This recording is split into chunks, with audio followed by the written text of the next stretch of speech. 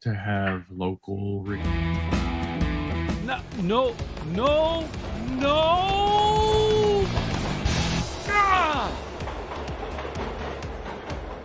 At CoCoTALK, we'd like to thank the patrons who sponsor our show, so our heartfelt gratitude goes out to Alan Murphy, Alan Huffman, Blair Ledoux, Bowton Aaron, Brendan Donahue, Brian Weasler, Ciaran Anscomb, D. Bruce Moore, Daniel Williams, Diego, Eric Canales, Glenn Hewlett, Graham Vebke, Grant Leedy, Henry Strickland, Jason Downs, Ken Reichert, Kyle Etter, Malfunk, Michael Pitsley, Paul Fiscarelli, Paul Shoemaker, Paul Thayer, Rick Uland, Rob Inman, Stephen Wagner, Steve Batson, Steve Rasmussen, Terry Steen, Terry Steggy, The Backyard Shed Gang, Tom C., Tom Heron, Tom S., and Tony C. Thank you ever so much, patrons. CoCoTALK is an unscripted live broadcast. Anything can and will happen. The views and opinions expressed by members of the panel and the live audience are their own and not necessarily those of the CoCoTALK show, its sponsors, affiliates, or subsidiaries.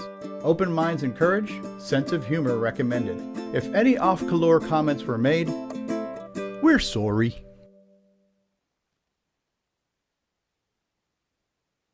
Hi, this is Dale Lear, designer of TRS-80 Color Baseball, and you're listening to CoCoTALK.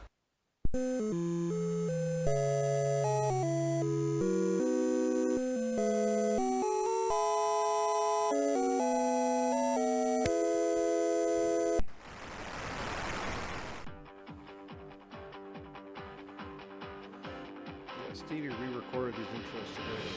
This is CoCoTALK, the world's leading live talk show featuring the Tandy Color computer. It's time to drop your socks, grab your real-time clocks, and let's rock. CoCoTALK is rocking the 8-bit world, keeping the Tandy flame alive. We may be mocked, but we'll never stop, cause CoCoTALK is rocking the 8-bit world.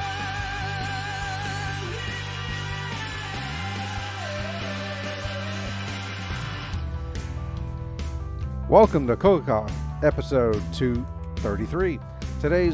We have a special guest, Ciaran Anscomb.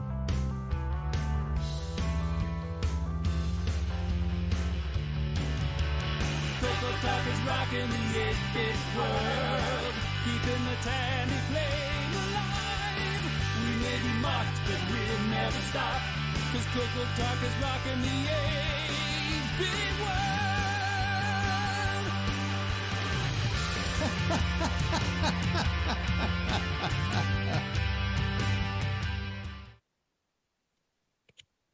Oh boy, I need to get with it this morning. Hello, more coffee. everybody. Oh, timing was all off on that one. Can we start the show over again? No, we're not going through that again. Well, the panel is assembled. Let's see if I can focus on people's names today. First up, I'm just wondering how you're going to pronounce them. That's what I'm wondering. Badly, I will guarantee that. So first up, we have you, our resident smartass here and present. Yeah. What was your first name again? Real first name or the one I use in public? Let's see. We have yes, L. Curtis Boyle. There we go. Hello, how are you? Hello, doing? everyone. So his first name is L? No, it starts with an L. Starts with an L. So, all right. Next, we had Patrick Uland. We should have a drawing. What's the L for? I think we've done that already Lousy. before. Yeah, lazy. That's what it is. It's Curtis with an L. All right. Let's see. Last over on the right-hand side there, Ken Waters. Hello, everybody. Maker of the Game On Challenge. Let's see. And a cat about to knock over your coffee cup behind you. It's empty. All right, next row, we have Ron Delvaux. Hello, everybody. Welcome. And next up, James Diffendaffer. Hello. And then trying to make his way back home to build more switcheroos, Jason Reichard. Hey everybody, CoCoTALK, the only place for David Ladd and his turn signal orchestra. All right, next up, maker of the Drive Wirelessly, Sloopy. No, Greetings wrong and person. I got it salutations. wrong. Wrong person.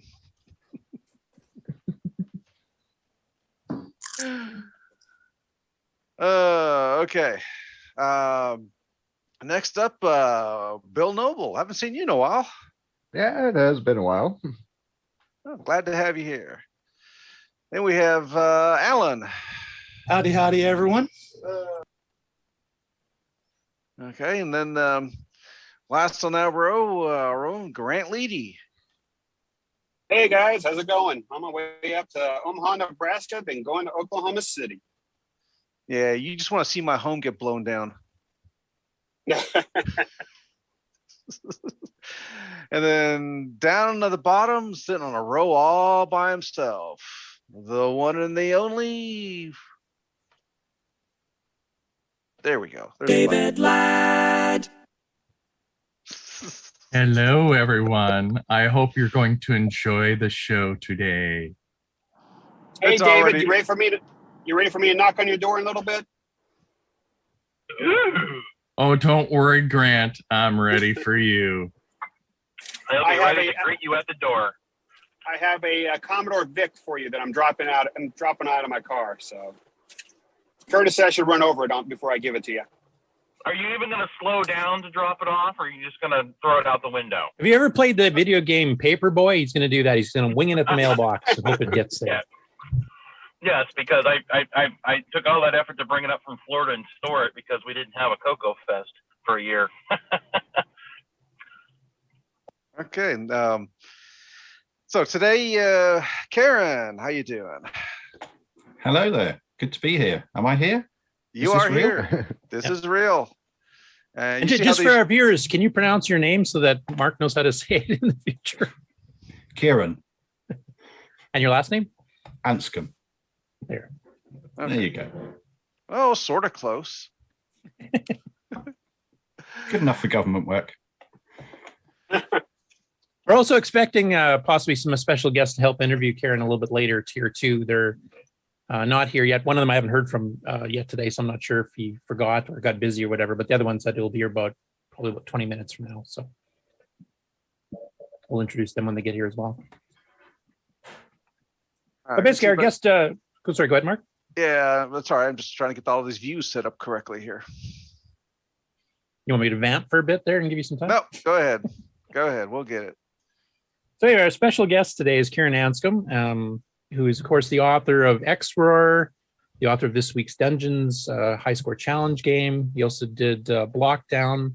He also made his own 512K memory board for a PAL CoCo 3 recently received. Because he's a jack of all trades. He does software and he does hardware. So I think you've claimed that you're not that good at hardware, though compared to me, you're an absolute genius. Oh, I think Jack of all trades has it because the next part of that phrase is master of none. Yeah, that's... Karen, do you have one of these? I can't see. Okay, hang on, Ron. You're off the thumbnails. Oh, the No, I magnifying don't. glasses. And this has a little extra magnifying power to see up noses. Because I certainly won't be working on electronics, probably. So you do have one? No, I've got a little desktop thing on a sort of angle poise. Okay, you don't want to look Like a magnifying glass on an arm type thing. Yeah. Yeah. Works well enough. Anyway, we had you on for the Dragon Talk special. It's been a few months now, I guess now. Yeah. But for those who have not seen that or who are new to the show, thought I'd go through a little bit of your background once again, because by now you should have it memorized.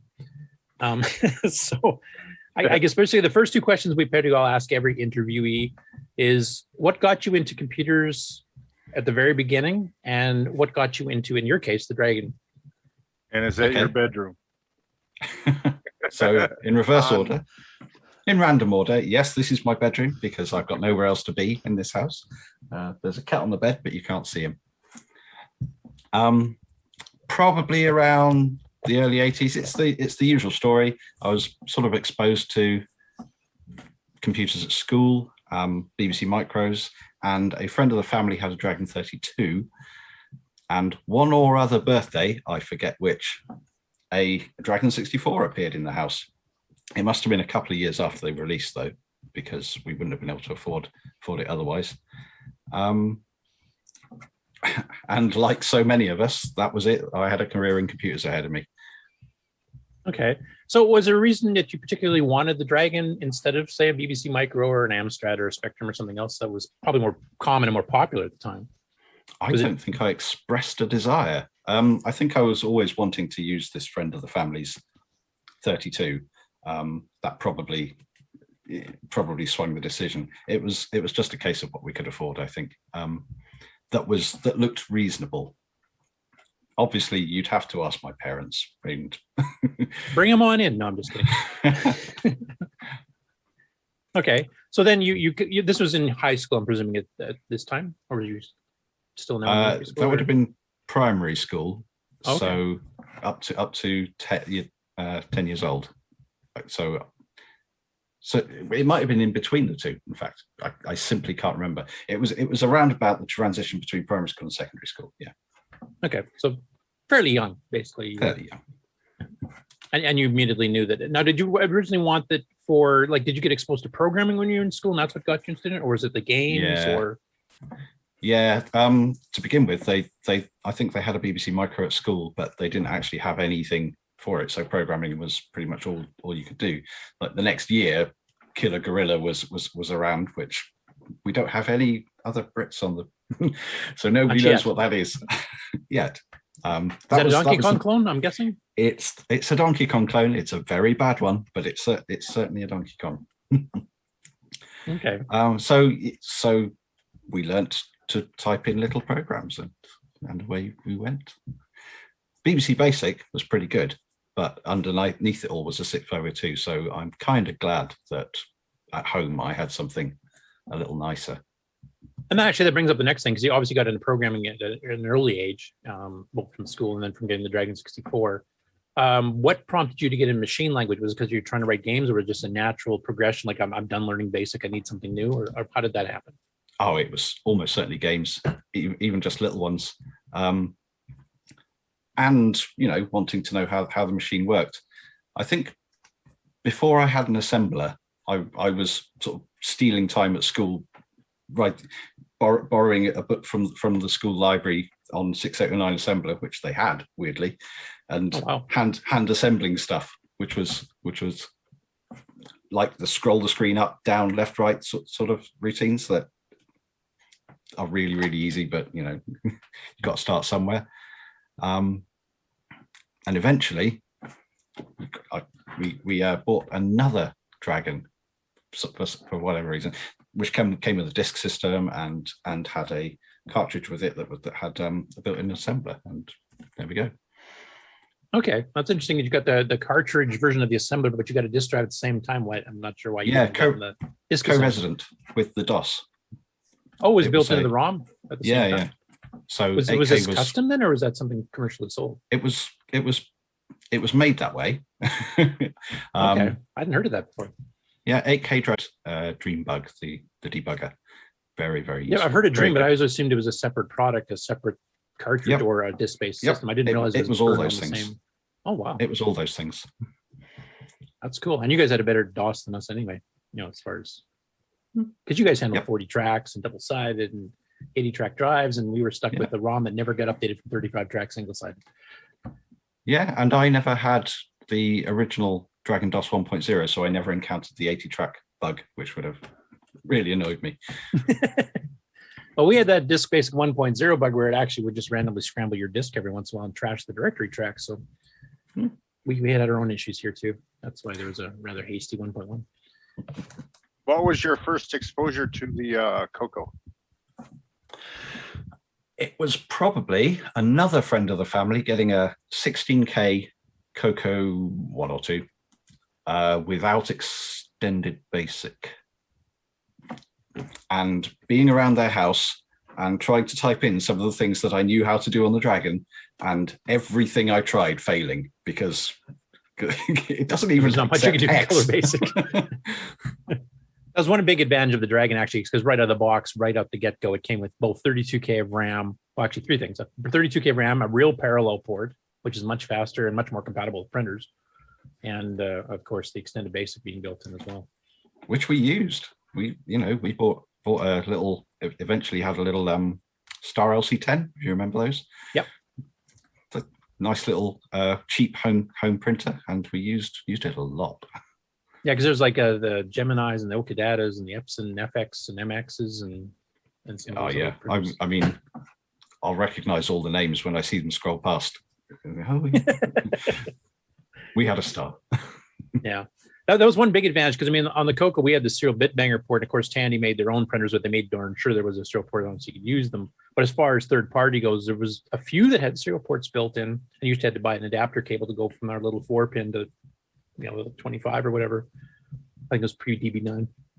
But most of the common printers that the Apples and the Ataris and the Commodores were all using were all parallel. So we had to either just skip those printers entirely or buy an actual serial parallel interface, which added the cost of like $40-50 to just getting a printer to work type thing. So that was one rather disappointing thing for the CoCo that they never did fix up. I mean, there was third-party parallel ports you can get. We had quite a few in work. We had 3 printer ports on one CoCo, but yeah, it was one thing I was quite jealous. The Dragon had the great keyboard. It also had a real parallel port, and the Dragon 64 of course had a real serial port built into it too, which is actually what the Deluxe CoCo was supposed to have and never got released. So you guys were way ahead of us as far as the hardware base goes. I must admit, the serial port never really got much use. But was BBSing not a big thing in the UK at the time in the 80s, or? It probably was for some people, but not for me, because we don't have free local calls here, or we didn't. I don't even know what we have now. Nobody makes calls anymore, right? Boy, that's what we have. So everything costs money, and a lot of money. And there were all sorts of stories about people running up massive phone bills and stuff, and we just never braved it. My first exposure to the wider world of networking was getting to university, and suddenly Janet and the internet. Yeah, I mean, in North America, both Canada and the States, local calls were free. Well, you paid a flat monthly fee for your phone line or whatever, but basically it didn't cost you. It was long distance. We used to rack it up, because all the cool software on the pirate sites was always long distance somewhere away. So then you'd have to call at 3 a.m. when it's cheaper and download whatever Donkey King or whatever was coming out at the time. But we didn't have the extra expensive local calls costing extra. I had a friend who I will not name who demonstrated to me the whole making a call that got routed through a satellite and breaking it halfway through, and so ending up talking to a US BBS for free thing, but I never did it. Too risky for me. That was a whole black box scene and everything else there too. So now you obviously got into it for the software. Now you've done some hardware projects. We'll get into it a little bit later on here. So what got you into the hardware side of things? Was that something you'd started that young as well and you were interested in it, or is that something that came later? Kind of, yeah. So I tried for my A-level CDT project at school to make a RAM upgrade for the Dragon, and failed miserably because I didn't know what I was doing. I had no idea. I think I was trying to bank it with another PIA and didn't really have any clue how you should really be interfacing it to the computer. It was kind of nice to eventually make that properly for the Dragon. Did you get marks for trying, or like was it strictly based on whether you got it to work? I mean, this is obviously something for school to learn, but I for trying. I mean, we were pre-university age. It was you couldn't really hold that against us, I guess. Now, did you go to university to get trained for computer programming as well? Did you get a degree in it, or? Yeah. I'm a software engineer, don't you know? I'm not. I didn't do that, but I did go and get a software engineering degree. Just about. Okay, but you never pursued the hardware side of things at the university level? No, well, again, they covered little bits like probably PIC programming, that sort of thing, but nothing more. Yeah, because I remember my second year comp sci course where I was taking assembly language programming and stuff, and they went into a little bit of chip design, like how gates work together to create an ad or something like that. But that was as far as I ever got. That sounds about the same level. Same also, level. a little bit of VHDL, which I forgot, but I've now relearned a bit. Oh, okay. So, did you do anything commercial with the Dragon during its heyday? Probably not during its heyday, but somewhat after its heyday. I did take over running a software company called Dragonfire Services for about a year before I went to university. Okay. Just be what, like late 80s, early 90s, somewhere in there? Early 90s, yeah. I think I was actively running it for long enough to go to one Dragon show, which was great. It was kind of cool to meet people. But then university happened and it all just yeah, kind of drained your time. Yeah. So then you got a software engineering degree. You're obviously, officially in your work life are still, working with that, I'm presuming. I'm a sysadmin. It means I've got plenty of time to program on my own time. I don't go to work, spend all my time programming and then don't want to program again. Oh, okay. I think obviously growing up, I wanted to be a games programmer because look at these things. They're cool. I'm really glad I'm not. Yeah, especially nowadays. I mean, now you need a whole committee to make a game, and it's also like hard deadlines. We have to meet this season and whatever else. And it's from what I hear from talking to people that do develop for modern platforms, it's like 80, 90, 100-hour work weeks for 4 weeks straight to get a specific ship date met, and it's still buggy at that point. And yeah, it's just yeah, I've known people that in the industry, the modern industry, and I'm really glad I have nothing to do with it. It's not pretty. No, the fact that you've been actually making games more recently, like in some cases ports or like literal ports from other platforms, or creating a new version of a game that we've seen before, but yet you modernized it, like Lockdown, for example. Is that to scratch that itch? Like what got you interested in doing the game programming in the more modern era versus, like your initial as a kid wanting to do? That's a good question, to which I'm not prepared for an yeah. Something came up. I must have looked at something and gone, I really should do that, because as I put in the dev diary for Dungeons, I did try when I was a kid to do this. I got so far, and I had 2 players running around on a black and white screen, no monsters. It was sort of coming along, and it might have eventually become a very bad version of Dungeons for only 2 players. But I lost the disc; it just vanished.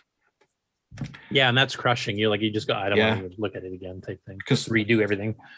Because I put a lot of effort into that at the time. Yeah, eventually I obviously just got the impulse to start again. Now, is this when the resurgence of CoCo and Dragon programming? Because there actually has been resurgence the last few years. Like Dungeons, I'm trying to remember what year did you release the first version of it? Was it 2017? Yeah, 17.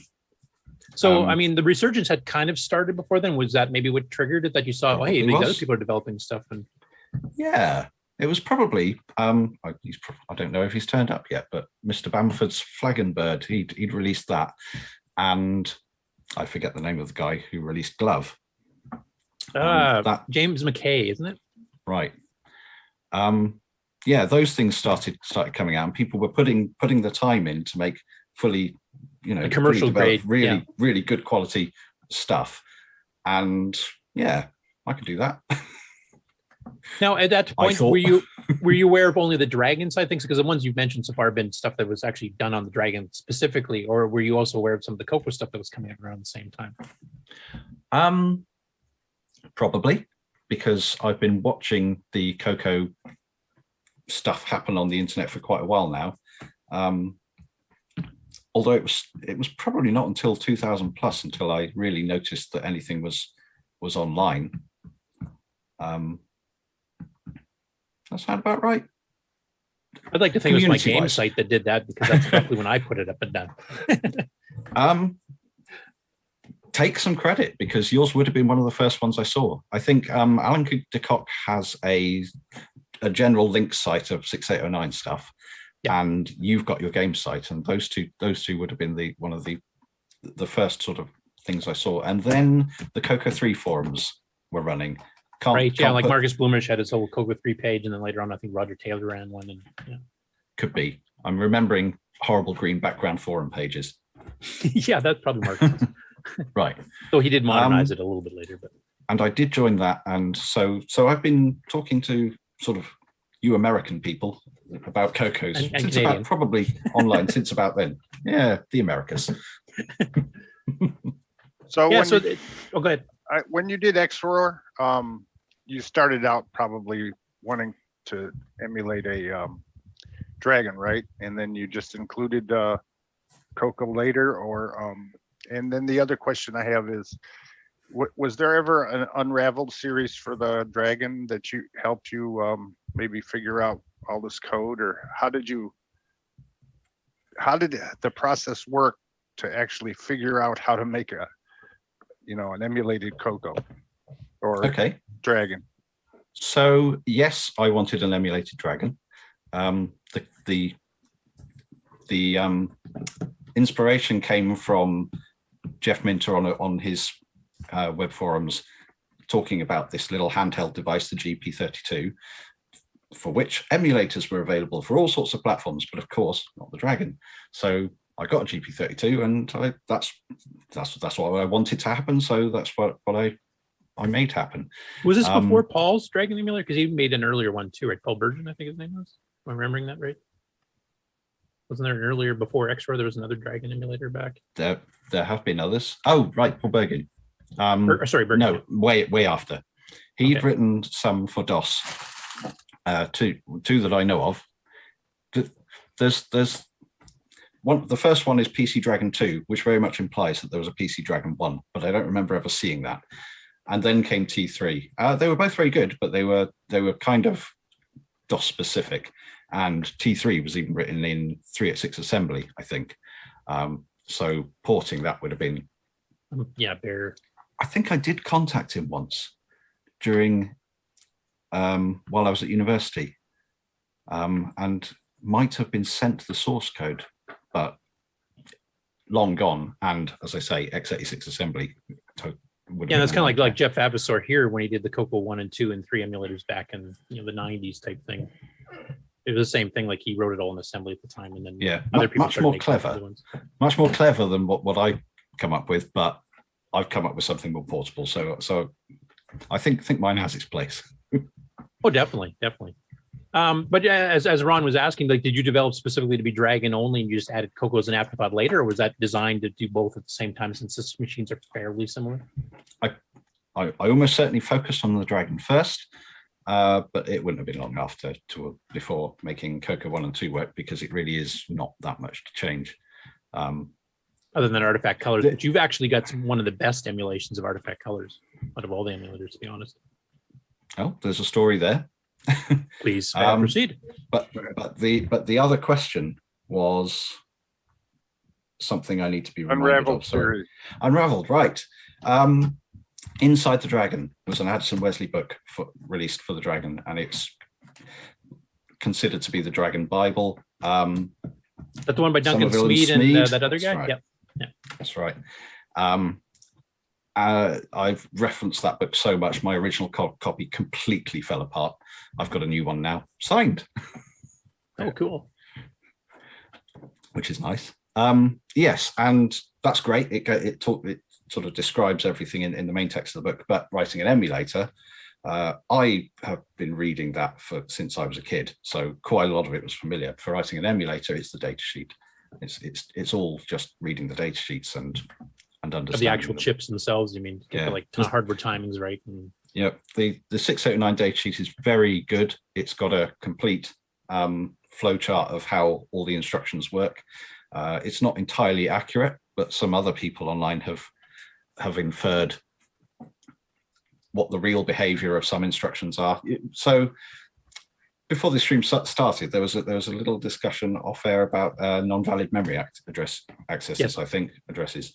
And some of the instructions are shown to have those in certain places in their execution, which are in the datasheet, which isn't quite right. So others have researched that. I did some research myself with a nice little logic analyzer I got, which I can't pronounce the name of, but it's something like Solea. They do this 16-channel logic analyzer, which you can trigger off whatever you want pretty much, and then analyze in whatever way you want. Really, really useful. So did you have to like single step through to figure out, what the specific times really were, type thing? Or? Yeah, you kind of set it up so that you're running in a tight loop that does a sync to an interrupt. So you've got something to trigger off. You can watch the interrupt, and then you monitor whichever like address or data lines you think you need to see what the CPU is putting on the bus. Okay, because I've seen there seems to be two different approaches to emulators, and we've had the mention of a couple stories here. There's those two people that are doing their master's degree on doing an emulated 609, I guess, using FPGA technology, but they're not worried about cycle accuracy. They just want the instruction set to work as fast as humanly possible. So shooting like 200 megahertz, whatever they're shooting for these days, but they're not trying to get a cycle accurate. You're in the other case on your emulator are trying to get cycle accurate so that old programs will run exactly as intended. Yeah, that was important to me. T3 did a very interesting thing where it tried to scale its execution time based on how long things had been taking so far. It was very clever, and it sort of meant that it sort of balanced itself out, and it ran things ran at the right speed, but it meant that sound was a bit off, and it could warble a bit. Whereas these days, you just so long as your CPU emulation is running fast enough, you just make sure you're generating audio at the right rate to shove into an audio buffer and throw a buffer at a time at a sound card, and it's much easier for me. Yeah. Another nice thing about Xroar is that not only from adding the CoCo 2 stuff later on, but you've also added a lot of extra hardware support similar to MAME. In fact, I think you've just added some stuff recently too, as well as CoCo 3 support, which is brand new, and it's on your Xroar online emulator. Has it been officially released with CoCo 3 support for the downloadable version? No, I wanted to. There's snapshot builds out there, but I've not had the time to finish it off. Like what do you have left there? Because I mean, it ran Joust quite well, which means to me it looks like it's running pretty darn good so far. Execution wise, it's fine, or it's good enough. It's not running Sockmaster's drive-through demo perfectly yet, but I think that's something that I can fix later. Most things do seem to run just fine. It's user interface stuff.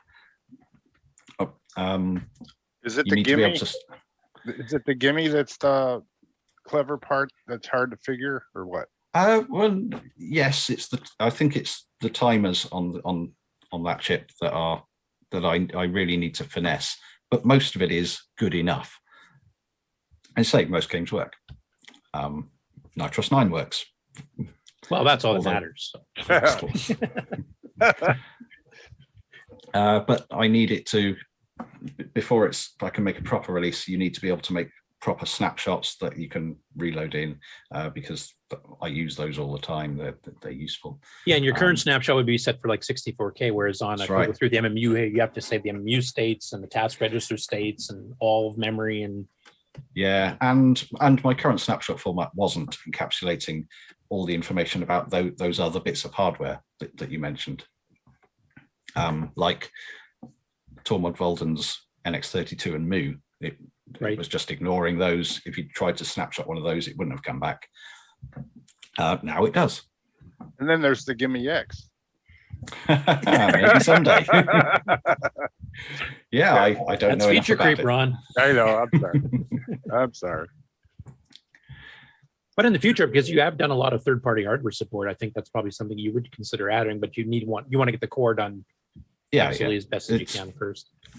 As it's just me, these things are slow because I'm slow.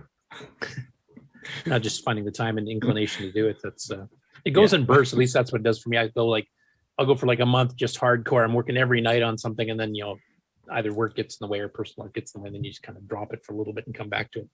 Yeah, that basically just happened. Now, one thing we were discussing the pre-show, and actually I had to go get another coffee, so I missed the tail end of that discussion. is something that I've noticed too, is that in Xroar, if you go to save, by default, it saves it to the cached copy of the program.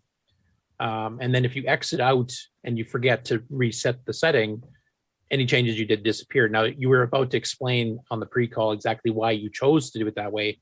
And that's when I kind of walked out. So I would like to just kind of, because I never heard the answer, I'd like to hear what the... Okay, well, my early use of the emulator was mostly for playing games, and I suspect that's what most people would use it for. You know, I've made a guess that the most of the user base are probably interested in playing games, and they probably don't want it to mess up their disk files by default. So I made that optional. It slips like the entire disk image into memory, and it operates it on it in memory rather than, I think, other emulators would either immediately or flush it out when it closes or something. Yeah, or maybe when they change track, maybe they deal with the track at time. That's, if I were to change it, that's what I'd do. I'd make it so that when the head moved, the virtual head, that it wrote out the previous track that it. Because the only thing I thought of that might make it a bit easier for people, like some of the newer games and even some of the older ones like Sailor Man and stuff, they save high scores to disk, for example. So even if you're a game player, you may want those on there, right? So maybe just have it so that when you go to exit Xroar, if it detects that the disk image has changed, because a lot of games won't, then you can just put a prompt, disk image has changed, save it type of thing. Yeah, you've hit upon another bit of work that I have not done, which is sorry, now I'm adding the feature creep. More user interface. If you run it in under Linux, then we've got GTK, and I can pop up dialog boxes and stuff. But it's a fairly portable code base, and it can, as long as you've got STL for something, you can make it run just as an emulator window with no other sort of user interface on virtually anything. Yeah, because I mean, you even have pre-built versions of it for Mac OS 10, for Windows, for Linux on your site.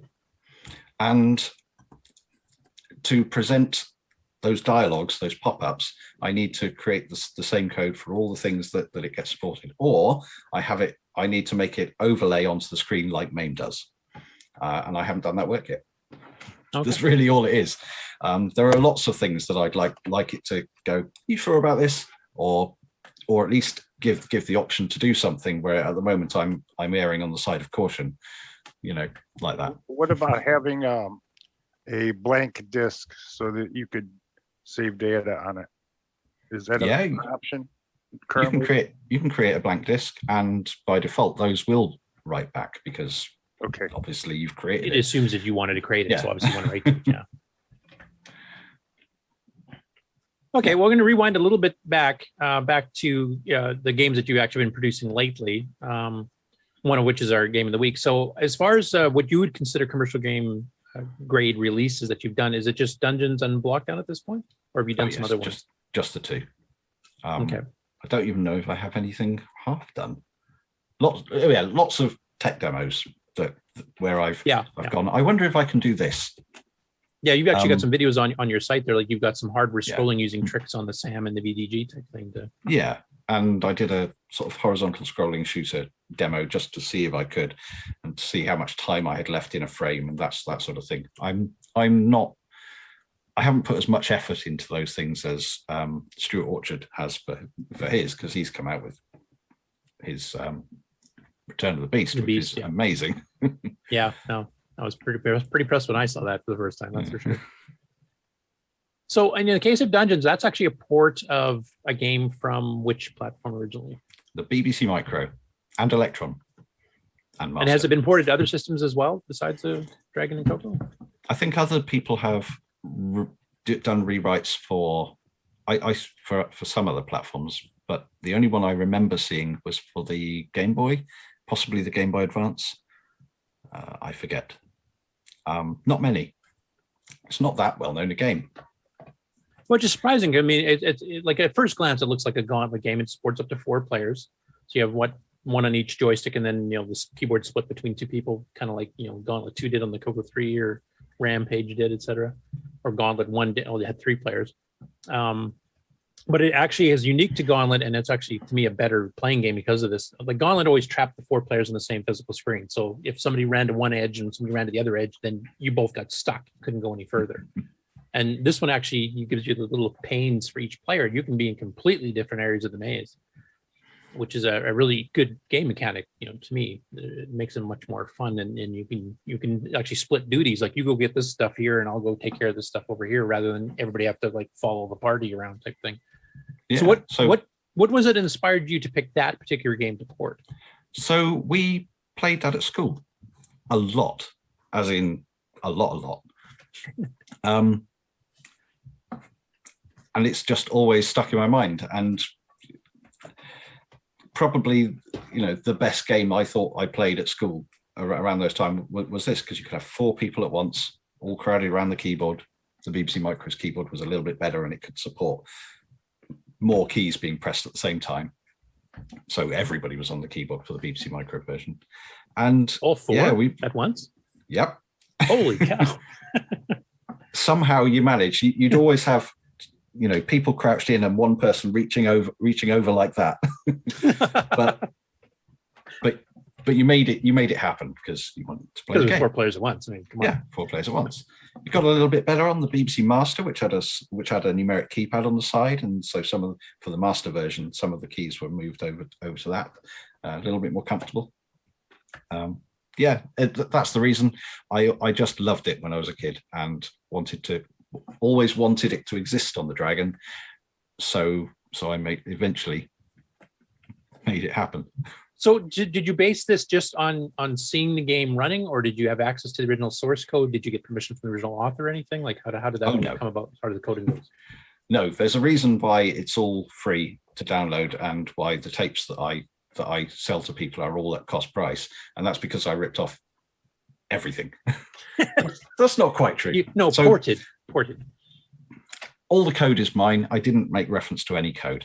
But obviously the graphics are derived, even though we had to make them work in a lower, a more limited palette and smaller resolution. When the music plays, though, that's a register dump that I've ripped off. The title screen completely recolored, rip off of the original. No, it's all nabbed. It's all an homage. Okay. But you had no contact with the original author? I was just wondering if maybe he'd seen your report and said what he thinks about it, or? I've tried asking around on the Stardot forums, which the focal point for Acorn users, and nobody seems to know where the guy is. And actually, even for people that are used to the original version, they're like, what did they think of your version compared to the original? I haven't had that much feedback. I really haven't. I don't know is the answer. Okay. I mean, we'll get into our reactions when we get into the game on segment there, but we'll save it for that. And then you've also come out with some later versions of it. I mean, first of all, your tape, the tape version that you got for sale actually has like the full color, J card inserts and everything else too, and the full colored labels and stuff, and it looks really awesome. So anybody who's not seen that before and wants to get a bit of Dragon history, what's a good site for them to go to order this one? Or how does that work? My site has it on. I only have about 10 left. So no plans to make any more, even if sales go through the roof now? They'd have to really go through the roof. But my site, 6809.org.uk. Okay. But you also brought out a later version where you've got some port for some of the sound card stuff with some multi-voice music tracks and stuff added in. Yeah. Explain what brought you to do that, and where did you get the assets for that as well? So because I really liked the idea, as soon as John Linville made his Games Master cartridge, dev kit's available, I ordered one. And it's cool. And because I had one, I had to use it. It's as simple as that. And it's got a 76489 sound chip on it, which is exactly the chip that was in the BBC Micro. So bringing the sounds across was very easy. Obviously, I'd already done that because I play the music. I soft synth the music on the Dragon through the DAC. But if I've got the sound chip, I'll use the sound chip. And it means we can have the proper sound effects in-game as well.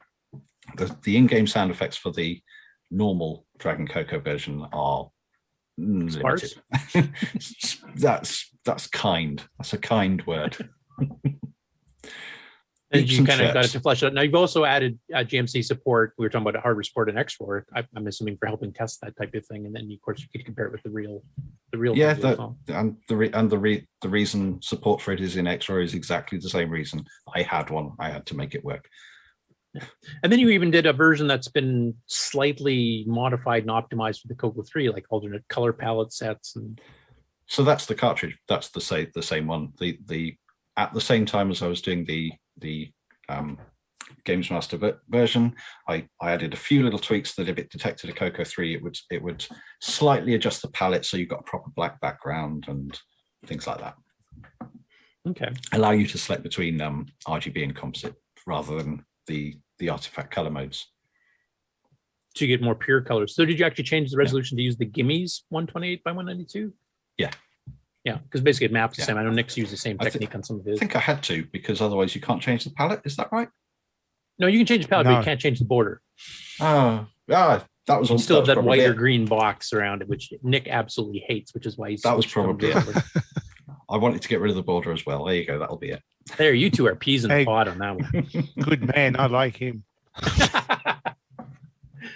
Did we ever ask you how much hardware you actually have? Oh, some. It's not that much. There are people out there with many more than me, but I've got about 4 or 5 Dragon 64s. I only have one CoCo 3, and it's a PAL one. I only have one CoCo 2, and it's a PAL one, and it's a T1. You have a Dragon 32? I've got a couple of motherboards. They do now both work, but I only have the motherboards. One of them wasn't working for a while, but I fixed that. Because one thing Nick discovered, the Dragon 64, and you'll have to explain, Nick, 'cause I can't remember the exact details, but basically some timing interrupt went goodbye. I think VSync or something. Oh, the horizontal sync interrupt. Horizontal sync. Yeah. I think Ciaran knows about that one. He's It's holding so his head annoying. in pain, yes. I don't know what they were doing. The signal is still present on the board. They just didn't hook it up. They hooked up the wrong bit. So for PAL machines, and this is the same for the CoCo and CoCo 1 and 2 and the Dragon, what it does is at 2 points in each field frame. I'll call them frames because it's non-interlaced, so it's the same thing. It stops the clock to the BDG and inserts fake lines. 25 at a time, giving you 50 per frame, which pads it all out to be the right frame rate for PAL. And on the 32, the sync pulses for those fake lines make it to the CPU same as the real ones, and on the 64 they don't. Yeah, because Nick encountered that when he was trying to do the background music for pipes, because he was timing it on H-Sync and basically doing 2 H-Syncs, and he'd do sound for 51% of the CPU time, so it overlapped on the second, and then he'd kick out of the interrupt, and then you could go back to graphics. So of course you have to use it for a fairly simple graphical game. But he discovered, and I didn't know about this either until he tried it or got somebody to try it. It doesn't work on the Dragon 64 properly. Works fine on the Dragon 32. Sounds like garbage on the 64. Yeah, it's a real shame. Now, is a hardware fix for that fairly easy? Like, is it something that people should just modify to fix it? Well, yes and no. It's easy, but you can't depend on people having done it, can you? No. I'm just wondering, maybe Nick should include directions. Like if it's fairly simple, like, solder one wire here, then maybe you should just include the directions so you can get it going. Or does it cause problems with some Dragon 64 specific software? I think that's unlikely because many people ran upgraded 32s, which wouldn't have had this issue. Yeah, I think it's unlikely that it would ever cause a problem. No, on Xroar, do you have to emulate that stupid behavior? Yeah. Oh, absolutely. Of course I do. Why would I not? But do you have an option on a Dragon 64 to also emulate it with it fixed in case somebody's done the fix, or is that just a good question? Now, if you configure a 32 with 64K of RAM, then it'll do what you expect. But I don't think I've put an option in for that. No. Because I'm trying to remember what the exact difference between the 32 and 64 is. I mean, basically, obviously 32K or 64K RAM. Also, the serial port, like a real serial chip 6551's embedded. Is there any other major differences between the two besides that bug? Well, it's got the 2 ROMs because it's got the basic ROM reassembled to live from C000 up instead of from 8000 up. Yeah, so you can actually get 40K. Yeah, so so it can be copied into RAM, just like your CoCo 3. Yeah. What else? There's some little niggles on it. It decodes.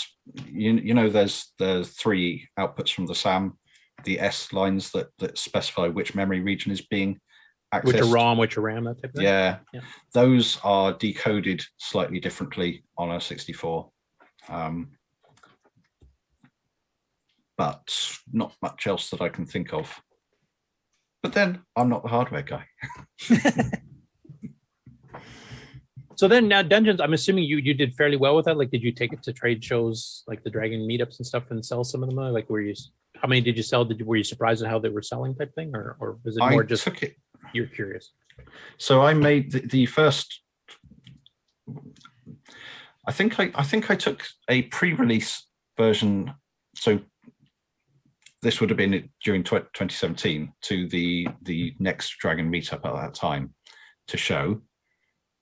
And by the next year, I'd made the anniversary edition, which is presented better and doesn't flip to that green on green mode, etc., etc. And I'd had the tapes made up, and that was deliberate because I wanted to take them to the meetup. And for the meetup, I gave them away because, as I say, they're not really. It's not really my game. Because it's not an original work, I guess. Yeah.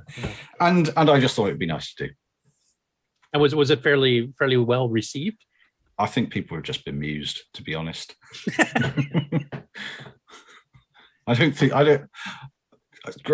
Grateful, but I don't think anybody really knew why it was happening, which is fine. Okay, no, I thought it's a really good game, so I was wondering if you would have had a bit better, more feedback from that, even if they took it home after the meetup, and then you heard from emails over the next month or two, like, oh, this is actually really good, or whatever thing. Not really. One or two people have said they liked it. I'm just guessing. We'll fix that today did. when we get to the game on segment. So just So then COVID hit. It did, and you've kind of explained a little bit of the story on the Dragon Talk show, but we might as well rekindle it here because some people have not seen that, and I don't know if they want to sit through the entire 6-hour show waiting for it. But you kind of had the inspiration to get something done during COVID, and you wanted to do some improvements because there's been lots of Tetris clones on the Dragon and on the CoCos, but modern Tetrises on modern machines or even the modern arcade type versions actually have a few features added the original Tetrises from the 80s did not. And you wanted to introduce some of those things, but then you went into a whole bizarre kind of hiding the fact you did it, and a bunch of very obscure clues. This is where I would start to call you eccentric, but it's a really, really good version of Tetris. So I just wanted to kind of get through the history of how that got started, what made you want to make it, and then what made you want to make this treasure hunt to figure out where it actually came from. Okay, so answering the last question is really easy, and it's because I'm an idiot. Hey, that's my domain. Sorry. I don't know. No, I can tell you why. Actually, there's a clear reason for that, and it's because I had been in contact with Torsten Dittel, so hello, who had recently completely disconnected from any of this, had been setting up a sort of treasure hunt for people he knew, and it seemed to me incredibly involved and technical, and I didn't understand how he could expect anybody to pursue it to the final to the final goal, which involved running something on an emulator, which is why I heard about it. But then I remembered that we all used to take games apart when we were kids. We all used to try and break the loaders and see what they did, and that led me to do all that. I didn't bear in mind the fact that we are now 30, 40 years later, and nobody got time for that. Yeah, the whole adult thing gets in the way. It does. So what prompted you to do Tetris though? Like, was that a specific? You'd seen some other versions on other 8-bit machines, or was it just... No, I think it was triggered by you having the official CoCo Tetris as a game of the week on here, and me not liking it very much. And then looking at some of the versions of Tetris that did already exist on the Dragon, which I did like, but I still, having played a more modern Tetris, they don't feel right anymore. Brilliant versions of the original Tetris, not so, they just don't reflect what the game currently has is. evolved to. Yeah. So what specific parts, like for some of those who are not familiar with the difference between the original Tetrises and the newer versions, what were some of the key features you wanted to introduce into a CoCo Dragon version? So you've got separate soft and hard drops, so you can drop slowly or quickly. There's settle time, so when it reaches the bottom, you've got a little bit of decision time, so you can slide it underneath things. But there's one of the most important things is the wall kicks. If a piece is dropping and it doesn't fit, and there's no way to get it here, but if you can turn it, and if that turn would conflict with, intersect with the wall or another block or whatever, it sort of tries various other positions, as kicks it, so it sort of pushes it into place. It makes the game flow better. You feel like you've got more control over what it's doing. I don't really know why. There's some psychological thing happens where you feel like it's behaving more like it really should. And it enables some little tricks, like getting things into holes that you couldn't possibly have done before.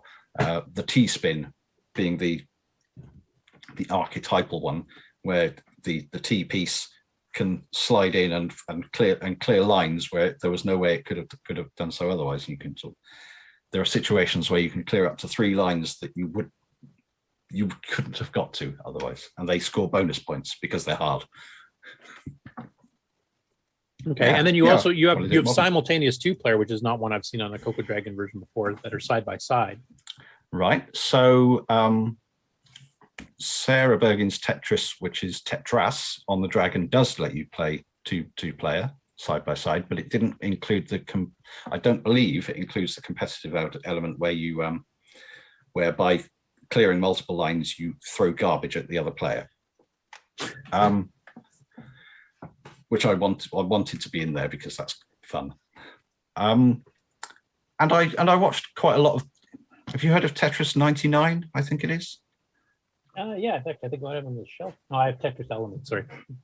This is an online Tetris where you play it up to 99 other people, or maybe it's 99 people total, and you can see that there are strategies where people will send you garbage, but it doesn't appear immediately. It appears on a counter, which sort of gets more and more urgent, and then eventually it'll come in. But you can clear down that counter by clearing multiple lines yourself. So it becomes more like battle Tetris type thing. You're actually influencing the other players. Indeed, it becomes. Now, I've never been able to play this against any one of them than myself. I'm told it works. Another nice thing you did with it too is that you made it semi-graphics, and you didn't make it so that it required like an earlier VDG based system. Like the CoCo 3 doesn't support the text characters in semi-graphics. You can kind of do pokes to fool it to the graphical characters. So you actually made it semi-graphics. Now there was one other one that was done before you that also did you did fancy like text characters by mixing scan lines of text. Peter Oli, or I can't remember the guy's name. Eldoy. So he did one that we were quite impressed with when we saw some video of it here a few years back, and then you kind of incorporated that to yours too, as well as having the dual players simultaneous at the same time. So it actually runs on a CoCo 3 just fine. It runs on a Dragon or a CoCo 1 and 2 just fine. But with in like 9 colors, including black and fancy text characters that are drawn and stuff. So it's really, really well done. Yeah, on a CoCo by default, it won't give you the fancy characters, and of course you don't have that option on the CoCo 3. Yeah. But if you hold down clear and F, it'll cycle through normal VDG, T1 VDG versions, because one of them is going to look awful. Yeah, because it shifts the scan lines down or up, I guess, for descenders or whatever it was. Yeah. If you run it on a Dragon, you always get the fancy character set, because the Dragon never came with anything but the original VDG. So we can know that. Yeah, I just messed with the font as much as I could in Semigraphics 12. I think so. Right? I think that's what you told me last time. That's why I have the site, so I hope it's right. Yeah, so it was a really nicely done game. Now the whole Easter egg hunt there, like, I don't know if you want to go into too much detail, but if you want to mention some of the things you hid in there, like what you would have to do to figure this out. Yeah. So the obvious thing that was supposed to lead you on was, if you looked at the binary, it said $TM error in 5. If you looked at the fifth line of the play screen by snapshotting or whatever, you'd see that it was always black. I think I did describe this before, but yeah, you did a little bit on the Dragon Talk show. Yeah, you'd see it was always black, but if you actually looked at the color bits, which doesn't affect it showing black, and took the 3 bits of color out of successive bytes along the line and packed them together, you would get my fake brand name. There you go. Deep. Yeah. Yeah, it was kind of funny because when I was actually working on the, well, no, I eccentric. I would say that it's. If you had done this back in the day when everybody was ripping apart programs like crazy, I think it probably would have been cracked by a few people. Yeah, I think you're right. Yeah, I think it's just today. It's just like people just get in to play a game for nostalgia's sake or whatever, and then they get out of it type thing.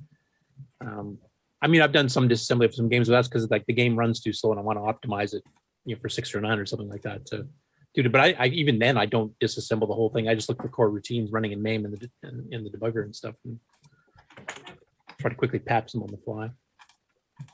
So we'll get back into Xroar now, because Xroar recently you've been adding the CoCo 3 emulation to it, and plus you've acquired a PAL CoCo 3 from, I think, Brian Palmer in Australia, if I remember correctly. Now, when you received it, it was 128K.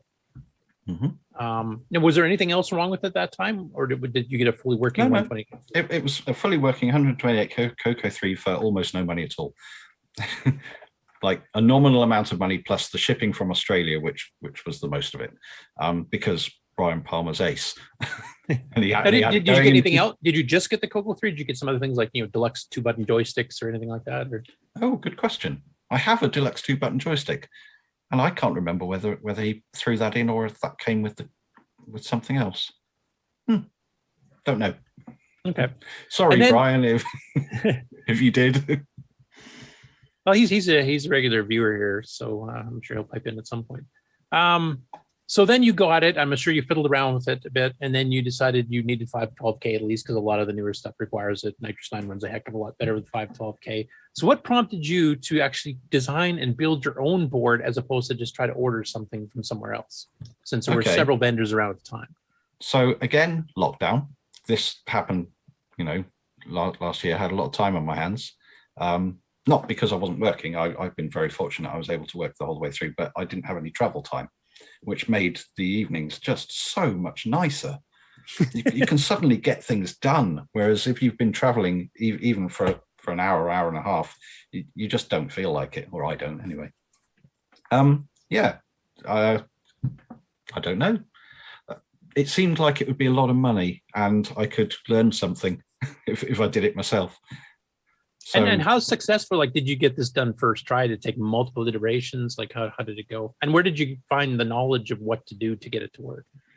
So I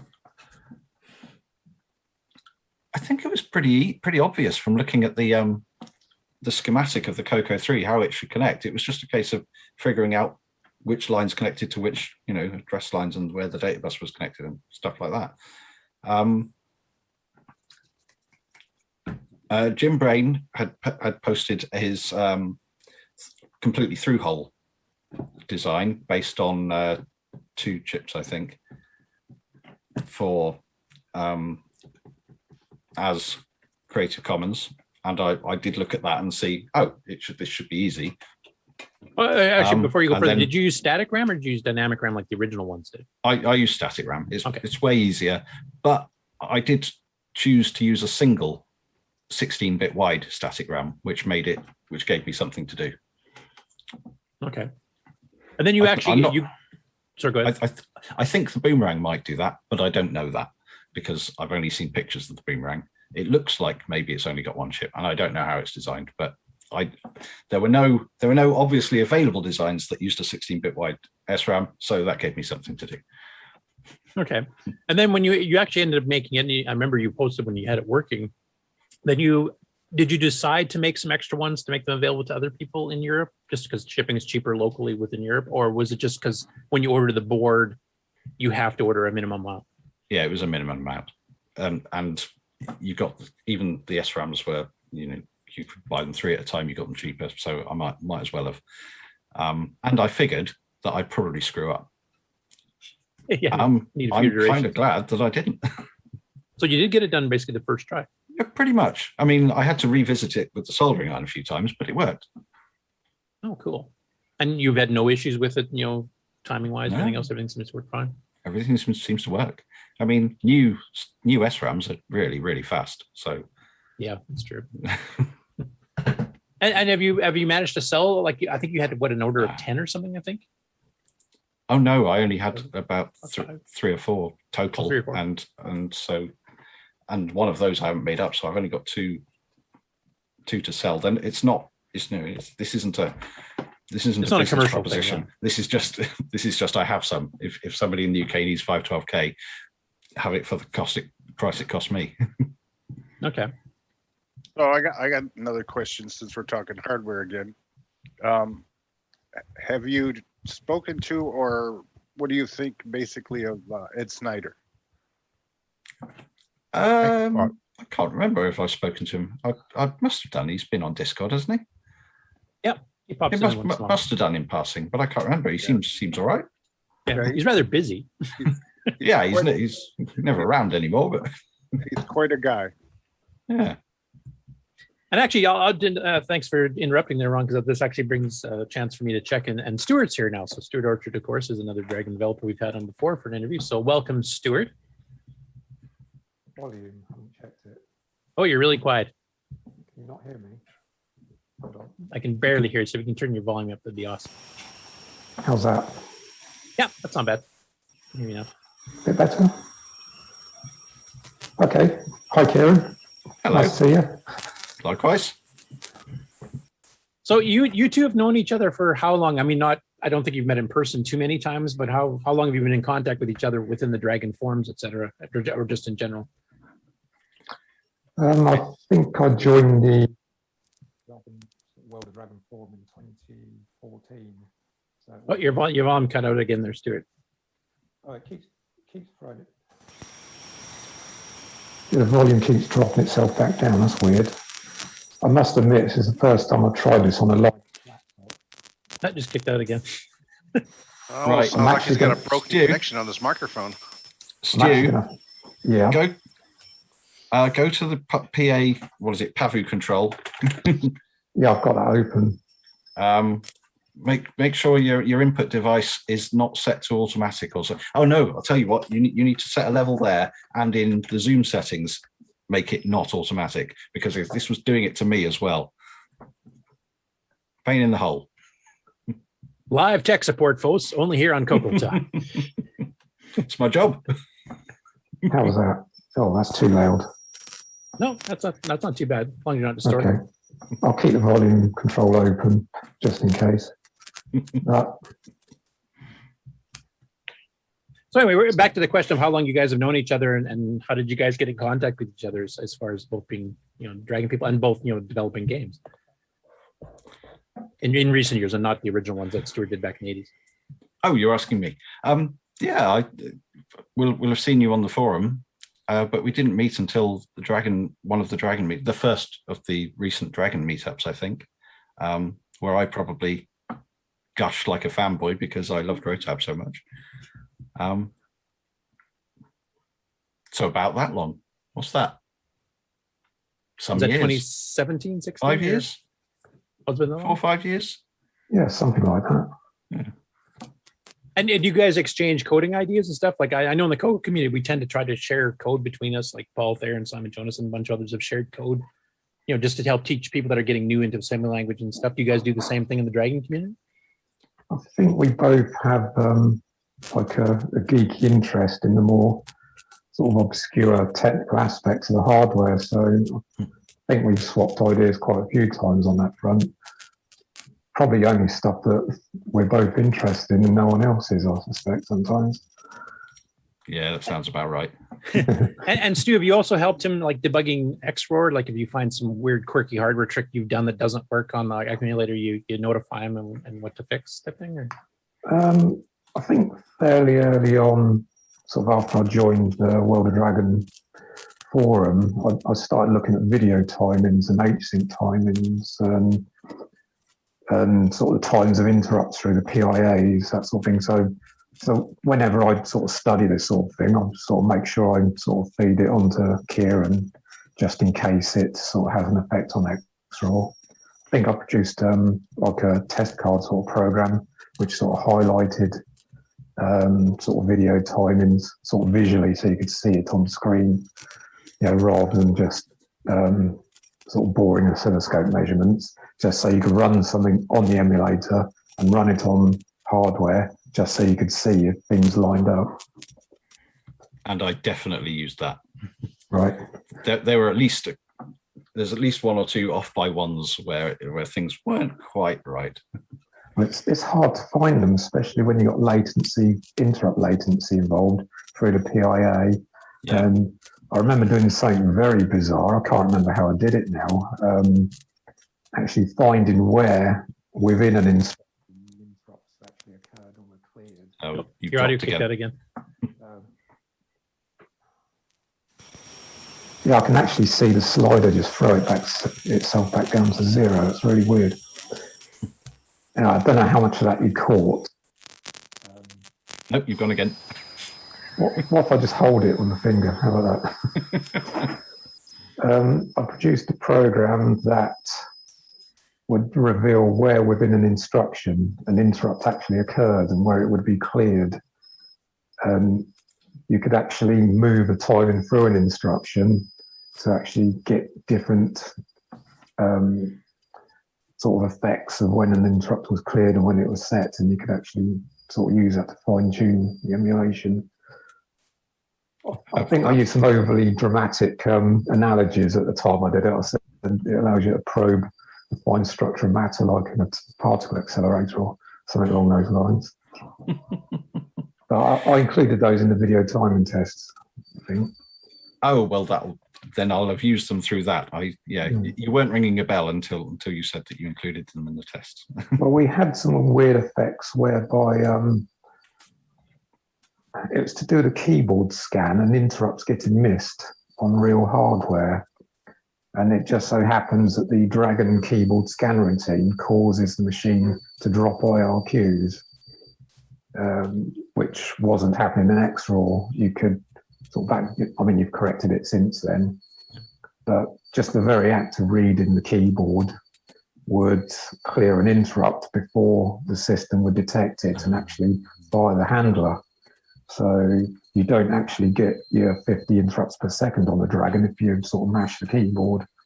Sort of quite an unusual effect. That's probably related to the amount of time it takes for the CPU to latch it, isn't it? Yeah. Yeah. Something along those lines. And that is something that came in relatively late on in Xroar, so yeah. I mean, to be really geeky about it, it's when you use a clear on a PIA address, it's a read, modify, write instruction, and it's the reading that would clear the interrupt. So it'd actually stop the 6809 from seeing an interrupt that occurred during the instruction, and it completely miss it. So that happens on real hardware. 6 cycles long. I mean, yeah. But we've probably made everyone else go to sleep now. Oh, no. This hardware stuff's fascinating. Well, Stevie doesn't seem to be here, so I think this is allowed. Yeah, and we've got some other people that are into the technical details here, like Bill Noble and some others too. So, and Nick, I mean, as far as the programming and using interrupts and stuff too. So we were discussing before you came on, Stu, about the fact that the Dragon 64 kind of lost the H-sync. Not only that, it's it also doesn't refresh the memory in those missing portions as well, bizarrely, but you get away with it. Oh wow, that's a fairly long time to keep the data. Yeah, for 50 lines per frame, the memory is not refreshed. I have to upgrade those to static RAM too there, Ciaran. Well, I did some more tests, and I was quite surprised to find that 4164 drams can retain their contents for about 3 seconds without refresh. So up to 10 seconds when they're cold, but even when they're hot, they'll retain their contents for 2 or 3 seconds. Oh wow! It's quite I surprising. didn't think it would be that long either. I should think you'll probably get the odd one in 1,000 which forgets its contents after a few hundred milliseconds, but all the ones I've tried, they'll hold to their contents for a surprisingly long time. I guess that's how some of the music players, like I know Music and a few others, have the option of kicking in the double speed, like full double speed RAM and ROM. And of course, the screen would go bonkers, but it would play the music at a higher fidelity rate. And that they probably figured out that they could leave the high speed poke, maybe just kick it off once every 2 to 3 seconds or something before the dynamic RAM starts to screw up. Now, most of those music players, they play from a wavetable, and they probably play from 256 byte long samples, as in mixing for a 256 byte long wave, which they're going through at whatever rate. So they're probably hitting every line very frequently, probably. Yeah, because I do remember I was kind of surprised because I tried the double speed poke, and leaving it on for like doing a calculation in the background. But after a few seconds, it would start scrambling itself, and then it would just scrap because I never shut it off. But I think they actually did time it to kick in regular mode just enough for a RAM refresh cycle to go through, and then kick it back on again. You wouldn't really notice that little tiny bit where it slowed down. Oh, that reminds me, Ciaran. In Xroar, how hard would it be to have the video display show correctly, sort of in fast mode? I know there's a note in the source which says it doesn't update as often as it could. But I just wonder if that's because it's difficult to do, or is it a performance thing?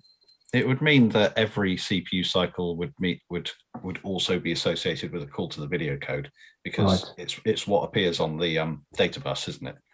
Yes. So that'd slow it down. It would slow it down. But I'm pretty much doing that for the CoCo 3 anyway, because am I? Yeah, a lot more anyway, because so much require. No, I can't remember the reason now. Oh, I think it's because my GOM code's really really noddy, and so I'm just doing it byte by byte anyway. The reason I ask is I wrote a sort of refresh test program, and it kicks it into double speed mode to actually measure how long the memory is retained.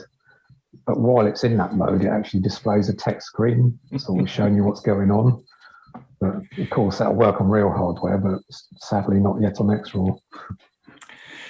Maybe I can make it an option. Geez, we've just been full of stuff for you to add to Xroar today. So speaking of along the lines of that, Stuart, do you have a CoCo 3 yourself? I don't. I did have the chance to own one. I mean, they're a beautiful machine. I would have loved to have one back in the day. But my fear now is if I had one, that would occupy all my time. I could spend the rest of my life easily just playing and exploring the Dragon 32 and 64. So I've decided to sort of be quite strict with myself and just keep my interest on those machines. So I think if I had a CoCo 3, that would just take over. I wouldn't have to spend any time on the old machines. And you remember the machine you sort of grew up with most fondly, I think. So yeah, my preference is to stick with what I know. The reason I was asking is because I know like Ciaran's been adding CoCo 3 support. We kind of went through that a little bit earlier, and he's got it pretty close. There's a couple of Sockmasters wonky demos that don't quite run right, but he's got it. It's pretty close to being fully functional. So pretty close. Yeah, sort of temptation is going to get the better of me, and I'm going to start playing with that. Well, I was going to ask you, Ciaran, what's your opinion of the CoCo 3? Like, is it distracting you from Dragon 3264 CoCo 1.2 stuff, or do you still find time for both? I mean, it obviously is, because I've spent quite a solid chunk of time on the CoCo 3 stuff, because as Stu suggests, as soon as you start, It's related. It's fine. I don't feel bad about it. Most of the time, it's a hobby, isn't it? And I've always hung the new things I want to learn off the old hobby of the dragon. So do some hardware stuff. Well, I learn KiCad. Why? Because I can do something for the dragon. It's you and it's the same thing. It's near enough the same. And and now that Xroar does it, of course, it's proper. It's proper in my mind. Well, that brings up the other thing too, because we just recently had John Whitworth has released a Super Sprite board, based on the MSX2 chips for the Dragon, which might affect both of you guys as far as development goes. And one of the things I wanted to ask, Ciaran, do you have any plans for any future games now that the lockdown's out and it's quite a good one? Now with this extra hardware coming out with like sprite support and the sound chips, etc. Is there any thoughts about making a game using that so that it's a lot easier on you to program it to get something done a little bit faster than having to do specific timing to try to sneak in voice samples or something in the background while you're updating graphics? I sort of know the game that I want to make, or a couple of games that I want to make. Whether I ever will, I don't know.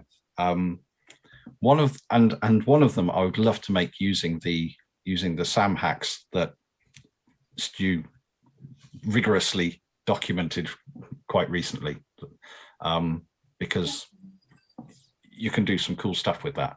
But if I can't, then maybe an add-on board will enable it. We'll see. I haven't actually ordered one yet, because I couldn't imagine me having access to the real hardware for long enough to make good use of it. The place is a mess here. Oh, okay. I was just going to say, you figure you're going to get a loan or have to give it back, or what did you mean? It's just me getting the time and the space to do anything real. It happens rarely. And then also, do you have any plans on doing other further hardware projects? Like your 512K went incredibly well, that you basically got it working first try. Is there any other hardware explorations you'd like to do? I've got another RAM board for the Dragon in KiCad that I'm just that I got so far on, and then I fell off the edge because suddenly you couldn't get the 288 gate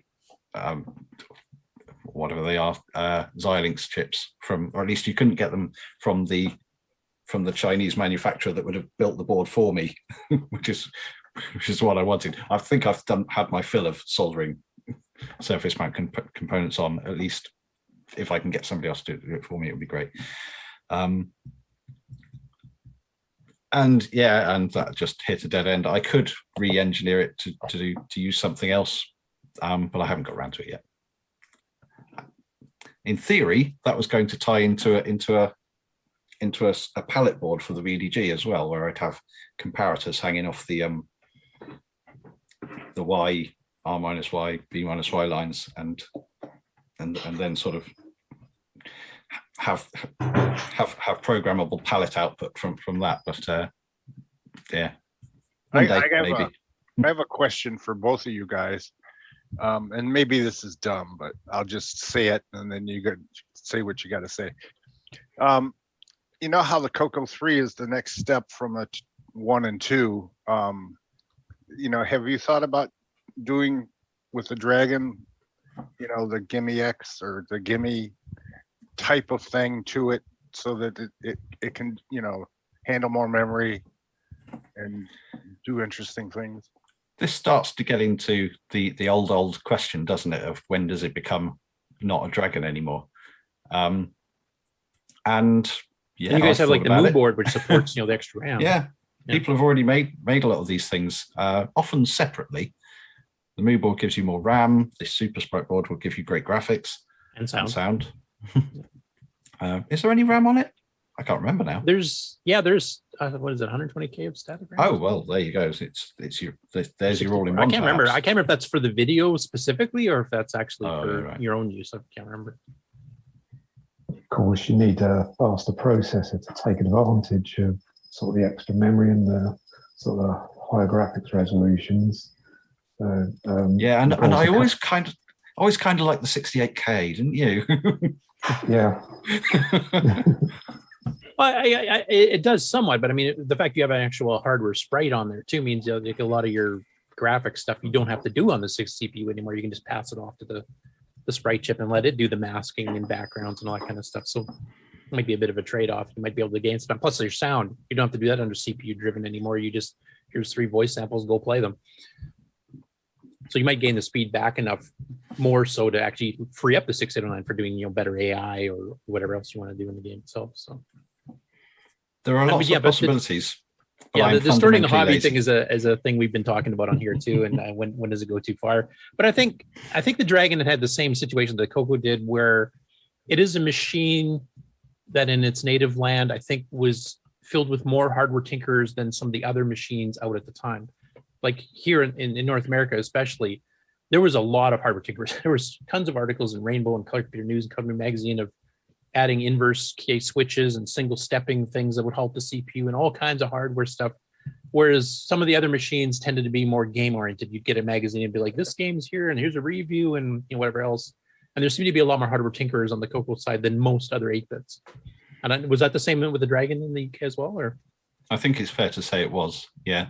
There was always lots of hardware stuff in Dragon User, and certainly the other, side magazines. Yeah, because you guys had like a multi-pack equivalent, interfaces stuff with multi-slot cards and stuff. And they did apparently exist, although I never saw one. I've seen one now. Cost not in the flesh yet. But yes, there was a lot of tinkering. But that might be. But there was also, a lot of hardware tinkering in the BBC Micro, the Acorn world. They really dove into that sort of thing. So it would have been one of the more common platform? hardware tinkerer machines versus say a 64 I think so. or Atari or something. Hard for me to judge, but from what I remember of talking to Commodore owners and Spectrum owners, that I didn't get the impression that they did that so much. Yeah, that's basically the same thing I've seen here. There's actually more hardware development now for Commodore 64s nowadays, I think, proportionally than there was back then, to be honest. And do you have any other future plans for Xroar? Obviously, you're going to finish up the CoCo 3 emulation. You've got all this stuff that we've dumped on you today between Stu and myself and Ron and everybody else. But do you have any other long-term plans, like maybe some other external hardware you're planning on supporting, or some niceties? You were talking about getting the CoCo 3 to be able to save snapshots with the full MMU and task registers and all fully compatible. Yeah, I need to finish that off. I need to do some more measurements to get the video levels right. They look okay, but I know they're not. They're mostly guesses, except for the grayscales, which Sockmaster measured, and I've used his measurements, and they come out very well. Have you ever tried the High Color 2 on your emulator with 3? It does screen At flipping. Sockmaster's where it does 2 different displays and it changes the palettes every scan line. And then page flips to give you super high color. I just wondered if it worked with the proper colors, because MAME works perfectly, but VCC Good does question. not. Good question. I don't remember trying that one, but it was Sockmaster's recent slideshow demos that made me go back to working on CoCo 3 in the first place. Oh, because he published some slideshow discs which made use of the of NTSC. Yeah, the composite. He was using the artifact, color. like just drawing, grayscale and it coming out full color type thing. Yeah. And I think he said something along the lines of emulators won't do this for ages or something. and I had already written code to reasonably quickly do that sort of thing for the CoCo 1.2 just to get its artifact colored modes looking pretty reasonable. And so it prompted me to go back to the CoCo 3 and properly plug what I already had of CoCo 3 code, ages old, make it work. Now start making the video actually not just generate VDG colors, but proper color, do something proper and tie it into this NTSC code. And it was only a day or two and it came out okay. So that allowed me to pat myself on the back that I'd maybe got the maths right after all, and it wasn't just a coincidence. And then I have one last question I want to ask. This is on both of you. You guys have collaborated a bit on doing tests for Xroar, where Stu's done timing tests, and very specific interrupt timing tests, etc., and pass them on to you. And you guys have both created, games that are, among the top tier of newly released Dragon games. Is there any thought between the two of you of collaborating on a game and actually co-writing it? I think you've heard both of us talk about how our free time tends to get spent and how distracted we both get. Do you really think that's going to work? It would be great. We annoy each other so much. That might also happen, but let's be charitable and just suggest it's because we don't have time. It doesn't have to be like a full collaboration too, like we were split it evenly. I'll do all the sound and you do all the graphics or something like that. But maybe just, somebody basically comes up with the game and then the other person can kind of go through the code and help them. Because sometimes you can't see the forest for the trees when you're writing your own code, and kind of go through and go, you could tweak this and fix this. Like Nick and I do that on occasion, where I'll go through his code if he wants and see if I can try to optimize it a bit. Whereas, if I'm writing like my game, I'll get some suggestions on game design from Nick because I'm not very good at that. Is there any, collaboration possible there, not a strict 50-50 split type thing? No, I'm the one that wants to do the coding and I'm crap at game design. So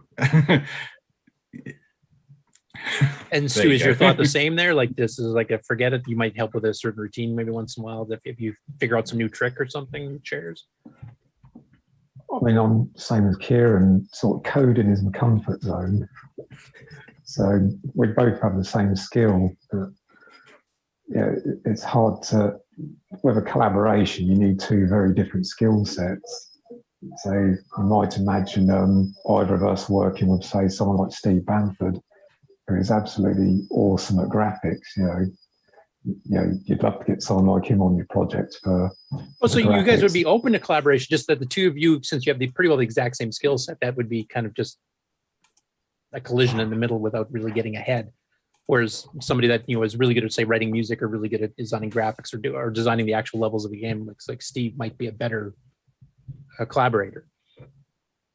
Purely because, I mean, Steve's a really good coder as well, but his he keeps telling me he's not, but no. Oh, he really is. I mean, if you look at not just the coding, but the decisions he must make to achieve the performance he does in the game design. He's even if he's new to 6809, he has good instincts when it comes to coding and optimization. Otherwise Cersei's Island, it wouldn't be possible. That is all his own work.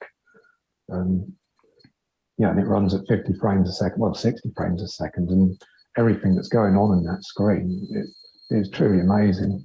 And he can do the graphics as well, sort of next level graphics. It makes you sick, really. Yeah. He has too much talent, that guy. Yeah, why doesn't he share with the rest of them? No, because I would love to see a collaboration. Like I know, like Simon Jonassen has collaborated like with Paul Thayer and some others here that if they're learning code, he'll kind of teach them tricks and stuff. And he's learned from Sockmaster himself, and that has worked out really well. Like Paul would have not have completed Timberman, which is like an early epic game on the CoCo 3, just learning how the CoCo 3 works, how 689 works, and he would have not got it done without Simon's help. So I was wondering if it was maybe some collaboration within the Dragon community of the same. Well, for what it's worth, that's another thing that I'm very jealous of is the ability to teach, because I know I really I'm not good at that. From the times that people have tried to get me to teach them things, I know it doesn't happen. I think somebody like for you, I think somebody has to be at a certain technical level. They just have to understand, like if it's an algorithm you've come up with, but teaching like just raw coding, that's probably not your forte in the slightest type thing, but maybe a specific, mathematically based something or other might be something you could, for somebody that already understands the concept, just doesn't understand that specific algorithm or something, you might be able to help with something like that. But yeah, I can always answer directed questions. I'm not very good at vague ones. Anyway, yeah, I'd love to see a collaboration with either of you or both of you with Steve on something to maybe help him with the game or something on the technical side to get it going. It sounds like he's a pretty good coder on his own, but his graphic skills, I mean, he's running a fairly limited palette, of course, with Cersei's Island, and it looks amazing for what he's trying to do there. I mean, it really does. And I'm still trying to get him on for a separate interview too. So maybe we'll have you guys come on and pester him at that time. So that's all the questions I had for today. Does anybody else in the panel, or has anybody been monitoring the chat to see if there's been any questions I've missed there? I've tried to glance over, but sometimes it scrolls off by the time it looks, so I might have missed something. I had a few questions. I don't know if they've already been covered. I'll go ahead, Stu. I mean, Xroar, it's a huge amount of work, and it's probably taken up a large chunk of your life. But I wondered, what aspects were you most and least satisfied with? So least probably user interface, because I'm very, very bad at user interface. Well, it's really good on Linux. And it does the job on Windows, so yeah, it's not all bad. It sort of does the job in macOS as well, sort of. And for each of those, that was a bit of a learning experience. But again, for each of those, I've not used their tools to their best advantage. I've done whatever I can programmatically, rather than using their design tools and whatnot. Whereas under Linux, I got to use Glade to design the dialog boxes, so that's why there are more of them. That's why you've got a little disk control box that you can eject and insert disks into. That's why there's a tape thing that will show you the programs on a tape. The tape menu is brilliant. I love that. You can just jump around the tape and load what you want. Yeah, Windows and Mac users won't see that. No, they don't know what they're missing. If you've got multiple programs on a cassette tape, it'll actually scan through and show you what's on, and you can double click them and it'll seek to that point in the tape.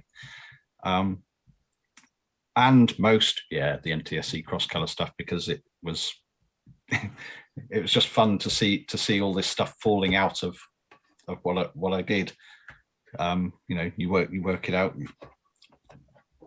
In my professional life, I interact with broadcast engineers a lot, and I was able to go on some broadcast engineering courses, so I learned a lot about, and also because it's interesting, I read a lot around the subject quite a lot. So seeing it all happen was good. And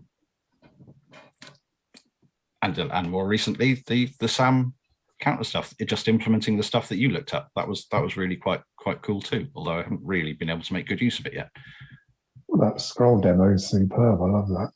Yeah, it's just that was pretty cool. I downloaded and tried it too. So that needs to be a game though. Somebody needs to make that into a game. Sounds like a collab. And Stu, did you have some other questions too before I bring it back to the general audience? I wrote down quite a few notes. I think, Curtis, you've done such a great job of sort of interviewing. You've covered most of it. I wrote down Nyan Cat. Just wondered if Ciaran had forgot about that one. Yeah. Oh, you've not heard of Nyan Cat? I mean, no, I've heard it. I've actually seen it. Actually, there's a news article about an MC10 version of it coming up in the news. But Ciaran did a Dragon version, and Dragon CoCo version a long time ago, and the audio on it is absolutely superb. But I think because of the subject matter, sort of some people might have overlooked it. But it's definitely worth a look.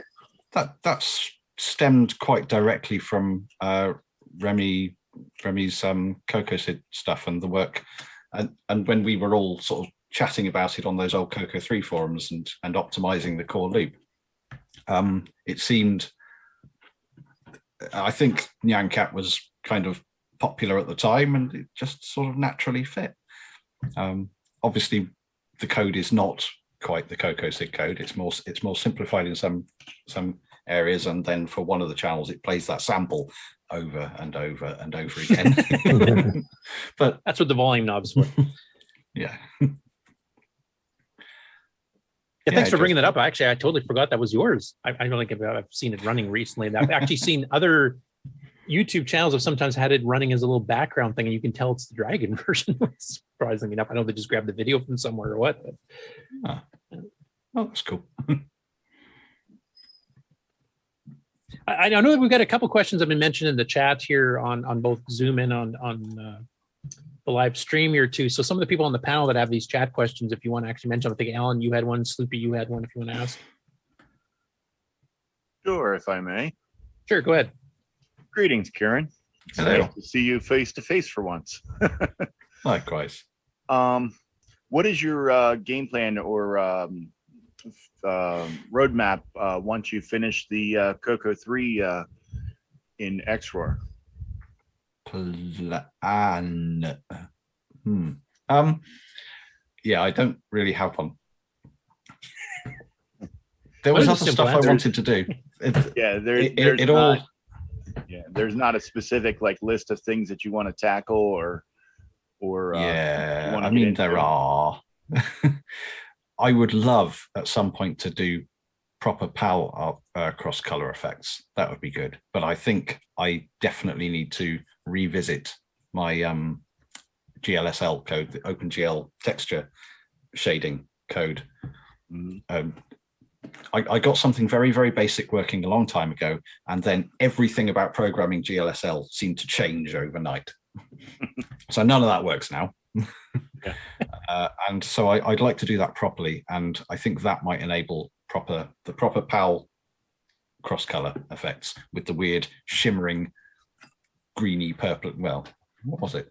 Yeah, just sort of weird shimmering colors. They're not useful. I'd just like to do it. Oh, I'd like to see it because I've never seen the same color twice. I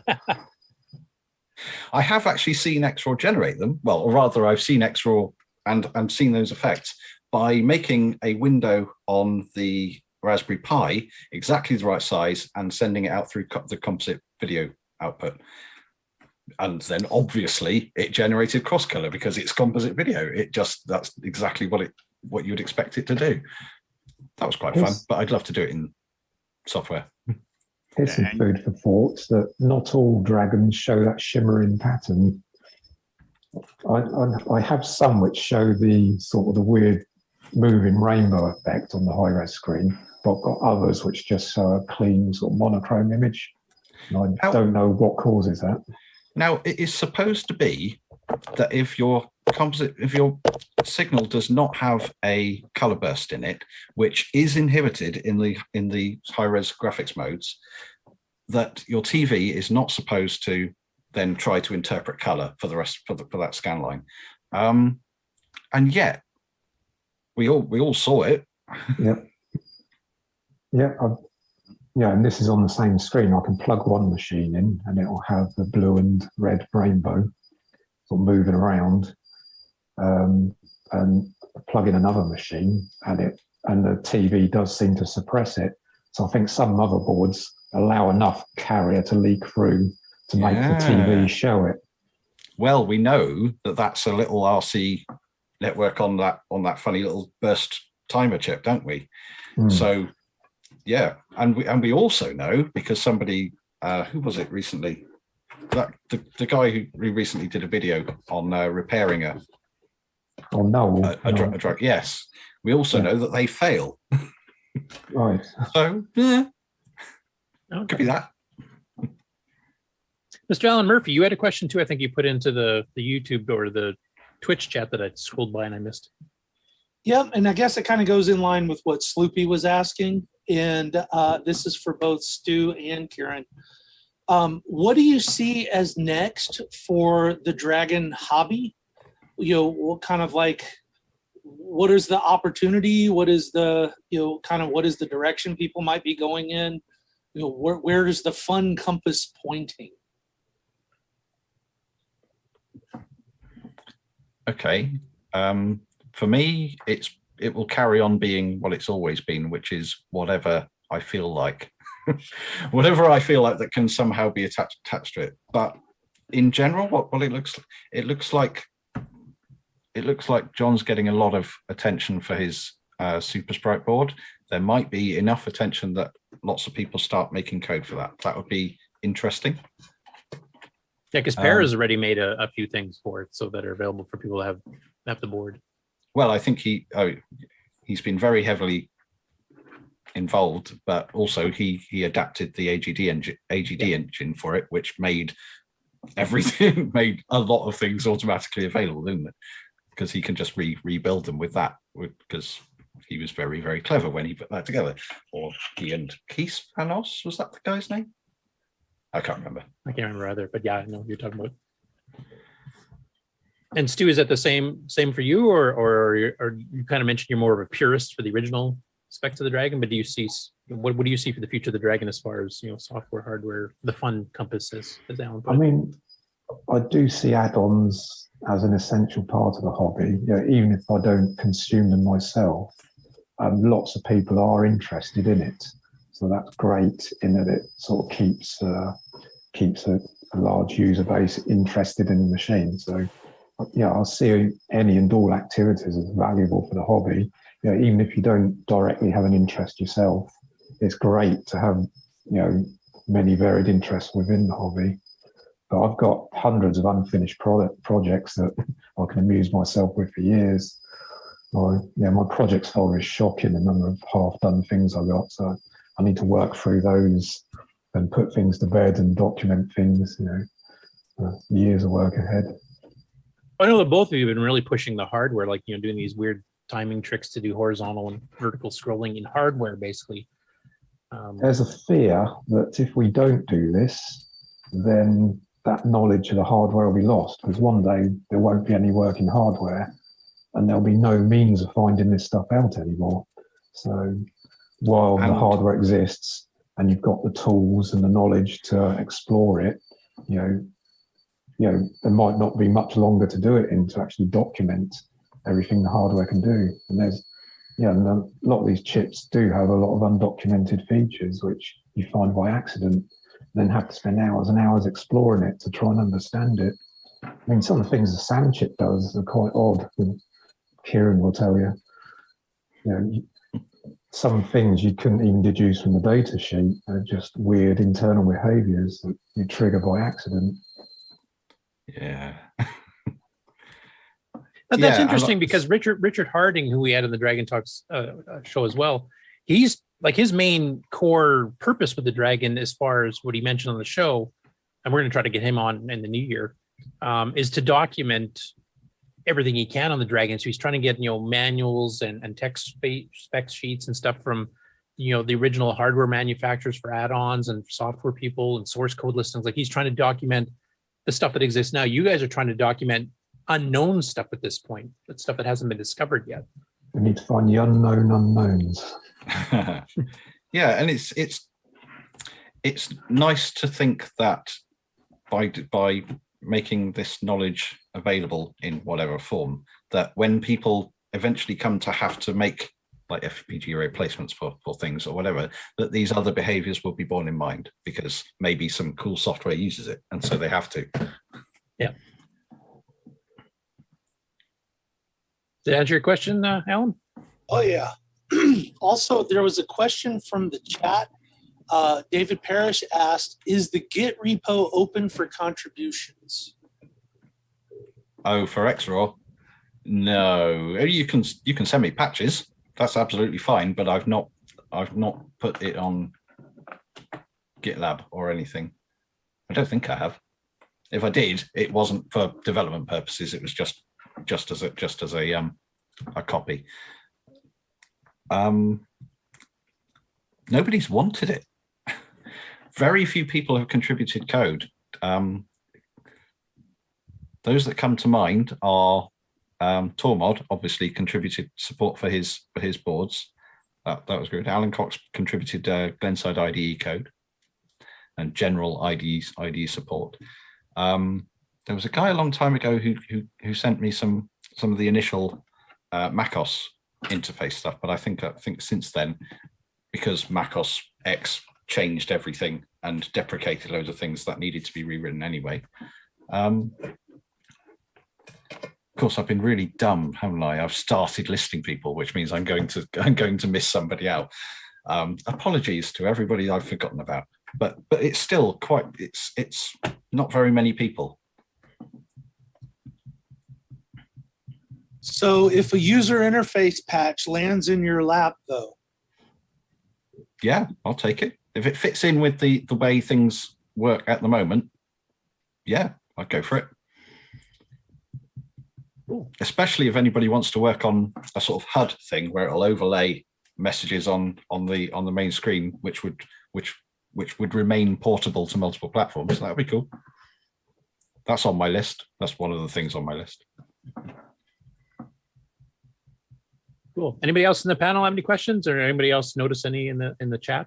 Because it's definitely scrolled way past where I was paying attention to it. I would just say in the future, it looks like CoCoTALK's going to bring together both sides in the future. You mean the dragon and the CoCo? Yeah, exactly. So there's probably stuff you could both learn from the idiosyncrasies and, you know, share back and forth. Same Oh, problem. I've definitely learned things from the CoCo community. Yeah, and we've definitely learned things like some of the hardware scrolling techniques you guys have been using. I hadn't seen that on the CoCo side of things before, but it does work on them. So that's something you and Stu have both contributed to. When's our next dragon thing? Well, the Dragon meetup you guys are having in Cambridge, I believe, at the end of November. Is that correct? I think that's been firmed up now date-wise. Actually, that's a question for the two of you. Are either of you planning on attending that? I know some of it's due to whatever COVID happens to be doing that particular week, but I didn't think I was going to, but now, depending on, maybe. It sounds like it's going to be well managed. They're moving it to the main area rather than having it in a small classroom, so things can be a bit more spread out. Unless everything goes Boris shaped again. And Stu, are you kind of in the same a little boat, bit or? of politics there? No, I'm definitely going. If Ciaran does go, I've got something for him, which I think he'll like. Well, then now you have incentive here. All right. Now, actually, since you two are actually going, you probably know the organizers better than I would, but we would like to do a live stream from the show. In fact, we've been talking about probably getting the stream going when you guys start, which for us will be like 2 a.m. or something like that. And then just have it streaming live on our channel up until CoCoTALK comes on. And then we'll try to talk to some of the people at the show and maybe even do some impromptu, like little interviews with whoever happens to show up. Who would we talk to about trying to get that arranged? Do you either of you know? Tony Jewell, I guess. He's the main head guy. He's the guy organizing it, and he works there. Or volunteers there. Yeah, he's on the Dragon Facebook group, so I can contact him there. I think he's on World of Dragon too, if I remember. Cool, yeah, because I definitely want to get that organized. Sorry, but we got another question from the chat, which was, how low of a spec of Intel x86 processor will Xroar run on? Has anyone tried it on really old kit, or could it be made to compile on an Amiga? Somebody has compiled it on an Amiga, which I very much put in air quotes. There is a build for, is it called Morphos? Something like that. Yeah, Morphos. So depending on how you define Amiga, I guess. More recent Xroars need more grunt to run. That's definitely the case, because they are more. They pay more attention to timing and the idiosyncrasies of chips. Like, something that nobody will ever care about is, I try to make it so that when the VDG changes modes, the rest of the byte is interpreted in the way it looks like it's interpreted on a real display, which is useless. Nobody cares about that, but that adds to the CPU time required. Obviously, originally it ran on a GP32, which was a little ARM-based machine that ran at up to 100 megahertz, maybe a bit faster if you wanted it to, but so it used to run on, fairly limited hardware, but it needs more now. Is it now a 64-bit app, or is it still run 32-bit fine? Both, whatever you want it, really. I mean, I try to write fairly reasonable C code, so it remains portable between 32 and 64-bit, certainly, and it should be portable to other architectures without any of the core stuff needing changing. It needs POSIX. You definitely need POSIX. Okay. Sorry. Your bytes need to be 8 bits wide. Things like that. Okay. Any other questions for either of our two guests? Well, of course, we'll have you guys stick around and comment on the game of the week stuff too. So get some insight. Can we let people breathe? Tell you what, why don't we move ahead and do a break? Yeah. And then we'll. So this will be kind of a long one because I got a new Discord to run and a regular initial commercial. And then we'll get into CoCo Thoughts, although it's not a new one this week. And then we'll get into the Game On Challenge. How's that sound? Sounds good. You are watching CoCoTALK, the world's leading weekly video podcast, featuring a Tandy color computer. We spread the love to the past, present, and future for all models, including the original color computer, the CoCo 3, and the world-renowned exclusive French-Canadian CoCo 2, the Radio Shack. Hi, this is Eddie Zerbinski from beautiful Quebec City. Vous écoutez CoCoTALK.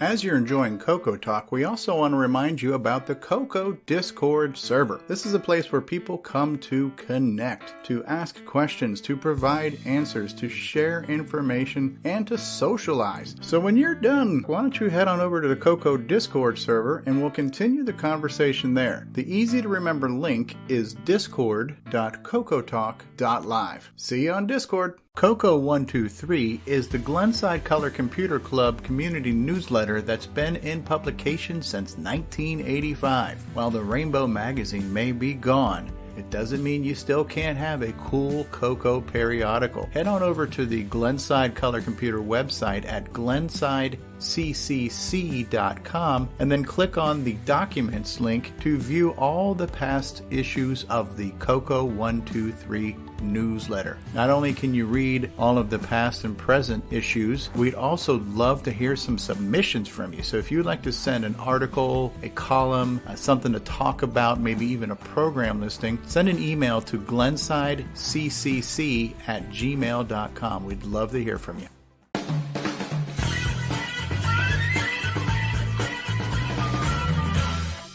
The CoCo World Map is a cool community resource where you can view coconuts from around the world. Head on over to map.cocotalk.live and see where your fellow coconutians happen to be living on the planet Earth. If you would like to submit yourself to be on the CoCo map, send an email to cocotalk@cocotalk.live, and we look forward to seeing you on the CoCo map.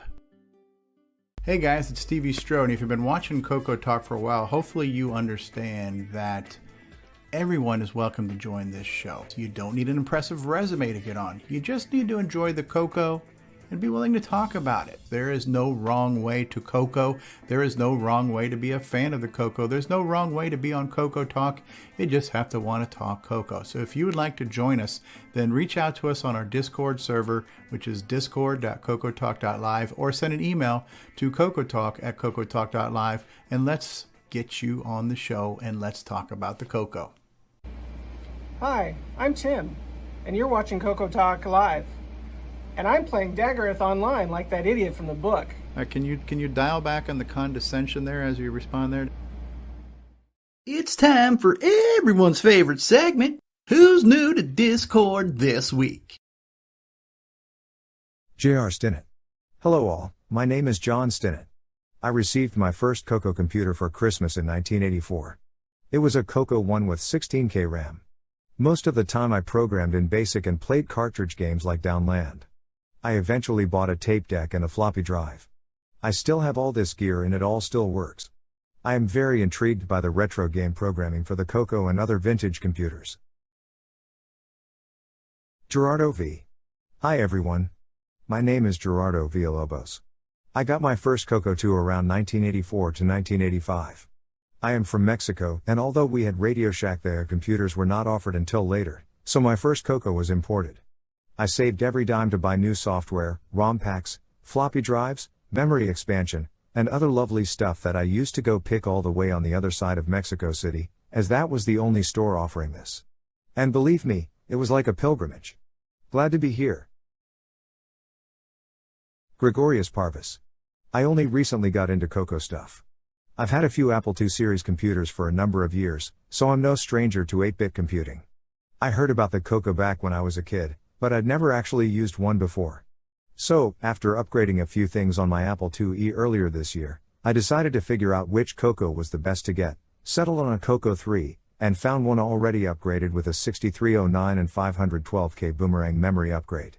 I also ordered a CoCo SDC at the same time, and I've been using it here and there in my free time, to learn about the platform. The previous bios were edited for time's sake.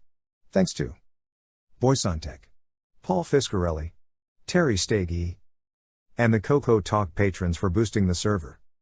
Please consider joining Discord and visiting the welcome section to read these bios in full and see what the community has to offer. http://discord.cocotalk.live. And now, CoCo Thoughts by Samuel Gimes. Were CoCo mice bad back in the day because the CoCo cat kept eating them?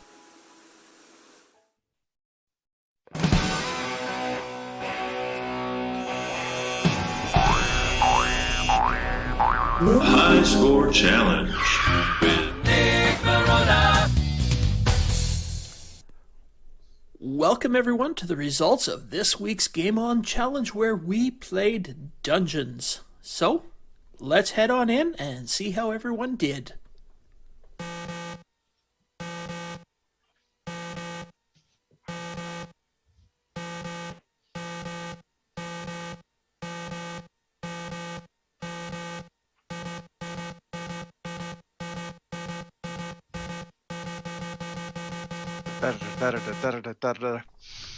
There were a total of 13 participants this week.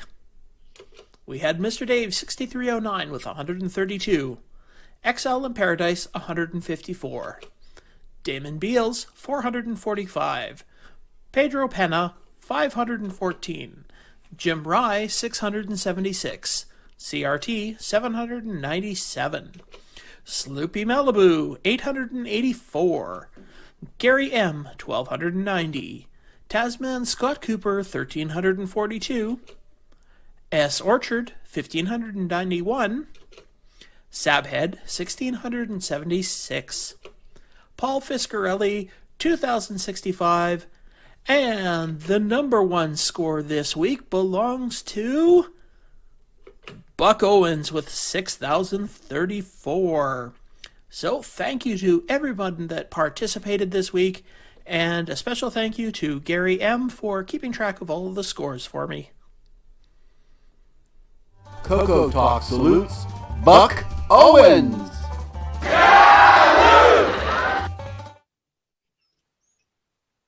And we're back.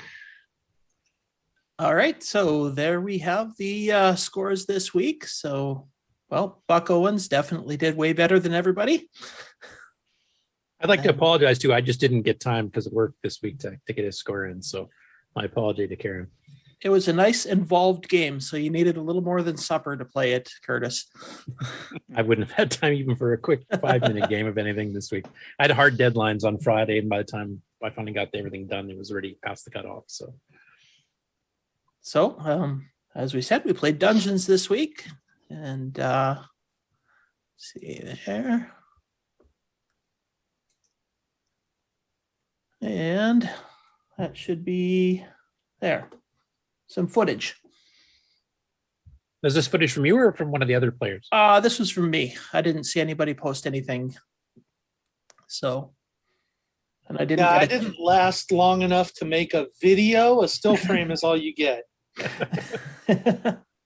So one of the great things about this is that you can play up to 4 players at once. So I saw in Discord somebody had mentioned that they're going to continue playing this and get their whole family in on playing it. So yeah, it was a guy, his wife and his daughter were going to play. He was going to take the keyboard and give his wife and his daughter the joystick.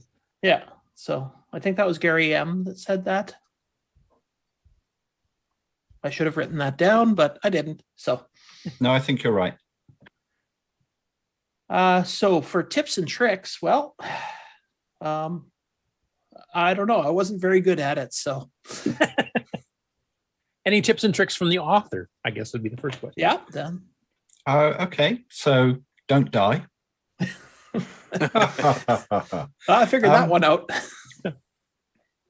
Yeah, you've got to just be aware of, if you're trying to run off the screen and you're not being able to run off the screen, it might not be because there's a wall there. It might be because there's a monster there and it's doing you damage. So you've got to notice that. Hopefully there are sound cues to let you know. But yeah, you've got to play it enough to know the levels. Otherwise, you're not going to get very far.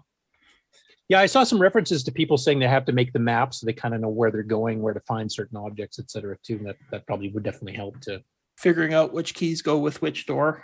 You spend a lot of time wandering around trying keys on different doors. So the levels are ripped directly from the BBC Micro original, and credit to David Boddy for creating tools that reverse engineered that format and made it easy to steal.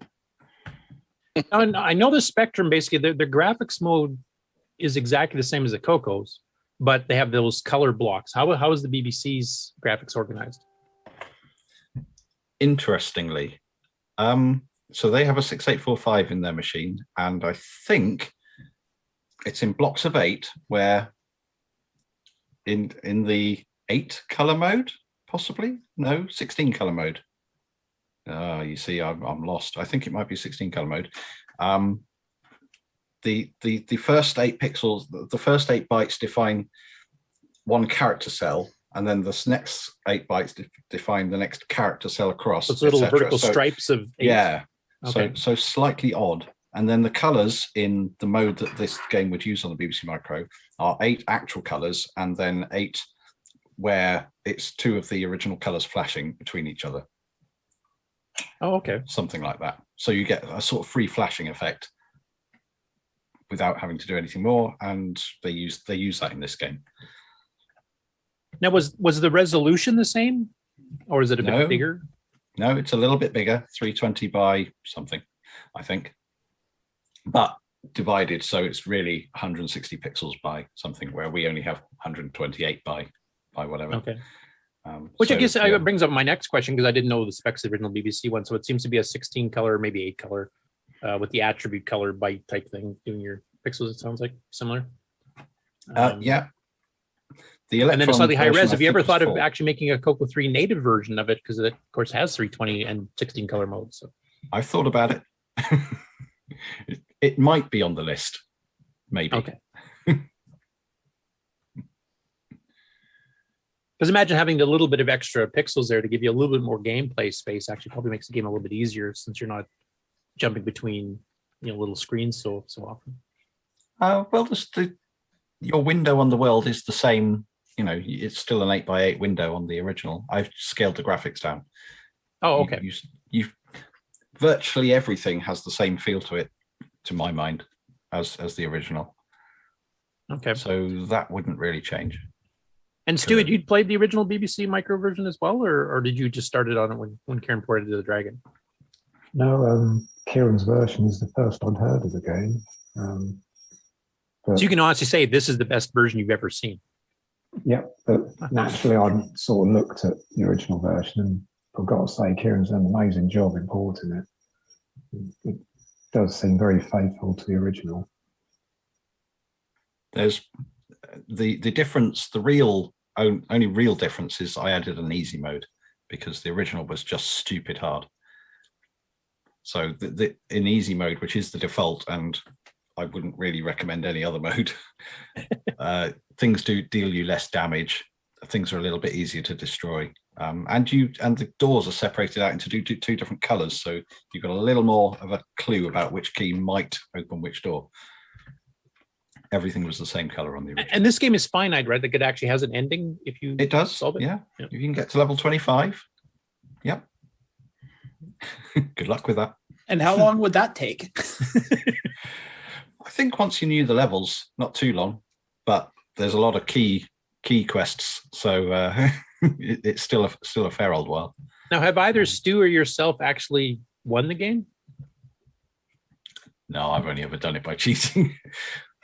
And I've tried every level, so you can defeat every level. Therefore, right? You've just technically done it in a roundabout way. Yeah. those Got a comment from Gary M in the chat. He says the music of Dungeons is exceptional. Yep, ripped off from the BBC Master. Those little backward arrows reminds me of Puyan. Swords. Their arrows go forward. Well, they're not really arrows; they're shots, right? Yeah, he's throwing swords, I think, there, because I'm playing the fighter there. All right. Yeah. Yeah, they all have different ammunition. Now, timeline-wise, for the original version of this, was this before or after Gauntlet? Because obviously there's some similarities there, but there's also some differences. So, after this was clearly like your version was definitely after, but I don't know when the BBC version. No. The original was 87, I think. It's after the arcade, definitely. It's obviously a take on the arcade. Because I know some people have mentioned like Time Bandit, like they originally thought, without looking at the copyright date, that it was a clone of Gauntlet 2 in a way, but it's actually several years older than Gauntlet is. So, and there was an original Atari version of something else that was similar along that lines. It was one of those programs they gave away in their cassette-based magazine that Atari used to publish, and that was actually the predecessor to Gauntlet as well. But look at the character classes. They're all from Gauntlet. Yeah, the fighter, the elf, etc. I do like I mentioned before, like when we were doing the main interview, the fact that you can actually have each player independently go wherever they want in the maze, to me, is a huge plus compared to the original Gauntlet. It does restrict your screen size. Every player gets a much smaller portion of the maze to see at a time, and it doesn't scroll. But it is much more freeing than waiting for some laggers to get around because they went the wrong turn in Gauntlet and they're trapped around a wall and you've pushed off the screen far enough they can't even get around to come back. So the whole party has to move back, let the guy back onto the main track you're trying to go on, and then go back forward. It caused a lot of infighting in the actual arcade. I do remember that. I also remember that, and yeah, this was very good to play at school with four people, and I think that was part of it. Now, you mentioned you had taken this to the Dragon meetup first as kind of a preview of it, and then you actually took it the next year and actually gave away the cassettes with the actual, graphics on the tape and the J card and everything else here. Did you guys actually at that meetup organize having 4 people play it simultaneously at the show? Not organized, but there was at least one 4-player game played, but obviously nobody knew the levels. So, but yeah, we did play, and it was fun because it was very chaotic. Yeah, because I was trying to see if, like you mentioned, you never really got a review of it. I just wondering if you had any live feedback from the people that were playing it 4 at a time, like what they thought of it. Yeah, I think they appreciated the chaos. They're not really knowing what was going on because it's new to most people. Right. So, question about it in the multiplayer mode: can you shoot other players? Because the original Gauntlet had the don't shoot food and don't shoot other players yet. Definitely. So you can take out the other players and complete the quest for yourself and prevent them from doing it? You can. They will come back to life on the next level. If you complete the level, then they'll come back to life. They'll just lose all their stuff. They'll go back to their base stats. And then they'll have their revenge on you if you're that kind of a jerk player, I would imagine. Exactly. Oh, that's the exact kind of play you want when you got your friend who always beats you at many other games. But you've got the other aspect, which is there's the cross of resurrection, where if you die on a level, if you're really cooperating properly, which is what you should be doing, people, then if somebody dies accidentally, you can bring them back to life. And then they won't lose all their stuff. So it's competitive or co-op as you choose. That's kind of really, I think, the best of the worlds. I think it's fair to say you can probably guess what it was at school, but but we did play co-op a bit, and it was fun. Would you say it's also fair to say this is more of a level-based game than a score-based game? Like it's trying to see how far you can get versus worrying about the score so much. Score's more incidental, especially with multiplayer. Yeah, that's how I see it, because it's a dungeon. You're exploring. Exploration is the key, isn't it? Now, was there ever a sequel to this done on the BBC or any other platform, or is it just a single one-off game? So the only other game I know that the guy did was a similar game called Icarus, which I didn't play I think I might have played once or twice, but nowhere near as much. That was only 2-player, I think, but you had a larger view area each. I think it worked in much the same way, but there were some different play mechanics in it. Have you had interest in porting that one, or is that just that one? That game didn't really make it for you, type thing. Yeah, I don't think I ever had a totally legitimate copy of that. Distributed backup. Yeah. Gotcha. Any of the other panel members that played the game? Any thoughts on the experience of it? This graphics sound. Did some of you play the Game Master cartridge version and emulator, or on real hardware versus the base version, etc.? I did both. I played on the real hardware with the Game Master, and played on the emulator with the emulated Game Master. And I appreciated the additional sounds, because being hit from off screen, that was the one that you could get the audio clue on, which was nice. Because half the time I would just start dying, and I'm like, I don't understand what happened. And then when I put the rest of the sound on, oh, I'm actually hearing that I'm being hit. Now it makes a little more sense. So, the original DAC sound is amazing, but having all the extras, I think, made it even better. And I was kind of wondering too, did that save a lot of CPU time that you could use elsewhere? It saves a lot of CPU time. There isn't much elsewhere for it to use it, though, in this game. It all came together and worked pretty much full speed, so I didn't need any more. Oh, okay, cool. Was there any thought, I'm assuming the BBC Micro plays exactly like this version, was there any thought of maybe making the maze scrolling? Like, that would take extra CPU time, but as opposed to jumping between little screens? I've not considered doing it. That's one of those, it's done, I don't have to do anything more situations. Oh, okay. Plus, I'm assuming you're trying to recreate the original BBC Micro one, which I assume did not have that either. So job done, maybe one day. They would change the game a bit. CoCo 3 version. It'd be interesting. Yeah, the CoCo 3 version, I'd be interested in seeing that there, because from what you explained about the BBC Micros, it had higher res and much more color, so that would be interesting to see it, ported so it looks almost exactly like the original. That would be cool. If you did your scrolling window thing, you couldn't make use of the extra hardware for that, because you'd have to brute got 4 different viewports. Yeah. Well, you could 6 or 9-eyes it with TFM, but that's distorting the hub even further. So. Or you could do LAN party mode and have everyone with RS-232 packs hooked up and using their own screens. Well, there you go. Then you could use that hardware scrolling techniques you and Stu have been doing.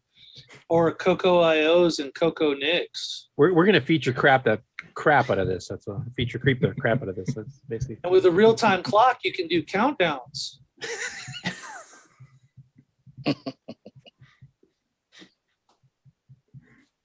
Okay. Feature creep aside, though, it's an awesome game.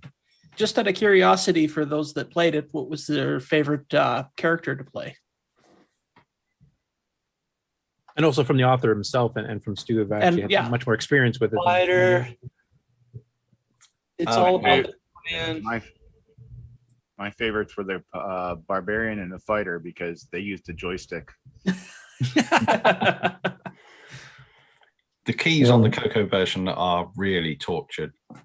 They do sort of make sense, but you've got to get your hand into a very particular position. And the reason is that you've got the conflicts from both the other player that you have to avoid, but also the joystick buttons, which takes out 2 whole rows of keys. On the Dragon, the Dragon, which is laid out a bit differently, the keys I was able to find for that are a little more comfortable. So sorry, CoCo people. I tried to use the keyboard to play as the magic user, and the position that I needed to put my hand in was not conducive to game playing. But my biggest accomplishment in this game is, the thing that flops back and forth and shoots your sword back at you? I actually destroyed one of them without getting any hit points. Hey. I was so proud of that. I quite liked using the keys.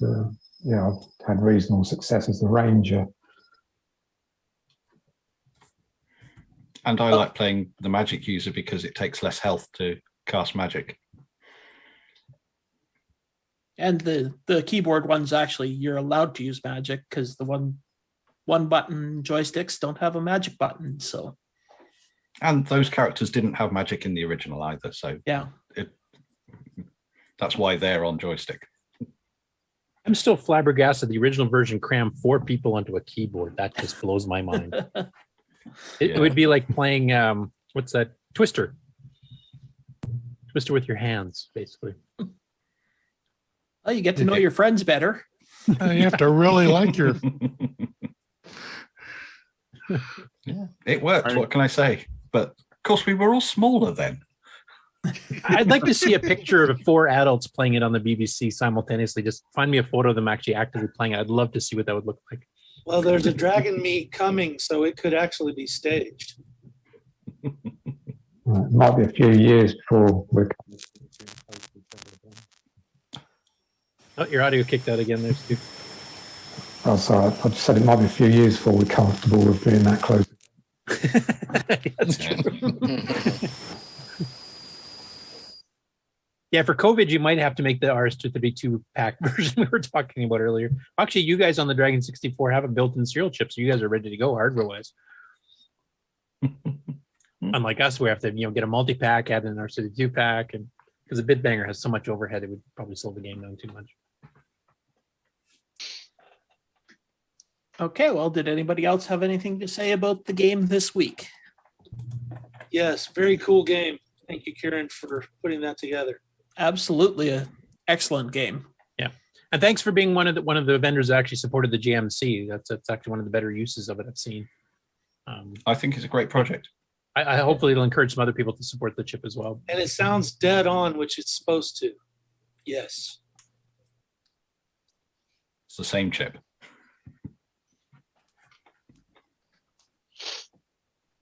Okay, well, shall we take a look and see what next week's game is?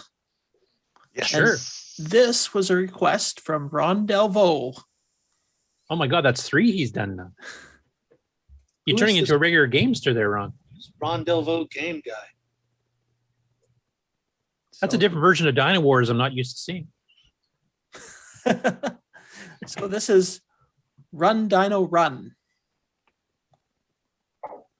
And let's see. Oh, I seem to have lost. Oh, there's my controls. I had to play this on Chrome the other day. Yeah, it's based on the internet the thing that comes up when you lose your internet on Google, I think, or Chrome or whichever. But so it's just a running game, a continuous running game by Paul Fiscarelli and Simon Jonassen. Jonassen, yeah. So next week they are both going to be on the Game On Challenge. So any questions or comments you have about the game, they'll be here to talk about it. And also, Paul Fiscarelli has made a special edition of this game for us to play this week. So I'll be putting that up on the Discord. Oh, And, what's different about it, if I may ask? well, it's just got a little Easter egg in it that if you just watch the opening sequence, the title credits and stuff for a little bit, and he's got just a little thing he threw in there. And also, next week, he will be giving away a little something to the number 1 player. So, there will be a prize. Here we go. Everybody play. I might have to make Buck 5 Owens minutes. need this? Sorry, what? Does Buck Owens need this prize? I don't know. Either him or Z9 K9, who's the other rival, top scorer type thing if he gets time to play. So I actually have no idea what the prize is going to be, so it's going to be a surprise for me too. And so with that, I'm going to turn this over to Sloopy Malibu, who is going to talk about the CoCoTALK Game On Challenge live events that he's going to be running every week and started last week. So Sloopy. Greetings. Yeah, this week we did an impromptu show, and it was, I think, a success. Even though we had 70 minutes of absolutely no sound, we had a maximum number of 6 viewers, which we're hoping to get up as we get it more out there that we play. And to play, all you have to do is just join the Discord on Wednesday evenings between 7 and usually 10 or 11, depending.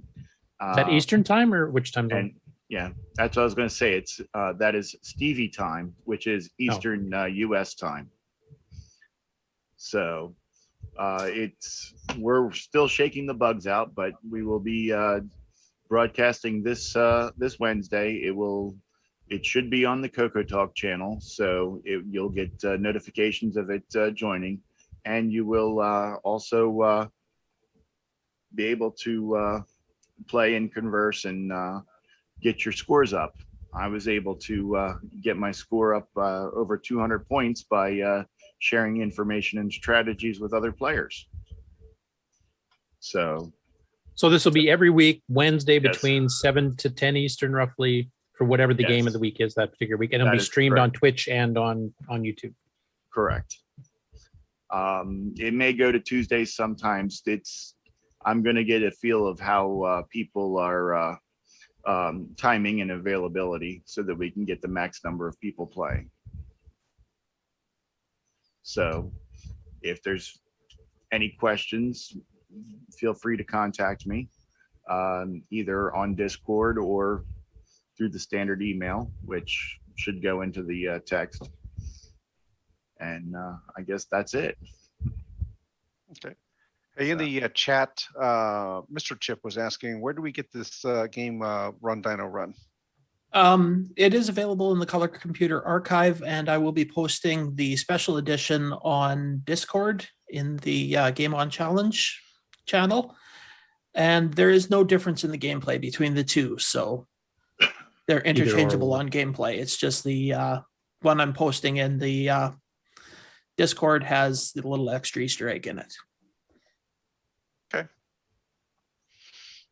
All right, Curtis, you ready to go to Game On News? You want the regular? Yeah, there's only 2 things to mention, so it'll be darn quick. Okay. Let me find the intro screen.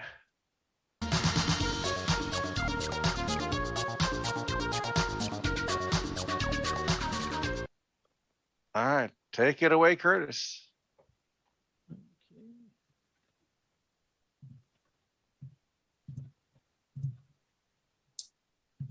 So the only 2 bits of game-related news. Now, a couple of the news stories are covering graphical routines and stuff that are being displayed, which could be related to game news. I guess I could have shifted them over here, but I just included them because they're not games yet. But basically, the 2 bits I've got this week here, there's a channel here called vghchannel. And they basically did a playthrough of Carmen San Diego for the CoCo version, which, of course, is a CoCo 3 game by Broderman. I'll just play a little bit while I'm talking. And he basically compared it. He did a little write-up review of it. This is just, the video itself is just plain gameplay. And he did a little write-up review in his comments on describing the video, and basically said he prefers the Apple II version to this one here, because he was talking like the graphics are a little bit different and stuff. This particular game, to get it to fit with OS 9 running, as well as running it the game itself, they decided to use the 4-color mode instead of a 16-color mode, because then it wouldn't quite fit in a 120K machine. So the palettes actually, it's a 4-color mode, so it picks black and white. It always keeps those, so you only have 2 colors to work with for each. So for every country you go to, every city you go to, it chooses 2 unique palettes to cover that city, mixes it with the black and white, and that's all you've got. So he's used to the Apple version. Everything had 6 colors at once, so the colors stayed more consistent. And of course, the sound's pretty basic because it's just using the built-in OS 9 warbly 60 hertz sound routine, nothing fancy. But other than that, he quite liked the game. He thought it was a pretty good version. Otherwise, that was his only 2 major complaints about it. So, and it is one of my favorites. It's one of the few educational games that I still like playing even to this day, even though most of the the country and city stuff they mentioned in the game, because this was written back in 85 to 87 or something like that, is wrong, because a lot of the countries have changed since then, the fall of the Soviet Union, etc. So, but pretty good. It was nice to see a CoCo game on a channel that normally does not cover the CoCo stuff at all.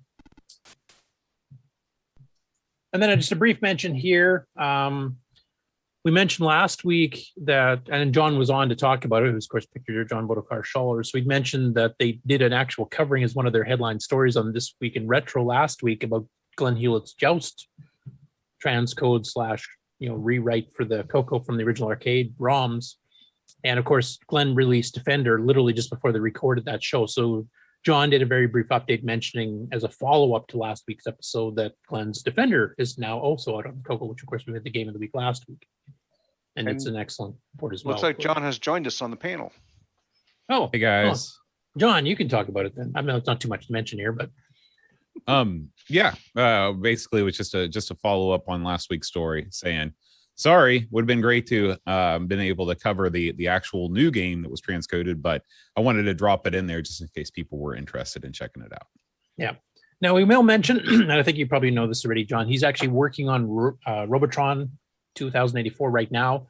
Now that one's going to be a bit more challenging because he's not actually sure he can complete it and get it running at full speed. So, but I'll keep an eye out for him, and if he gets it close and we start getting betas of it out there, I'll get permission from him to send you a copy early so you guys can mention it on the show again. Sounds great. That would be awesome. Thanks, Curtis. Okay. And actually, that's all the news I have for the game on news portion of the show for this week. Okay. Do we want to take a commercial break or move right on into regular news? I've got almost 20 news stories, so I'll let you decide based on that. Yeah, let's take a short break.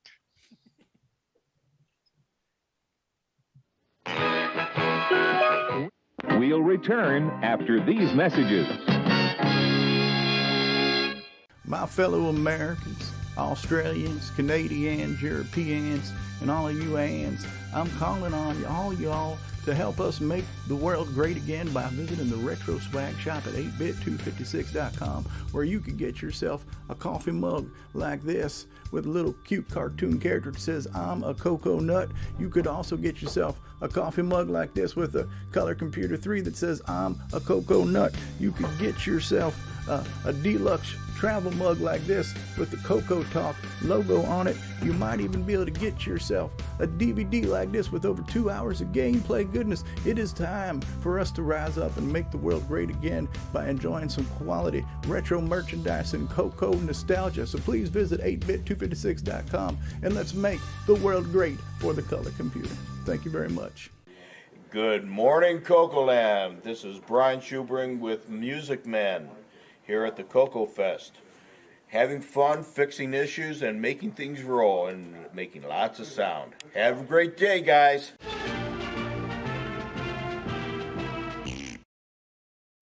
Baby, there's something I need to talk to you about. Remember when we first met? Everything was so easy and it felt like nothing could stop us. But now, everything is such a struggle. And if I'm being honest, you're really starting to show your age.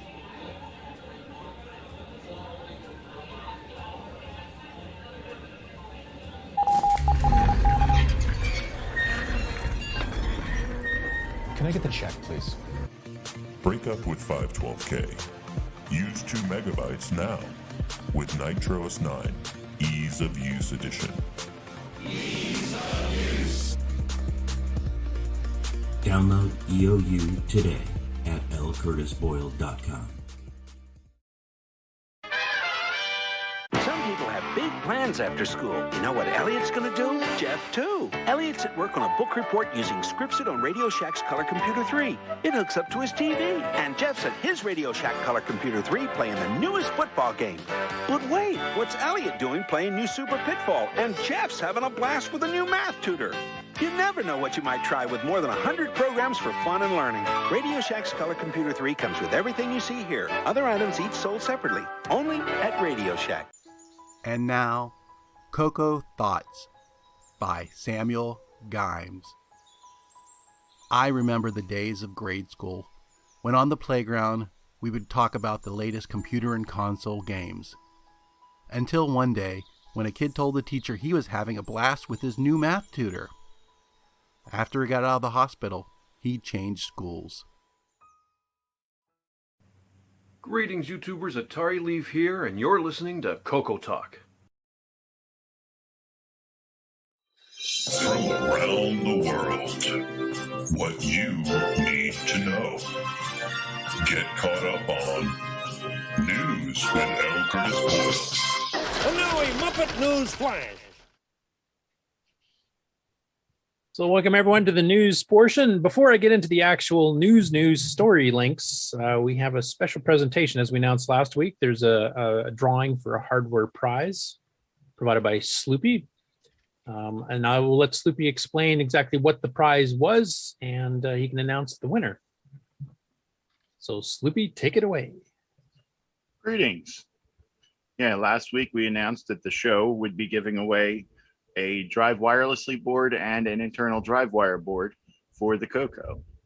It's the internal drive wirelessly board goes into the position where the PIA chip is on your CoCo, and it allows it to access wireless communication through the bitbanger port. And then the internal drive wire board goes where your ROM is, which allows you to add the HDB DOS for drive wire use, so that when you have a CoCo like this, all we've got is power and video. We can access our drive wire server from our local network. Sorry, we're having issues with Sloopy's video. What kind of issues? Dropping a lot of frames. Oh, we're getting like a slideshow version of it. We did see the CoCo and stuff here, but okay. Is the audio okay? Oh, yes. The audio's fine. Yeah. All right. So last week we mentioned that we would be giving a set of these away to one lucky recipient. Well, here we are going to choose them.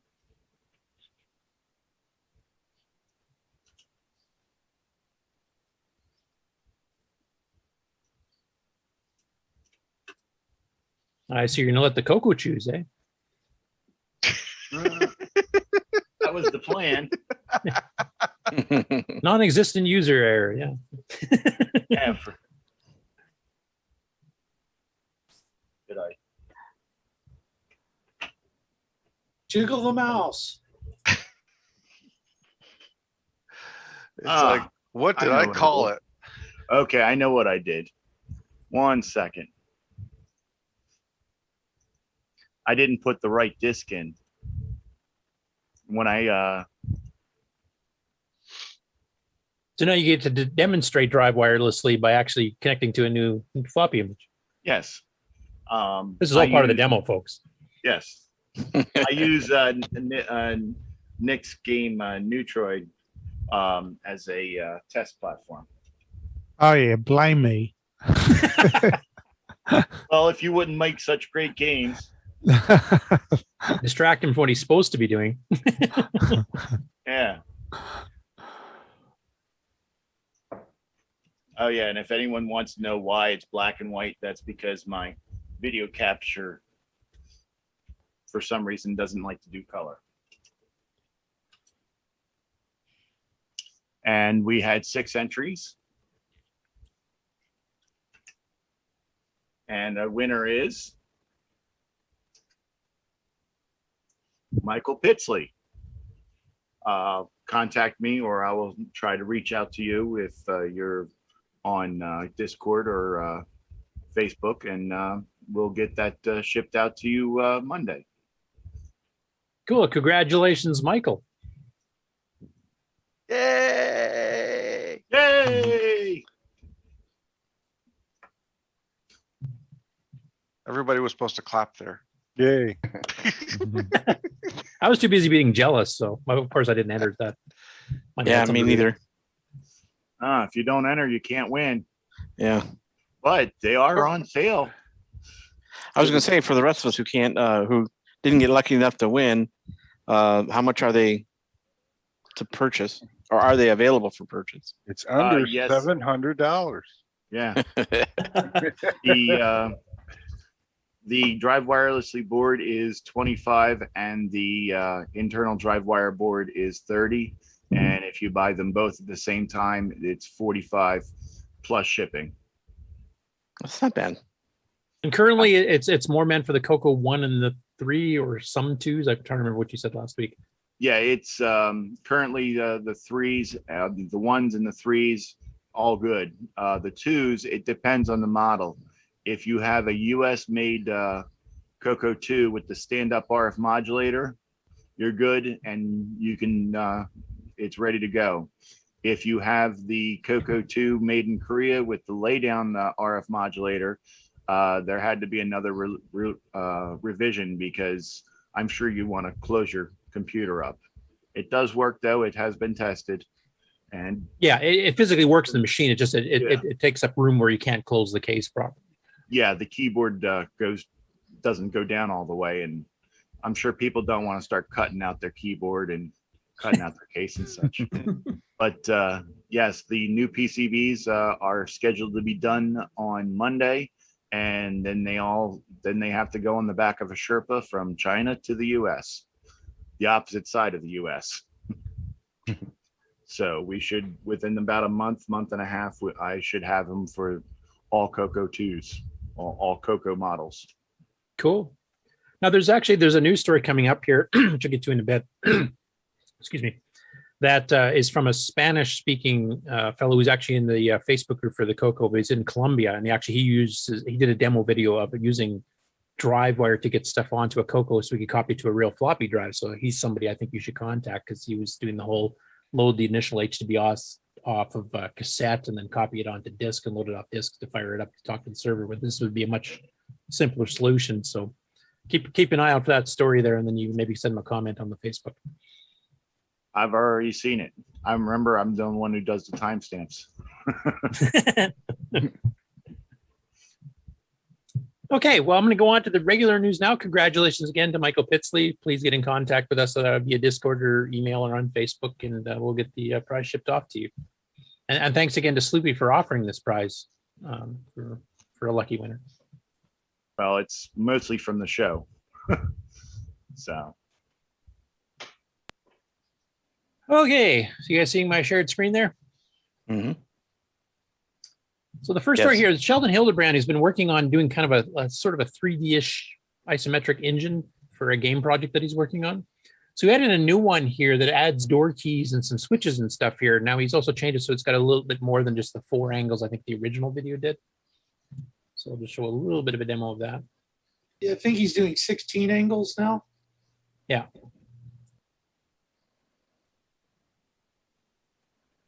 It's kind of neat. I've never seen a game perspective on the CoCo done in this particular fashion before. It's kind of like Temple of Ram at a 45-degree angle type thing. There you It's go. weird to see. Yeah, it's weird to see an isometric game where the camera rotates. I don't know that I've ever seen that before. Yeah, not on the CoCo anyway. I've seen them on modern machines, but I mean, I can't think of can you tell me a modern game where you've got your guy, you're looking down at a 45? I mean, I think what's a modern game that does that? Like Grand Theft Auto, which is why I made the Grand Theft Oh, CoCo. yeah. I didn't think about those early Grand Theft Auto games. You're right. Yeah, well, I mean, even I'm talking about the modern ones. The original Grand Theft Auto was total top-down view. That was the original Grand Theft Auto, and then the second version was just basically new levels for the same engine of the top-down version, and then Grand Theft Auto 3 was the first 3D, fully 3D engine. I guess I see that game as sort of an over-the-shoulder 3D perspective versus this is almost like an isometric Diablo style with a rotating camera. But anyway, it's still really cool. Yeah, very much so. Yeah, and he's got it running at a pretty good clip right now too. So, and this is CoCo 1 and 2 level. This is not CoCo 3. So this would work on a Dragon as well as a rather interesting game project. Yeah. So I'm really curious where he's going to take this. Well, keep up the good work, Sheldon. Could do a mowing game. Everything's, Mowing the lawn. everything's green. Everything's green. So yeah, but what are you going to cut it down to? Like you can't change the shade of the green or anything. So there's actually a mowing game out there right now. Yeah, It just recently came out. Next up, we have Alfredo Santos. Now, some of you old timers in the CoCo community remember there was a history before Boise and Bill's book came out on the history of the CoCo. Alfredo himself had done one, and he used to spell his name Alfredo with an exclamation mark right after it. And he did a history of the CoCo up till 1991, I think it was. And he was actually in the CoCo very early, and you'll see in this some of these pictures we're going to go through here. So he's been kind of getting all of his CoCo stuff back out, and kind of showing customized CoCo with some of his collection. And he's got some pretty cool looking stuff in here. But he actually made the very first history of the CoCo that started, right from when the CoCo was released up until 91, and it was the definitive one up until the book came out. So I don't think the head here at the top is part of it, but it's kind of strange looking. But you can see here, like this one here, he's got like a clock on it. He's repainted the case. So he's got like white and with a red stripe in it. And he's got I think this was an HCL keyboard, but with some stickers added onto for certain programs because there were certain function keys. And he's even put some like comments on that photo itself. You can kind of see repackaged CoCo 3. So he's using an HDL CoCo 2 era keyboard extension onto the CoCo 3 itself. And ADOS burned to the EEPROM to control the drive, so it handles 40 track and 80 track and everything else. Finally caught up to Dragon Doll. It says fasten seatbelts. Well, obviously you must have a 639 in it. Yeah. And you can see it's kind of worn already at this point here, but it's kind of an interesting take on doing the case type thing. He's still even got his original 4K RAM badge on the top there. So this is actually a CoCo 1 repainted, so one of the old Battleship Gray ones. But you can see on the inside, he's got some modernizations on it. So he's got a 512K boomerang, a memory upgrade on it, and he'll show a different angle here. But you can see like the ROM chip has been customized, and there's also some extra sockets and stuff where the 6809 is. So I think his next photo is when it showed this. So here you can see he's got an 87 gimme, but you can see like he's got the CoCo 3 ROM sitting on top of a Dallas smartwatch chip, so they had the real-time clock built in. And I think he's kind of hinting that the battery's dead, as was mine. And then he's got the 6 and 9 stacked on a couple of machine sockets to provide a bit more airflow. He couldn't even really remember why he did that because it's definitely really tall compared to what a normal socket would just, heighten the chip level just a tiny bit. I wonder if he had an old DAT board that is no longer in there. Yeah, that might be because the Dista ones used to have that piggyback DAT thing to get your 1 meg, et cetera, upgrades. So, well, plus it looks cool. Come on. There's the only reason he did it. Yeah, sure. But you had to clear the capacitors. In fact, if I remember correctly, you can see like he must have had the original 512 or the 1 meg, like you guys were saying there, because he's got a fan built in under the power supply here to keep it kind of cool. And I do know the 1 meg in particular because it was 4 stacks of RAMs, the original version of the Dista one. So like, what was that, 48 chips or whatever the heck it is, or 64 chips? Like, it was huge. Bill would probably remember, Bill Noble, because he installed the 1 meg. And we had to put a fan in ours because it was overheating the CoCo at work. So I can see why. So that double stacking of the sockets, that might have been related to the original Dista 1 meg upgrade. And here's his custom-based ROM. I don't know why he's got a musical note staff sticker on it. And there's the fanny installed for keeping it cool. So this is a 3 and a 1. So does he have a hole carved out of the bottom for the RGB? Sorry, what? Does he have a notch cut out of the bottom so that he can hook the RGB up? Well, the CoCo 3 already had that. Yeah, but the case doesn't have the hole for the... Right. So I'm saying he probably had to cut a hole. Oh, I see what you mean. Yeah. Okay, yeah. Or he might have had it come out the back. I didn't really take a look at the... I think it's tall enough that you'd be able to just run a ribbon cable out the back, but... Yeah, off on the right-hand top corner is the ribbon cable up about the right size. Over here. Yeah. Right above the floppy controller there. Yeah. It's one of the more interesting repacks I've seen. Most people I know did not put a CoCo 3 into a CoCo 1 case. Yeah. Franken CoCo. I like the fact that he has a 609, the 3 megahertz rated version, but it's retired as of October 6th, 2021, like just a few days ago. I'm not quite sure why it got retired, but he's got custom ROMs here and various other things as well. And he has a whole bunch of these spare chips of the various, like the PIAs and the 6847s, which is the VDG, and even a spare gimme from 86, etc. So, and now that it's retired, instead of a watch, it gets a real-time clock. It's got a lot of spare chips, though. I wonder if he's got extended color basic chip there. Yeah, he had a few that mentioned that he had some of the ROMs burnt in there, and he also had some custom ROMs too. So, and of course, you got to have the video text cartridge because Where does he live? You can't find any AgVision machines around. Now here you see it's got a shelf here with all the different CoCo magazines, and including Dragon User, which he actually had here too as well. It's Color Microjournal, Color Computer Magazine, Hot CoCo, Rainbow, Color Computer News. Now we'll show some pictures of these a little bit later here, but CoCo ads. I do remember this being out. I don't own any of these myself. Did anybody else in the panel remember this one? It was basically just an advert. It was for ads only. It wasn't really meant for articles per se. I never thought of using a hacksaw blade to hold the paper down. He said he uses that for cutting out all the deal coupons, I think. CoCo ads. So. Sorry, that was the best I could think of in short notice. Serious Color Computer Magazine. He actually has the original announcing free sample copy that you would pick up at the fest here. I don't have that. I actually bought mine on the newsstand because our local Canadian Tire started carrying Color Computer Magazine for no reason whatsoever I could think of, because it's not normally a place known for selling computers, though they were selling Amigas at the time. So he's actually got one of these original promo copies of it, which I'd not seen before. Brian Weisler, take a look. Yeah, I think Alfred's got some stuff Brian does not. So, yeah. And in fact, at the first slide of this, Brian Weisler says, "Nice collection." Yeah, you know it's got to be good if Brian thinks it's nice. That's right. It looks like a complete run of Hot CoCo here. That's the very tail end of Rainbow, just as they were switching from magazine format to the newspaper tabloid format to cut costs down so that Leno could keep Rainbow going as long as he physically could without losing too much money.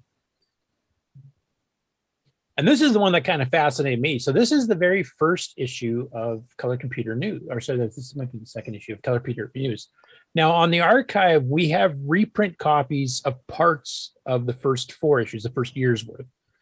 And that was because Color Computer News themselves, after they kind of got established and were selling copies of the magazine, they did a reprint run because the very first few issues were very limited run. There wasn't that many out there. And Bill Sias talked about this when we interviewed him a month or two ago.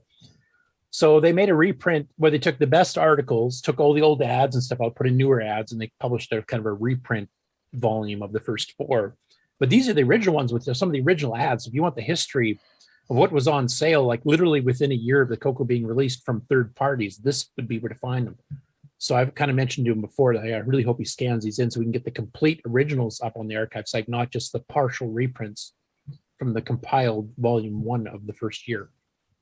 Because I don't know anybody else that has these earliest issues. That's really cool. And there's a dust cover on another kind of modified one. I'm not sure which keyboard this is because I thought it was a Mark Data products, but I don't remember the Mark Data ones having a white enter key. They were pretty well solid black for their professional keyboards. Looks like a Model 1 keyboard. Yeah, Nick, you actually have a Model 1 handy. Does it look like that or? No, the keys up, the arrow keys are white on a Model 1 keyboard. And those keys look. Are they? Pretty sure they are. Yep. Hang on. I've got a Model 1 here. I just got to reach up to look at it. Obviously, the case has been painted again here, unless that the dust. Yeah, no, they're not. The enter key. No, it's exactly like that actually. Yeah. Oh, so this is a Model 1 keyboard. Okay. You're welcome. It's like the Model. The Model 4 has the white arrow keys. Yeah, the Model 4 has. The Model 1 doesn't. Yeah. Okay, so that's one of those ones that transplanted the keyboard. Might have been, yeah. I don't know how easy that would be. And those keys look a little, I don't know, like a little too shiny. The early ones were. Were they? The very first keyboards were shiny, and then they were a bit duller in the newer batch. Yeah, that's the kind I have. It's the duller keyboard. Duller ones, yeah. So that's the crappy Model 1 keyboard, the ones that with tons of key bounce. Key bounce, yeah, that's right. Yeah. I do know, like I remember Color Computer News, and I actually have the issues here somewhere, but somebody actually hacked in a Model 3 keyboard with the numeric keypad and the whole thing. And where you can see the black outline he's painted around, and that's just part of the case cover. You have to cut all of that out. So you had to cut a huge oval, well, not quite an oval, but a rounded corner, a rectangle out of the case itself and then rewire a whole bunch of stuff here. And then actually got a Model 3 keyboard running in a CoCo 1 with the numeric keypad fully functional, which was pretty awesome, but it really took a lot of hacking. I'd be too scared to do that. I'd wreck my case. There you can see the inside, and of course, there's a ton of stuff added on there. You can see wires all over the place. He's got some stuff going to the lower right portion of the case. It's upgraded 64K RAM. It's got the Model 1 keyboard. Looks like a composite video board thingy on the top there. And I don't know what the heck the rest of the stuff is doing.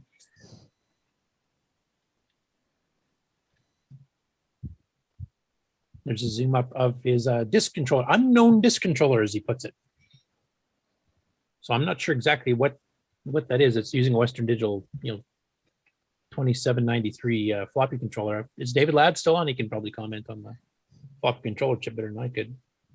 And you can see on the bottom there, this is a revision E motherboard of the CoCo 1, which was the first one that became semi-easy to do in a 64K upgrade. The previous ones, the D board, which was fairly common the first year or two, and then the very rare C board, were a bear's butt to try to upgrade it. So it's in a standard ROM case. So I wonder it's if much that's smaller the than the same. Tandy ones. Yeah, that might be the same as the controller that I showed here one time. Yeah, that's right. I think it is. Yeah, and did we figure out where that was manufactured? Was that Antico or who did that one? I can't remember now. The case was an Antico, yeah. So this doesn't look like an Antico case. This looks like a game cartridge. Oh, no, it's a professionally made case, but it's not a standard case. All right. Yeah, you can see like where the ribbon cable to the drives coming off the right hand side there. The whole connector shifted down. It's not central like it normally has been. Yeah, I reckon that's the same as the one I had. Who actually made it? I'm not sure. Maybe it says so on the other side. Yeah, maybe on the other side. I don't think he showed that, unfortunately. And here's a stock CoCo 3, which from what I've seen of Alfredo's collection, this is incredibly rare having a stock anything. Normally everything's pretty well hacked and modified, but well, no, he's taken the cover off the RF shield. It's not stock anymore. Well, this ROM here looks a bit suspicious too, I think. Right about the equal sign, because he's got CoCo 1 written, or CoCo something written on it. I wonder if that's two ROMs on top of each other. Not sure. Hard to see, yeah. Here you mentioned he's got the 86 Gimme. I like how he spelled Gimme here.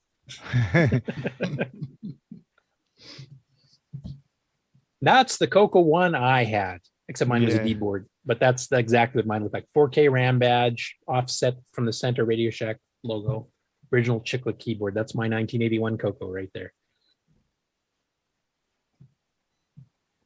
Various CoCo docs, so he's got a ton of different of the programs. He's even got the Donna Kurdiman assembly language graphics, which is my favorite assembly language book for the CoCo 1 and 2 if you wanted to learn how to do games. The OSINE manual looks like in the bottom there. OSINE Insights by Peter Dibble, which is actually more OSK level stuff there on the far left. But a good collection of books too. And then a box of various CoCo docs. Intriguing. Here's collections of Rainbow and 6-8 Microjournal, Undercolor. You'll see a couple of these more rare magazines in a future photo here. So 6-8 Micros was, of course, Frank Swigert's, and that was basically the last mainstream quote-unquote magazine. I think most of us that were here in the mid to late 90s were getting this because it was basically the replacement for Rainbow as far as we were concerned. I think he published it till when he started. He started in 92 or 90. No, 93 he started it, and then I think it ended about 97, 98 or something like that. Went about 5 years. I got a quick update. Mm-hmm. Michael Pitsley says, "Oh, sweet! I just told him that he won the drive wireless." Yeah. Oh, cool. So is he on the chat, general chat? Or is he in Discord? He just texted me. I sent him a thing on. Yeah, he's probably at work. Facebook Messenger. Yeah. Oh, okay. Exactly. Yep. Bye. ADS Microjournal. This was kind of a competitor to 80 Micro that covered all the TRS-80s back in the day. 6-8 Microjournal, of course, is one that covered 6800, 6809, etc. Undercolor. This is a bit of a more rare one too. So this was actually produced by Dennis Bathory Kitts. You guys might remember we had him on several years ago for an interview. So we did a lot of musical stuff on the CoCo. We did Color Quaver. He also did the lower kit, which used to have his famous ad where he had his big bushy beard and his. Are you tired of your CoCo screen looking like a checkerboard with all these inverse characters for lowercase? Get the lower kit, and you can actually read lowercase letters. And this was the magazine he himself self-published, which had a lot of good technical articles. Assembly language series with taped discussions of kind of the assembly language companion to the color computer learning lab that Tandy put out, which was more, basic oriented. CMake monitor, you can tell it's a CMake because it doesn't have a door.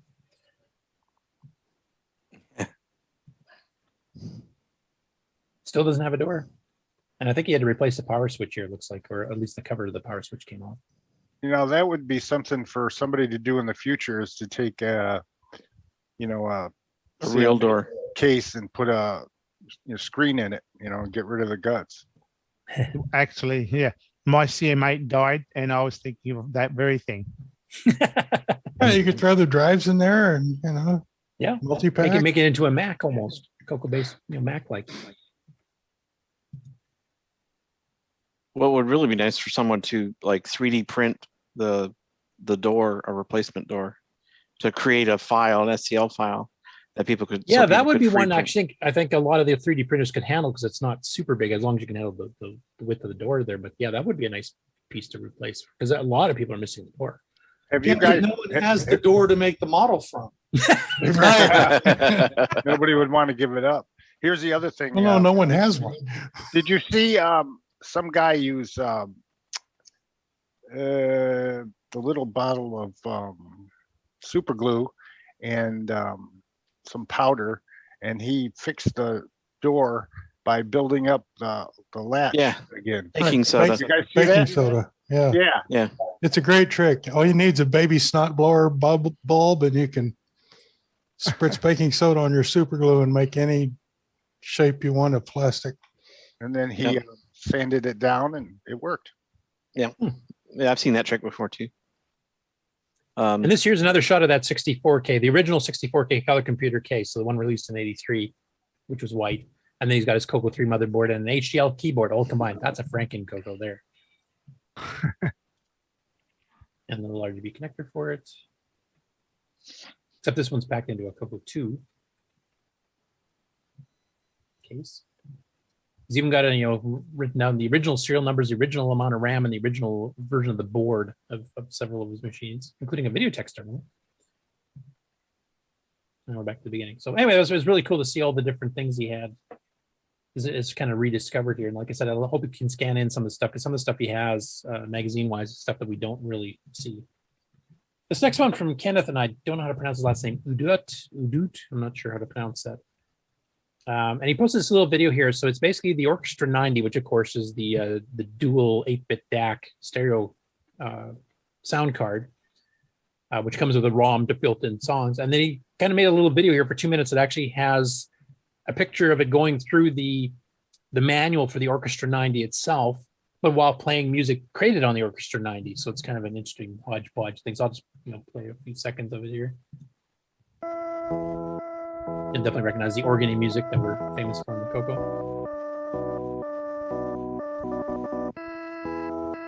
So I don't know, is that kind of like self-advertising for itself? I'm not sure exactly what to call that, but I just thought it was an interesting concept there. Kind of like an in-store demo. Yeah. So next up, Timothy Halloran was actually one of the people at Tandy Assembly last week. And he showed off his USB-A powered CoCo 2 and CoCo 3. So we've kind of covered that before. And for those of you that listen to the CoCo crew, Neil also covered the CoCo 2 version of the USB powered CoCo. So this is basically what his table looked like. And he has, the CoCo 2 on the far left, and he's got the CoCo 3 in the middle running on a Tier City black and white monitor, which I thought was hilarious. What's interesting about that is the actual monitor itself has the capacity to display shades of gray, as opposed to just black and white, which is all that the Model 1 and Model 2 and 3, for that matter, and 4 put out, was just black or white. There was no gray shades, but that monitor obviously can display gray shades.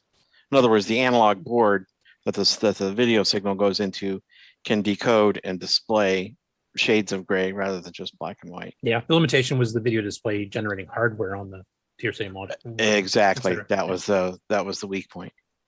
Yeah.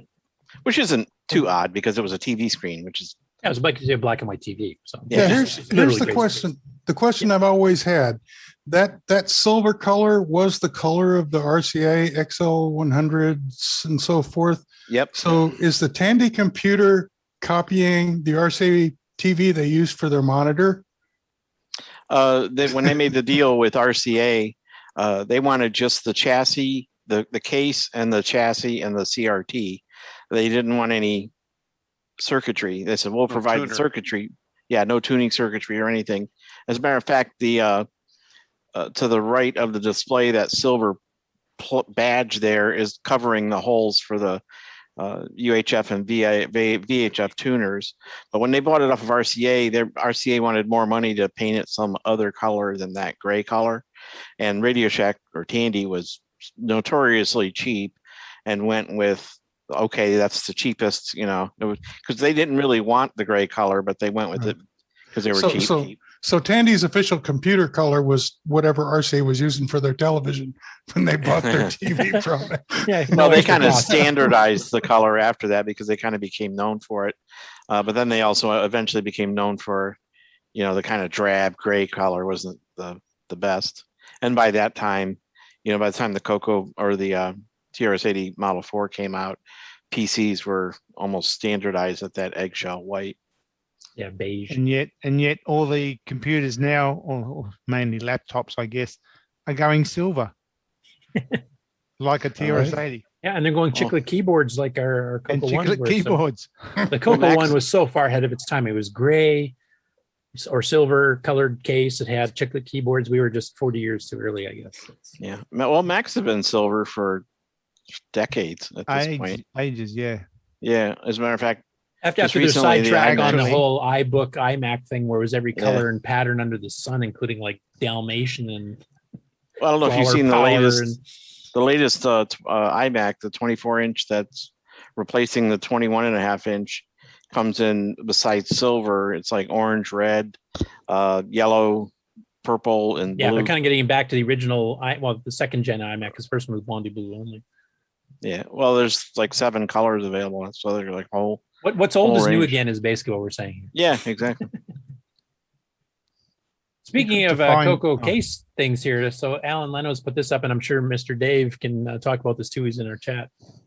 But this is taking an AMD Ryzen-based circuit board, putting it into a CoCo 3 case.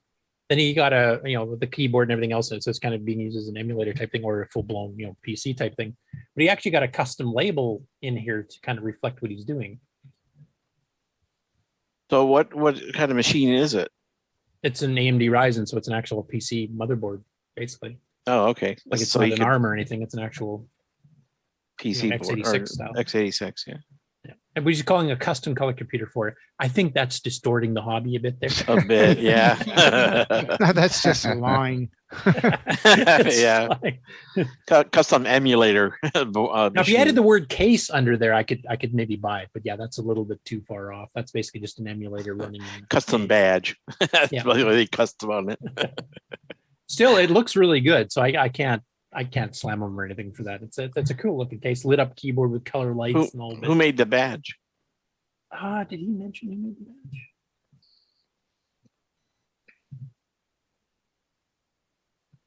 He just says case badge is in, so no, I don't know who did it. Yeah. How about that? I found something interesting. Keep going. I've got to download it. Okay. Next up, we have some pictures from Tandy Assembly. So that was, as we said before, was running last weekend, actually during our show. So they did some live streams. They had a bit of a glitch the first night, day 0, which was Friday, because somebody was playing, I think it was Brian Schubert, was playing some commercial music in the background on his MIDI synth. So the YouTube basically yanked it for being copyright infringement for music. So that first stream got yanked. But I think the other ones got put up fine. So they did some of the seminars and things too. So just wanted to show some pictures from that. So there's Mark Millett and his wife at the Cloud9 booth. And I should ask him if he has any audio spectrum analyzer cartridges in there and see if we can find any more of these version 2s. This was another interesting one with the TRS-80 wiki, and then the CoCo logged into it type thing. What's with the pictures on the wall? That's some printer dump thing, I think. I don't know too much about that one, unfortunately. Was anybody here on the panel at the show, or no?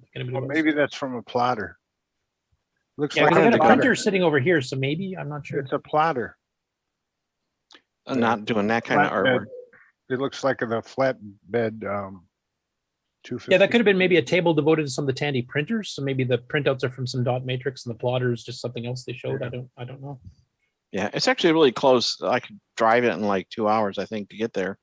But I used up all my vacation time, and I had to choose between Tandy Assembly and CoCo Fest. So I chose CoCo Fest. And there's, you can see Mike Rowan and Boise and some of the guests on the show floor. Just to kind of give you an idea what the show looked like, and then this big advertisement here for all the sponsors, etc. And they had some good seminars there too. So I'm not sure exactly what this is.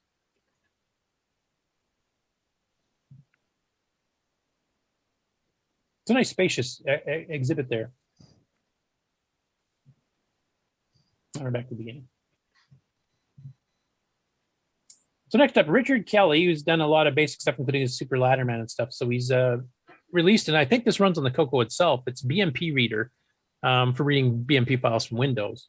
So this is a version 1.2, which is a hack of a freeware 1.1 that existed before. So we made it a little bit faster, made it a little bit more menu driven to make it a bit easier instead of having to type in file names all the time. It actually would bring up menus, et cetera, of what files are available in the disk, et cetera.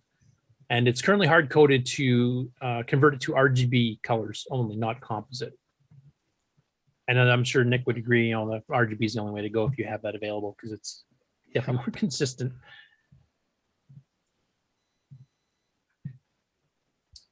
Before you go any further, yep, I just sent you a picture, but I've sent it to your Discord. If you can display it, because I don't know if my bandwidth is good enough. To Discord, you said? Yeah, just now. Okay. Switch over to Discord. Oh, don't worry. I thought you had it already open. I do. It's just buried under 15,000 other windows. Okay, so you got a picture of a monitor. Is that the original RCA? Yep, that's the original. Just bring that up. There's one feature we didn't get. Okay, are you guys seeing it there? Yeah, I see it. Make it a bit larger. That's it. We didn't get the wood grain top. Double tap on. Right. Do you have a mouse, Curtis? Yes. If you double tap on the mouse, it should zoom on the image. That's the original size of the image. He's got it. Yeah, but I can zoom it with. There you go. Apple Plus. That's it. I had one like that with wood grain on the top and side, but it was a Model 1 monitor. Yeah, my friend who had a Model 1, ironically, had the same TV as that one right there. Except I think it was a different color at that point, but it was obvious. He's like, "Hey, check it out," and he was showing it. Yeah, to me. that'd be cool. That. Yeah. Ain't it cool how they ran the video cable out the volume knob hole? Right. There's those three because there's only contrast and what was the other one? Yeah, it is too. I just noticed. Volume.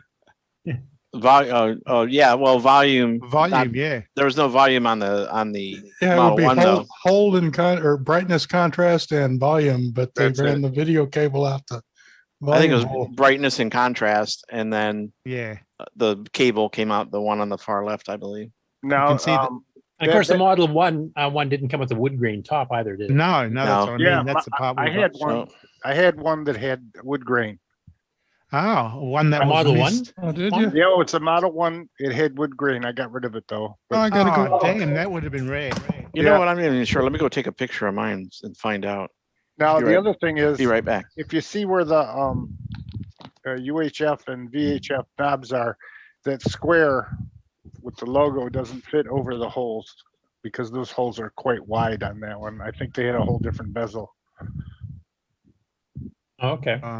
Yeah, you're right, because that is pretty spread out compared to the right. It's got the same power button. Yep. No antenna thing. And it is silver by the looks of it. It's a bit lighter silver, but they. Yeah, that could be the camera angle of the lighting and stuff I too. think Yeah, it could be that too. I think it has wood grain on the sides. Mine, the wood grain on top is a slightly different color of silver, but it's this monitor exactly. Cool. Okay. That'd be good. Oops. I didn't want to go that one yet. Okay, so the next one up here is from the RetroChannel, and I think he's a fellow Aussie to you, isn't he? Yeah, he is. Welcome to the Lurch. This here No, Lurch is a different guy. Oh, you have a okay. lot of Aussie bloggers actually been doing CoCo stuff lately. It's kind of fun. So this one here, he got a CoCo 2 that he'd received, and this is an NTSC one. And he has never had an NTSC one before, and he wanted to see artifact colors and stuff. But he got this one sent to him in not working order. So it powers up and it just puts a bunch of garbage on the screen type thing, one character repeating over. I won't go through the whole video here, obviously, because it's half an hour. But he goes through and he fixes it, and it basically turns out to be one bad RAM chip. That he also upgrades to 64K, because a person that had it before him put in 64K chips, including the one bad one, but never did the jumper connection for 64K, so it was still set to 16. So once he gets the chip replaced with a good one, he still gets only 16K. So he fixes that. He also does a power supply conversion, of course, to run it at the 230/240 versus the 110 here. And basically gets it all up and running, and he gets to see artifact colors for real instead of in an emulator for the first time. So it's an interesting video. And I found it kind of funny. He did Tandy 2021 as a tag for it because he didn't quite get it done in time for Septandy. So I guess we're being extended to Tandy now. Yeah, I actually just watched this video earlier today. It's a really good video. Yeah, it is. Oh, and by the way, Mr. Lurch's name is Jason Weber, I think. Yep, he's actually in the group. Yeah. Yeah. Yeah, just joined recently. So this is a channel I showed last week because he did the Kickman demo, if you remember, from in basic here. So he's doing some basic programming, and it's actually called the channel Color Computer Program. I'm not even sure who this is. I mean, he's got a picture there, but I'm not sure who he is. So he put up several other ones. One's a review of Haunted House for the Atari 2600. But he also did some demo of doing some sprite movement and Pac-Man animations in BASIC. And then he also did a review of Dragonfire where he got to like level 10. So he's kind of just showing some of the things that happened later. And so he seemed to be mixing it up on the channel a bit now. It's not just color computer programming. So I maybe I'll just show like the sprite movement here is a way that he did a workaround to have a circle that you're moving around the joystick over this checkerboard tic-tac-toe thing without destroying the underneath there. And he just basically does some redrawing of the stuff underneath, but he does a check. And I did actually send him because Stevie had actually done his basic programming series a couple years ago, and he actually showed how to use the get put buffers with some of the logic settings on it so that you could actually do background masking properly. It's not the quickest thing in the world, but he actually got it working. So I sent the guy a link to the video so he learns how to do that, because I don't think he's aware of the fact that you can do that with get put. I thought I'd show the little Pac-Man demo because it's a real quick little video here. Hopefully I don't get a stupid commercial in the middle of it.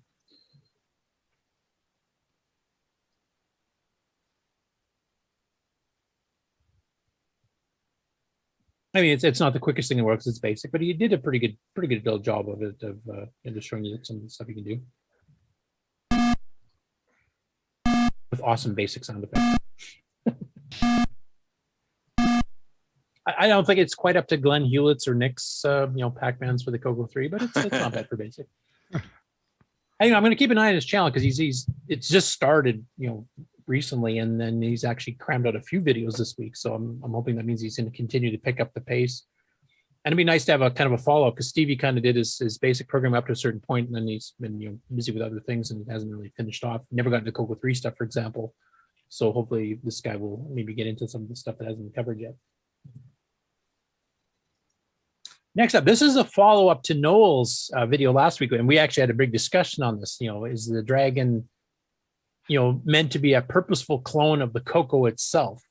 And Noel came to the conclusion that yes, it was. And I mean, obviously we can get Ciaran and Stu, if they're still on the call, to chime in on their thoughts of this. So this is actually a video done by, this is one I've not heard of. Now, Jim might be mad at him too, because it's called KOJRO Retro Innovations.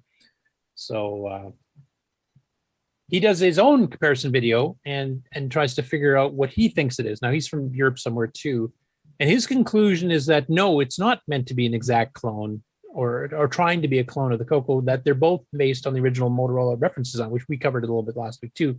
But he goes into more detail. Actually, brings up some of the spec sheets from the Motorola reference design, where they're saying how the chips should be interlaced together, between the VDG and the SAM, and some of the support logic and stuff like that. And then kind of goes through both motherboards. He also goes into the original history of Videotex, and he's got a picture of the AgVision version of the Videotex terminal here, and how that was originally a co-authored by Tandy and Motorola themselves, which uses basically all the core stuff that Motorola would have then told other manufacturers to use if they're using these chipsets.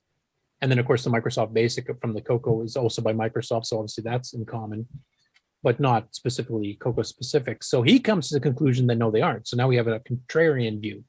So Ciaran and Stu, if you're still on the call here, and I can't see if you're on the call at the moment or not, what is your opinions on that?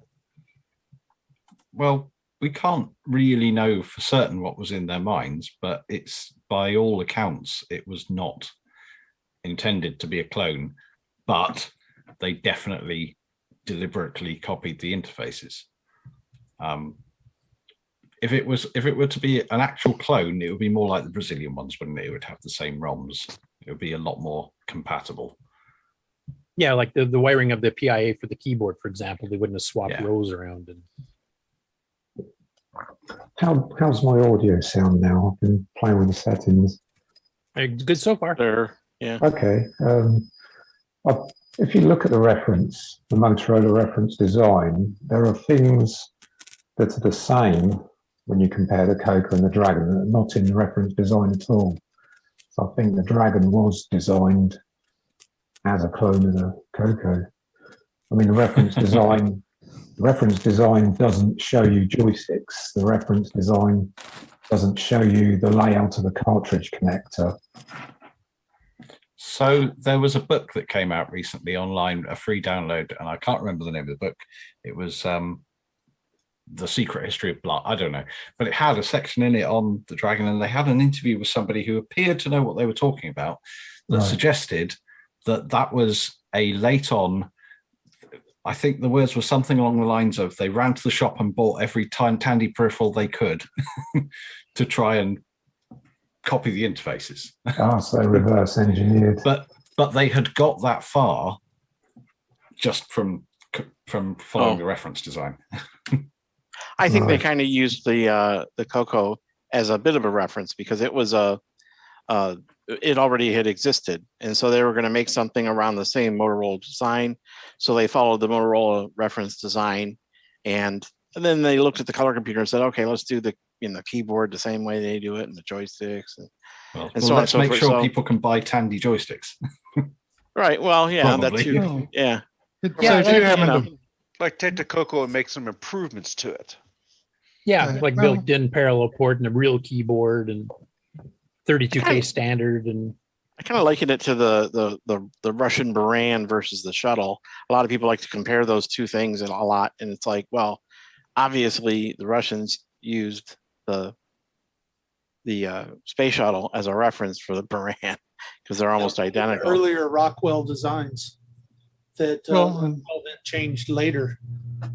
But some guy that works for NASA said that they would have sent because if you called us up and asked us for the plans, we would have sent them to you. because it's just, it's the U.S. government. It's not like they own the rights to it. It belongs to the people. So if someone wanted the design, they would have sent it to them.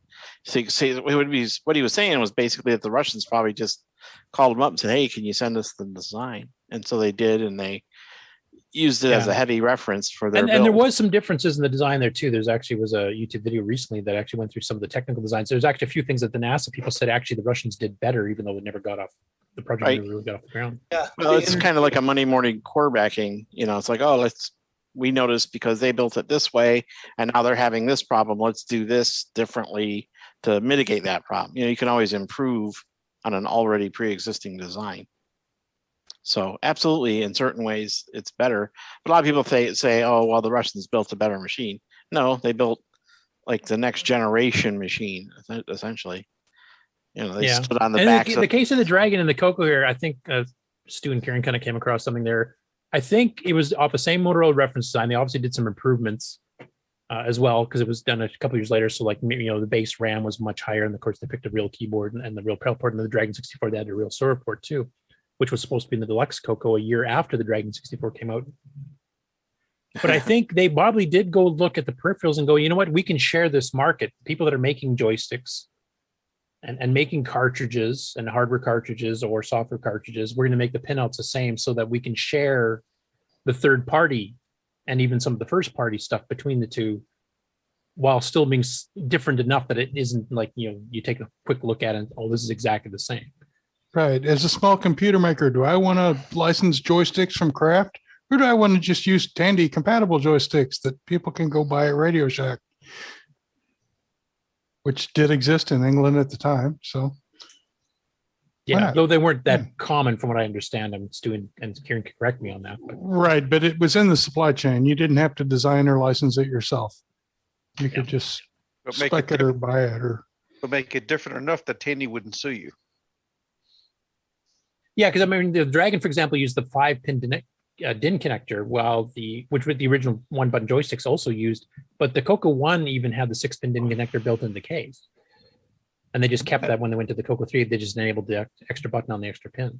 See, that's a good point. That lends some credence to they bought the peripherals and story, because if they'd looked at the machine, they'd have seen a 6-pin connector.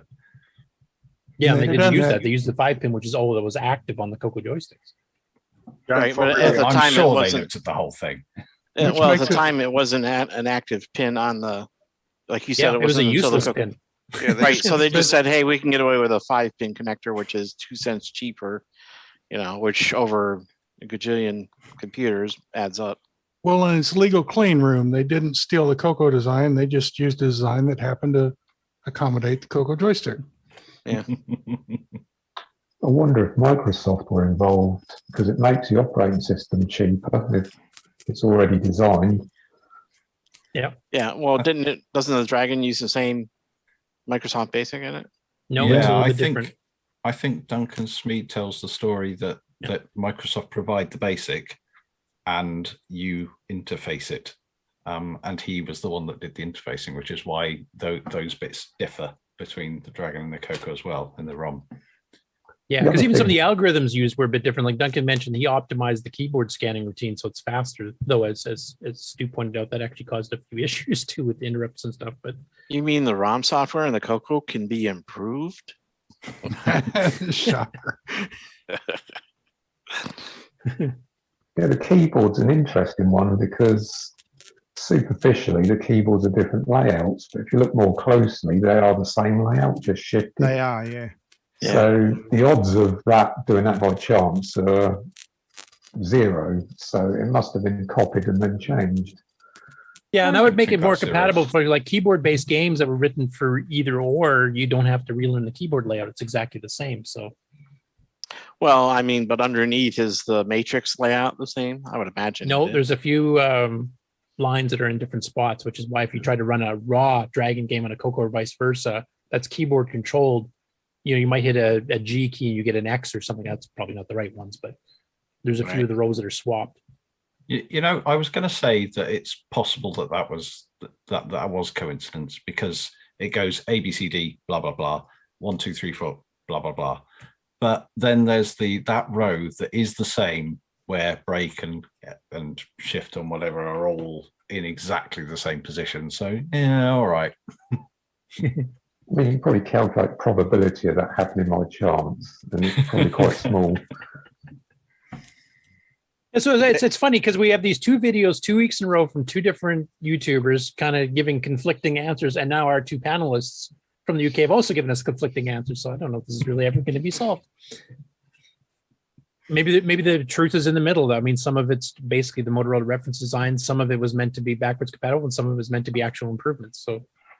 Well, the people that were close to it that speak about it claim that it was not a direct clone, but we can't know, can we?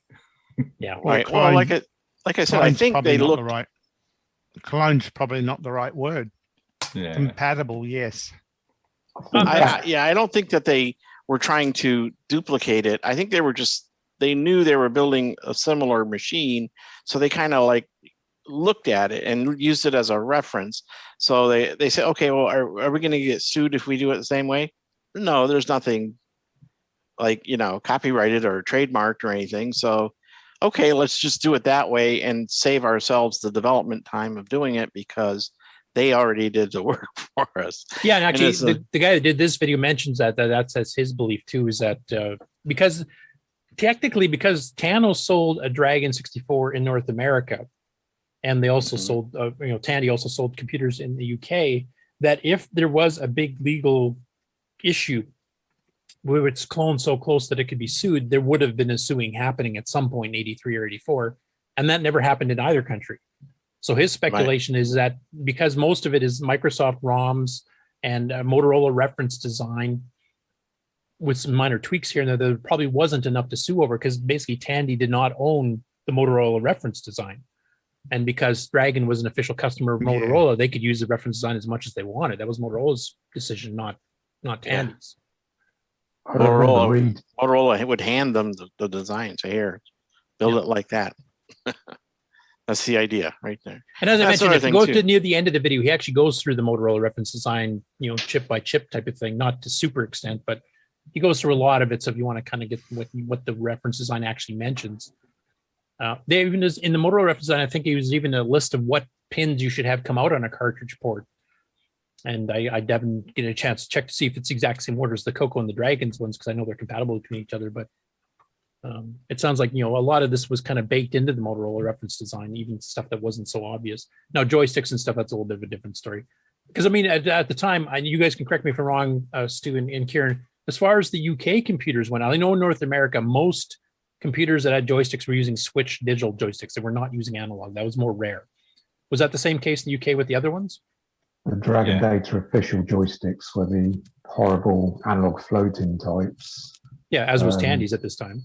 Yeah, you had to look to the aftermarket or third-party products to get a switch type. But did the rivals of the Dragon also use switch joysticks, or did any of them have analog, like the Spectrums, the BBCs, the Amstrads, etc.?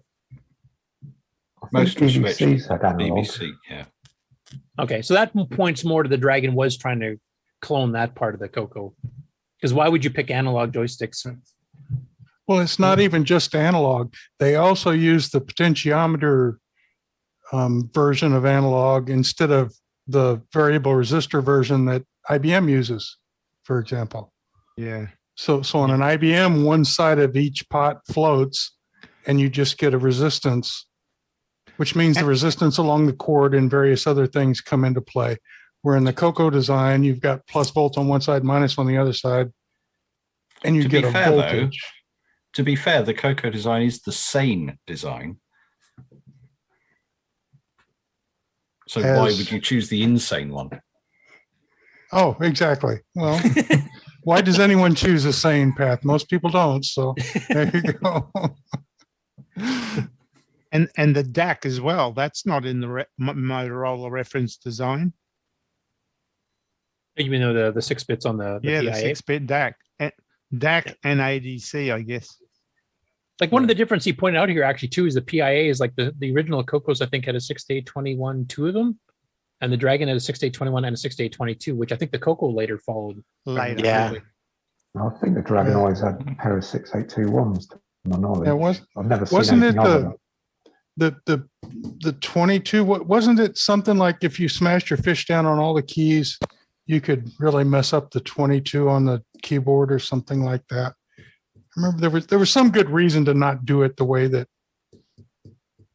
Yeah, I might have got the order to that reverse. It might be the other way around. I can't remember. Yeah, the 21 didn't like being there, but yeah, there was some reason to change. I'd really like to have it explained to me in sort of baby talk what that keyboard issue is.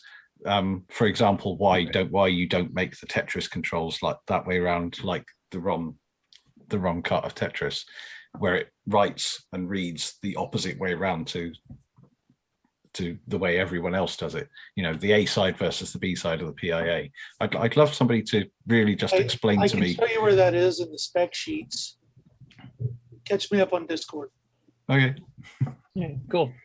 Anyway, it sounds like this is not resolved yet, so may never be. Next up, so Allen Huffman, who of course did a ton of video content of basic programming and a few other things, even a little bit of machine language programming as part of Septandy, has done a larger one here. It's almost just over 20 minutes, explaining the get put commands for extended basic. Now, what he goes into here is the memory requirements, because the Tandy manuals, this is one thing they got wrong. I mean, the Tandy manuals are generally very excellent, but they told you to dim an array of the X size of your get put buffer in pixels, comma, the Y size in pixels, which is blowing a ton of memory, because internally it stores, pixels as bits, not bytes. So it's basically telling you to use up to 8 times too much memory. So of course you want to make it complicated, give them a lot of graphics, you blew all your memory doing dims. So he goes into a rather technical explanation here of how to figure out exactly how many bytes you need to dim. You can dim it as a single dimension array, and gives demos and even shows you when you get FC errors and stuff here so that you can actually do it. And this is part 1. So he's going to go into stuff like the G option, where you can do the faster byte align graphics, which is something else the Tandy manuals did not cover. They told you to use the G option, which basically allowed to pixel shift. If you grab something on pixel 0 and you want to put it on pixel 2 or 3 or something like that on a P mode 4, well, it has to bit shift everything over to get it to place properly, which is much, much slower. And he'll be covering that in a future video he's mentioned in the comments. But this one here is just basically covering the allocation of memory for a get put buffer and how much memory you can save if you ignore the Tandy manuals and do it properly. And with a lot of examples and a good explanation. It was a really good video. So if you guys are interested in doing get put graphics and extended basic on either the Dragon or the CoCo, it applies to both. It's a good tutorial on how to do that properly without blowing too much memory. How am I not subbed to Alan's page? This one I find his YouTube channel being me as being one of the most fascinating ones. I have no idea who this guy is. But he shows JWZ's Dali clock running on a real CoCo 3. Now this is cool because I've seen this on PCs. I've never seen it done in the CoCo before. So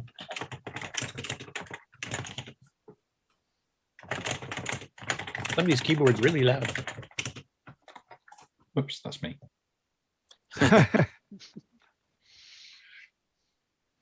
He's punching in some parameters for the clock time and date and stuff here. It's hard to read on the screen, but you'll have to see the graphics because they're quite a bit larger.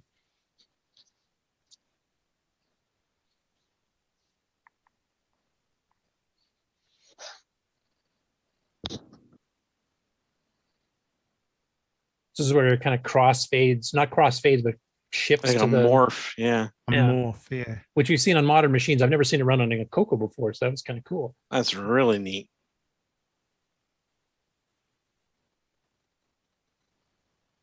And there it switches to the date.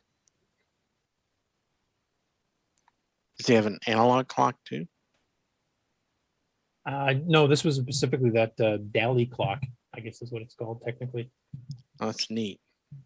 So I don't know who the guy is or if he's got source code of it somewhere. I would like to see that because that's actually a pretty interesting effect I've never seen done on the CoCo before. And no reason you couldn't do that on CoCo 1 and 2 either. Next up, and this is one I think I mentioned earlier here.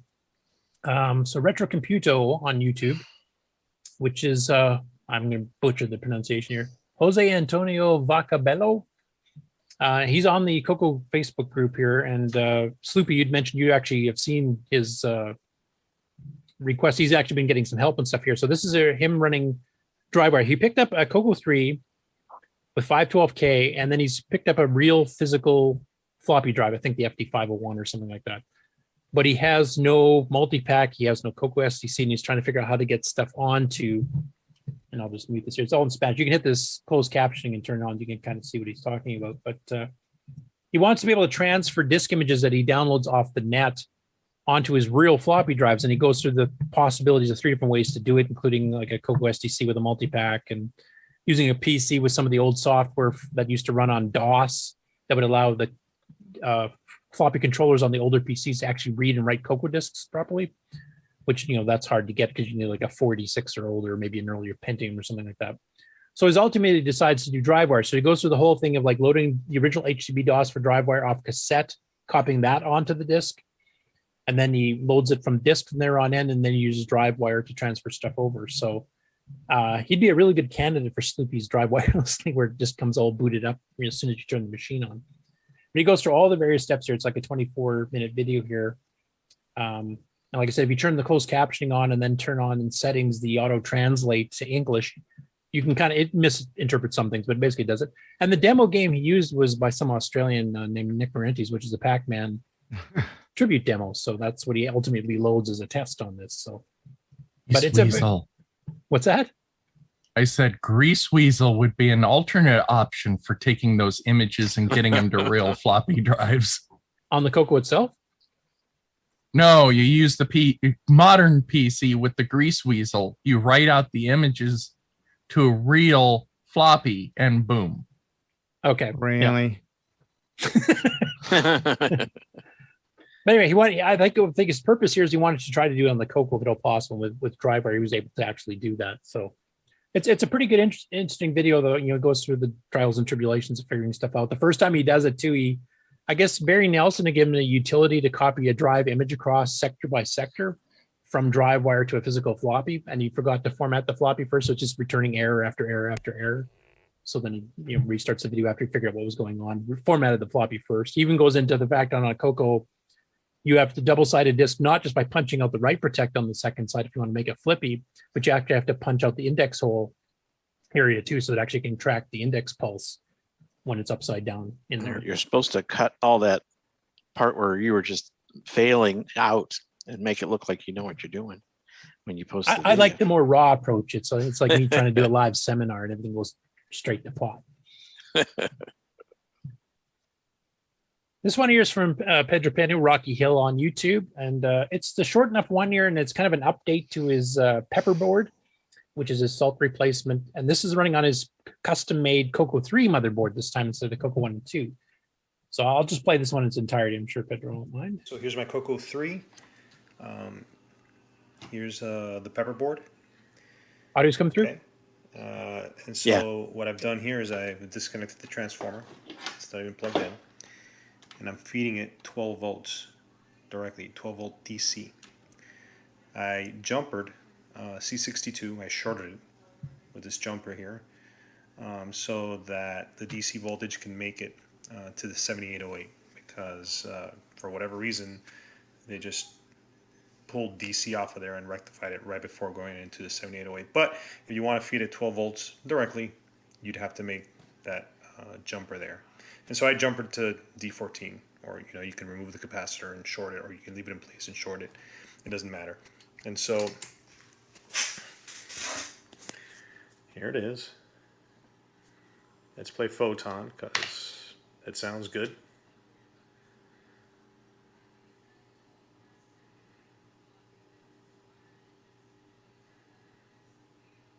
Come on, Sundog.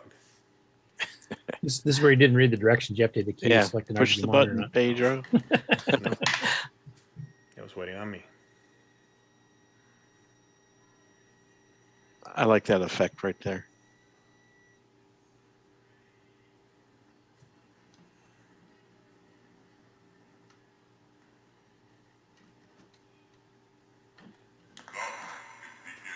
And there you go, you have audio. So it does work. Shorting 662 works. And let's listen to the wonderful, wonderful music here in Photon. And I can't play it, but... Anyway, for you, the hardware gurus here, like Rick and stuff here, the salt chip, I guess, has something to do with the DAC sound, does it? Every analog thing is done by the salt chip. DAC, voltage regulation, you name it. Yeah. Okay, so that basically was that's the one chip we could not replace up until now. Yep. And he's tested on the CoCo 1 and 2 before. I know there was talk about whether it would work in the CoCo 3 double speed, etc. And it does. So now we have a replacement for that chip. And also with him doing the boards, he's pretty much taken it over the finish line. You can now build a CoCo 3, from scratch. From scratch. Well, there you go, Stu. Now you can get a CoCo 3.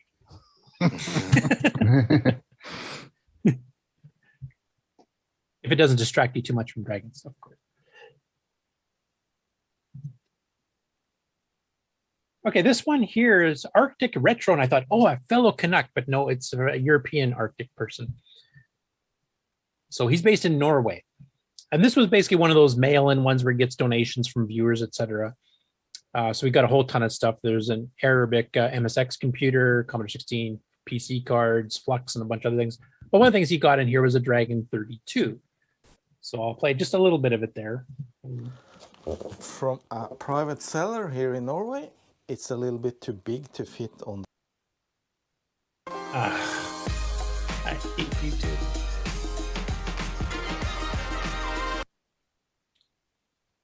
Yeah, I hate having the frizzy PC hair. MasterCard, earn up to At least she's cute. optimum points for every dollar spent. I wish the Chrome extension not broke, or the fact that Chrome keeps crashing on me. To fit on the desk. Anyway, I was going to ask you guys, were you aware did Dragon sell directly in Norway?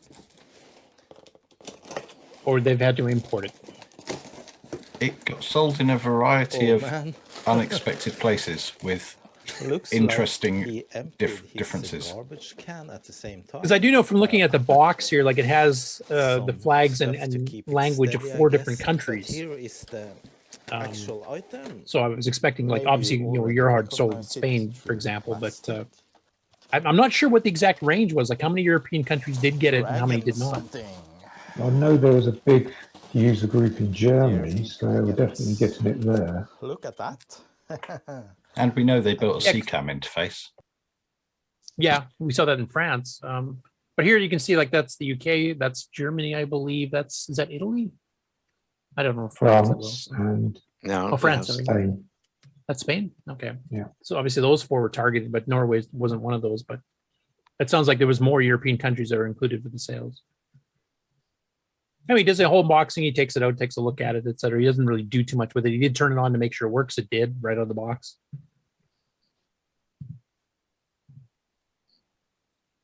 Next up, Simon Jonassen has been busy doing sound demos lately on the MC10, which has a 1-bit sound source. So it's a bit more limited than 6-bit DAC. But this one here, instead of just doing the raw sawtooth, synthy type of thing, sort of the coarse synthy thing, this one he actually put some percussion in with a little bit of multi-voice. So it actually sounds pretty decent for an MC10 with 1-bit.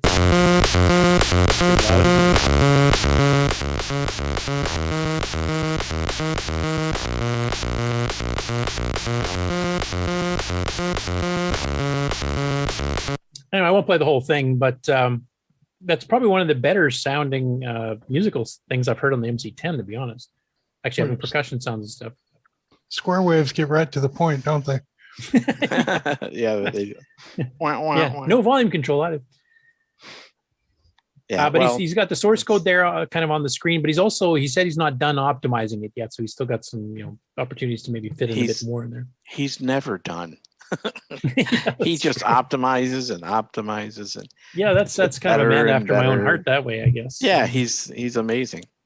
Looks like he's ported it from the Spectrum program. You can see the Z80 code in the comments. I asked him about that, and he's ported a particular music studio program from the ZX, and then began fixing it up and cleaning it up and optimizing it, doing all the things that he does. And I asked him if he had looked at another fairly widely known 1-bit audio fanatic, and unsurprisingly, he knows Utz directly. So. Hey, it's pretty cool seeing that. So good. No, I was going to say, didn't he get lots of his music compositions from Utz? I believe so. Yeah, I think Utz wrote him some music for his demos. Yeah, I remember him mentioning that at CoCo Fest when he was down there for his CoCo 3 demo. He mentioned the person that had actually created the music itself. He wrote the player, but the music itself was written by somebody else. Anyways, it's fun to see that the MC10 getting some love on the sound department. We've had some pretty decent ML games in there. There's a port of Flagenbird, there's a Pac-Man, ports of Space Assault, etc. All doing 1-bit sound. And now we know Jim Gary's been using Simon's code to do those videos, the music for his videos. So he must have been testing it early on. Yeah, that must be using the more advanced version, though. I think from what I've heard, some of those. And speaking of which, in 2 weeks when we have the MC10 special, Simon actually will be one of the guests on that show to demonstrate some of the sound stuff and hopefully an even newer version than this. Kind of get an explanation of how that works. And Jim Gary will be on as well, so he can tell us whether he did secretly use Simon's player to do all the background music. Now this one here, Sloopy actually gave me a slight update on this one. So this is, we're getting to MC10 news now. So Jim Gary posted this link about an MC10 keyboard fix, which is rather extravagant. This guy got the MC10, and this is actually dated back to April. I missed this the original time around, so Jim had just recently reposted it. And basically what he doesn't like on the MC10 keyboard, besides the fact it's really small and the keys are kind of, yucky, is that the shift and control keys for him are the opposite parts where they should be. So rather than just doing a simple hack, he goes through like the ROMs and figuring out how to patch it, and then, making a custom ROM, and basically does all this stuff just to swap the two keys. It's pretty extensive, but he got it working. So if any of you have the same issue where you figure the control and the shift keys are on the wrong sides of the keyboard, He on must your be MC10. left-handed. I might just use wires. Honestly, there should be, the control key should be another shift key, and there should be an additional key for control. Yeah, beside the A or something. But yeah, the nice thing here is I like literally the keys I think are the exact same size. So you can literally swap the keys themselves. And then you just, but you, like other people said, why wouldn't you just rewire it instead of like reprogramming ROMs and doing everything else? I don't know. Well, that way you're not modifying the hardware, and you can well, you modify the ROM. Well, what is he reburning the ROM? Yeah, take a look at this hodgepodge he had to get here to get his ROM. Oh, yeah, I guess so. So don't ask me. Yeah. But it's cool that he actually took the time to do it and wrote a whole blog complete with pictures and stuff about it. So once again, the TRS-80 model computers generally tended to be more for the hackers than some of the more game-oriented machines. Here's my MC10 keyboard. I just use an emulator. Yeah, if this is a Mylar, you can't really change it. Yeah. You'd almost need a like, what was it, Commodore? The keyboard was on a circuit board, so you could do anything you wanted with that. Mm-hmm. Yeah. Now we're talking about 9Cat earlier here that Karen had done the original Dragon CoCo version of, which remind me, Karen, was that a 64K required or 32K required? 64K, because it just page flipped between everything, so it needed it. So this is done using print statements, I think, or something like that. So this is Jim Gary's version for the MC10. Now, of course, he's just using the built-in sound command in the MC10 Basic, so it doesn't sound as good as Kieran's. But for the MC10, it's actually pretty impressive to get the graphics going like this.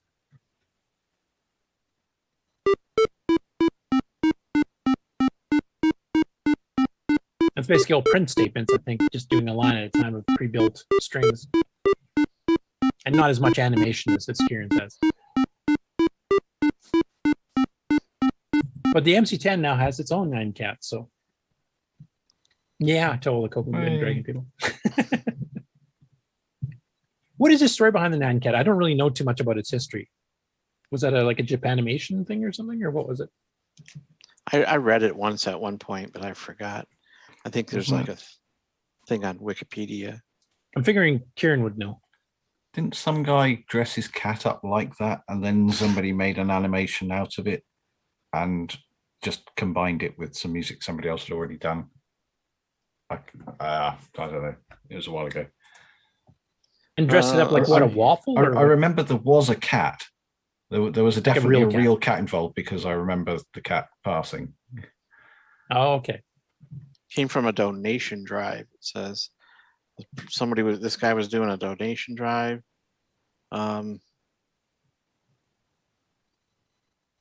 He said something about drawing a Pop-Tart, and in response, he created a hybrid image of a Pop-Tart and a cat. That's kind of like where it comes from. I suspect drugs were involved. That's what I'm kind of gathering. I never realized that that's a Pop-Tart.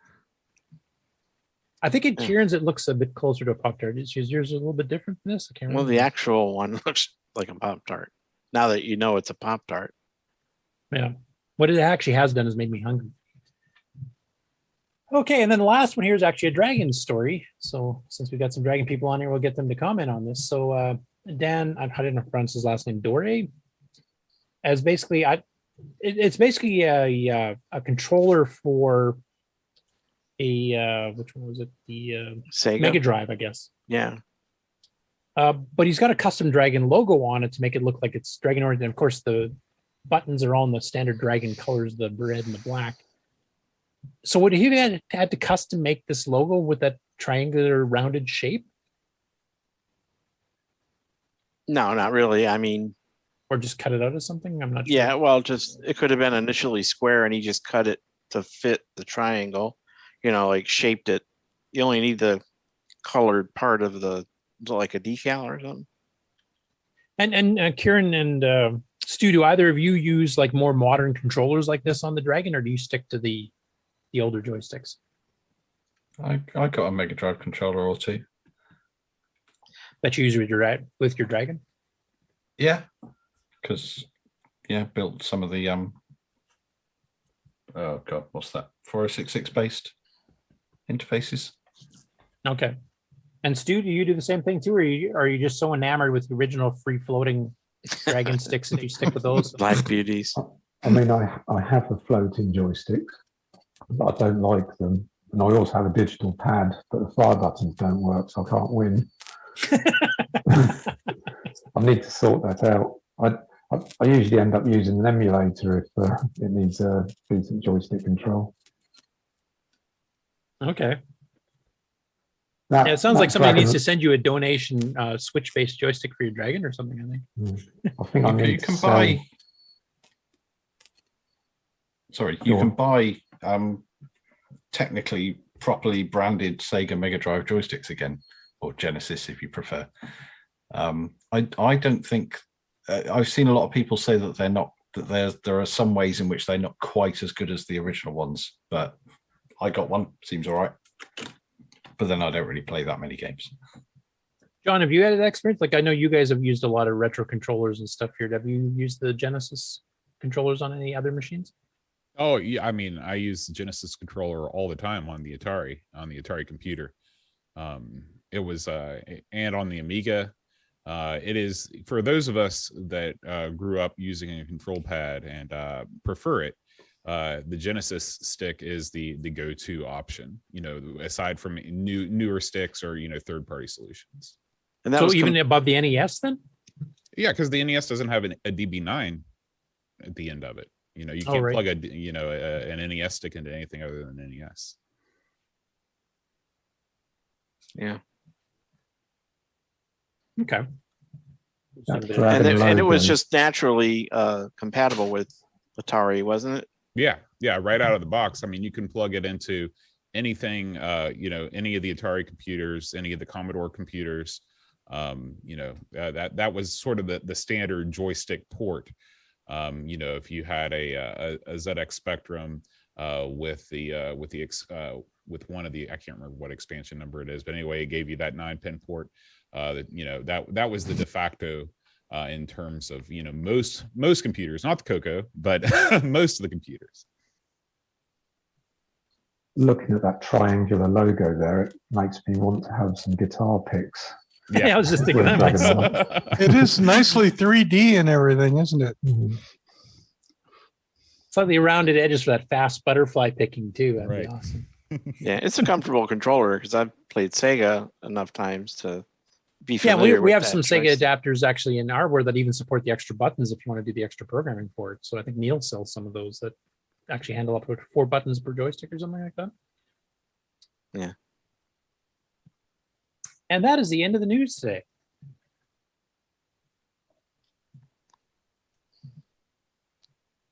And everybody's still awake. I'm impressed. Sigh of What? I was snoozing up against the cabinet.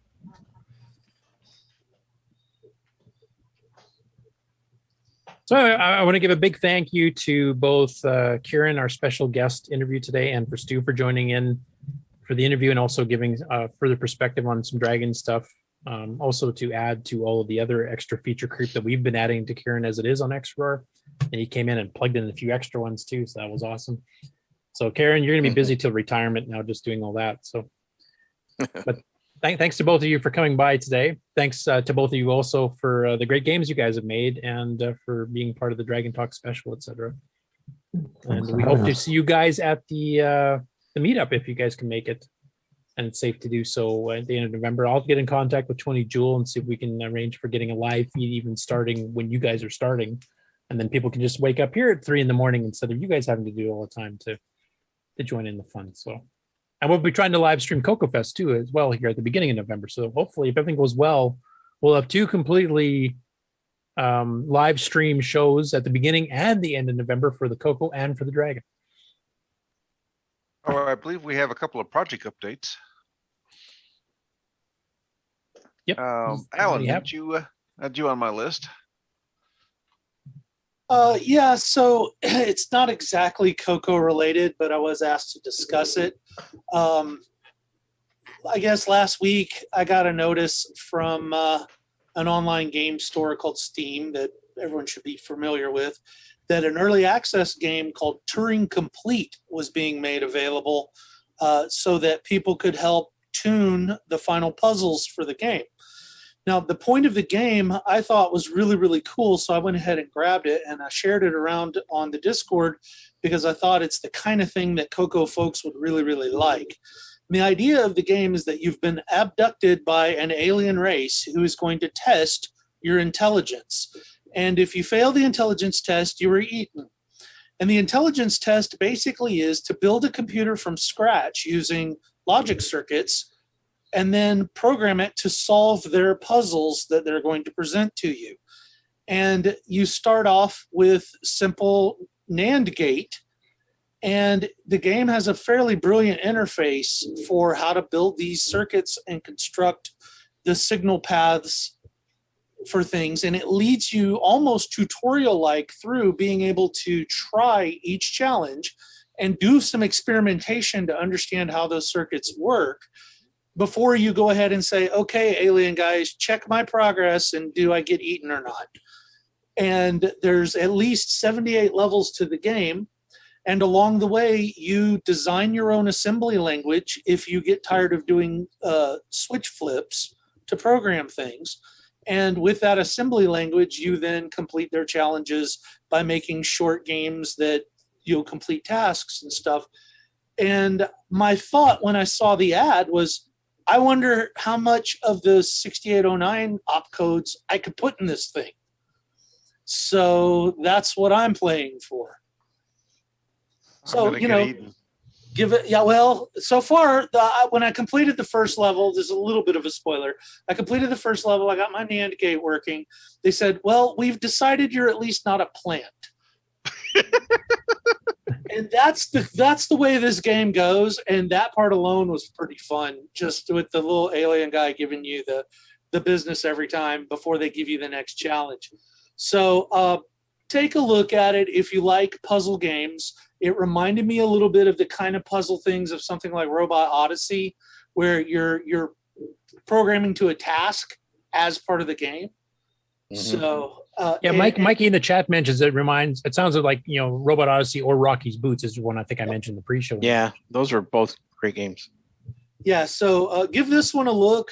For the early access price, I've been very happy with throwing in. And if they don't add anything more to it, I think that I can do everything I'd ever want to do with it anyway. But there's already been more activity going on for it, so it is still in development. Cool. I just want to catch up on the chat. Oh, sorry, go ahead. Go ahead. I don't know who was starting. Oh, okay.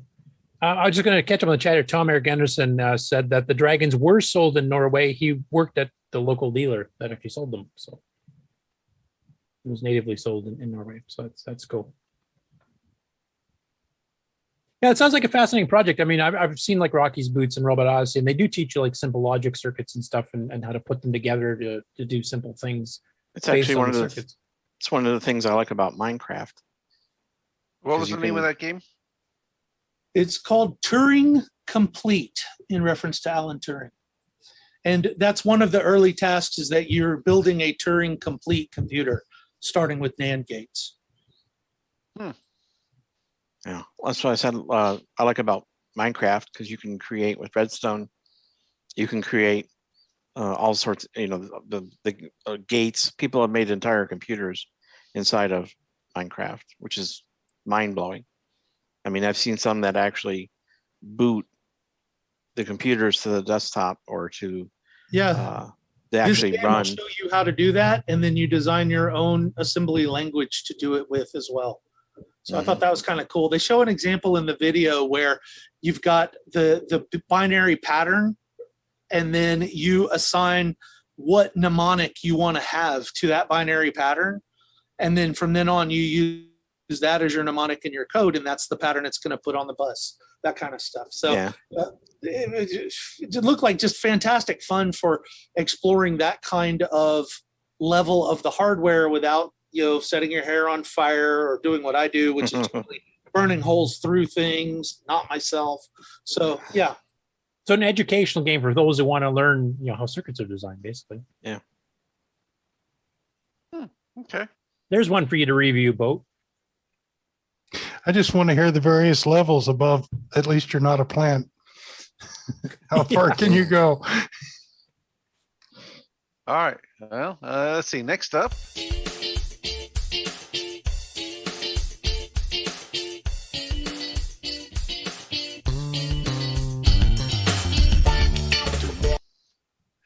All right, Ron, you had something. Yep. Okay, you gotta let me share. There we go.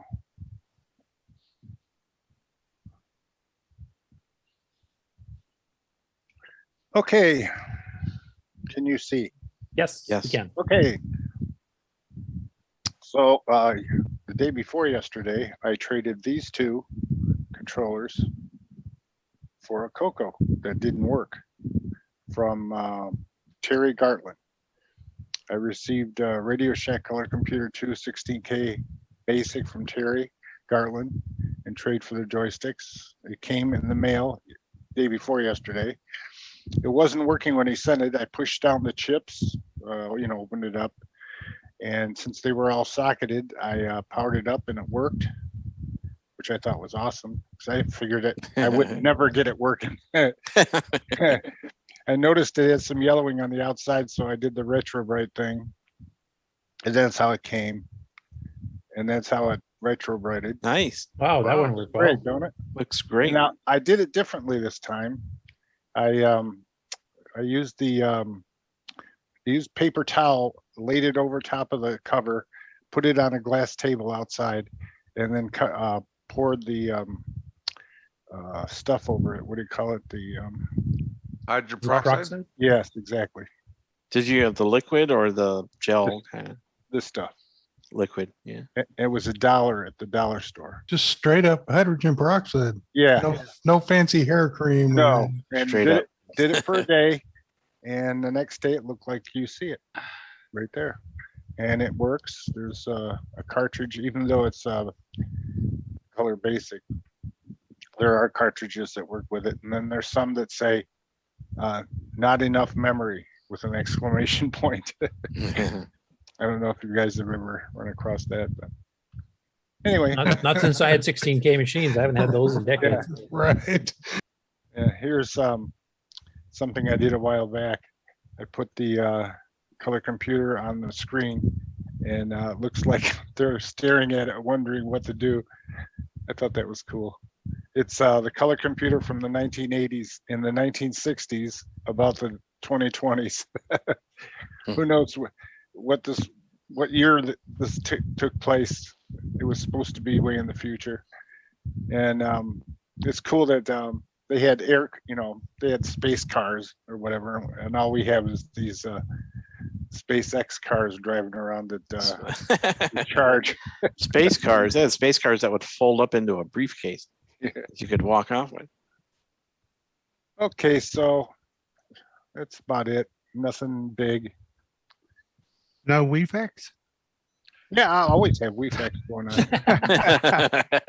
Check it in the morning and the evening because that's when they broadcast the best. And I've gotten some really clear downloads. They look really nice. Yeah, I put them up on the site that I have there, and it's interesting. I get every once in a while I get somebody that joins the the CoCo group, and they're interested. They're a ham guy, and I tell them, check this out, and they get all excited and they want to do it. Generally, nobody has a wire running out of their house though, hooked up to their shortwave so they can receive stuff.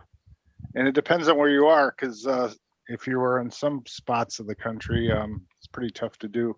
But what's neat is we're coming into the solar cycle where the sun will be nice and strong and give radio waves a chance to bounce around the earth. So you'll be able to pick up stuff all over the place. That's it, guys. Thank you. Okay. Anybody else have any project updates or acquisitions? Brian's not here, so. Yeah. He needs his own show.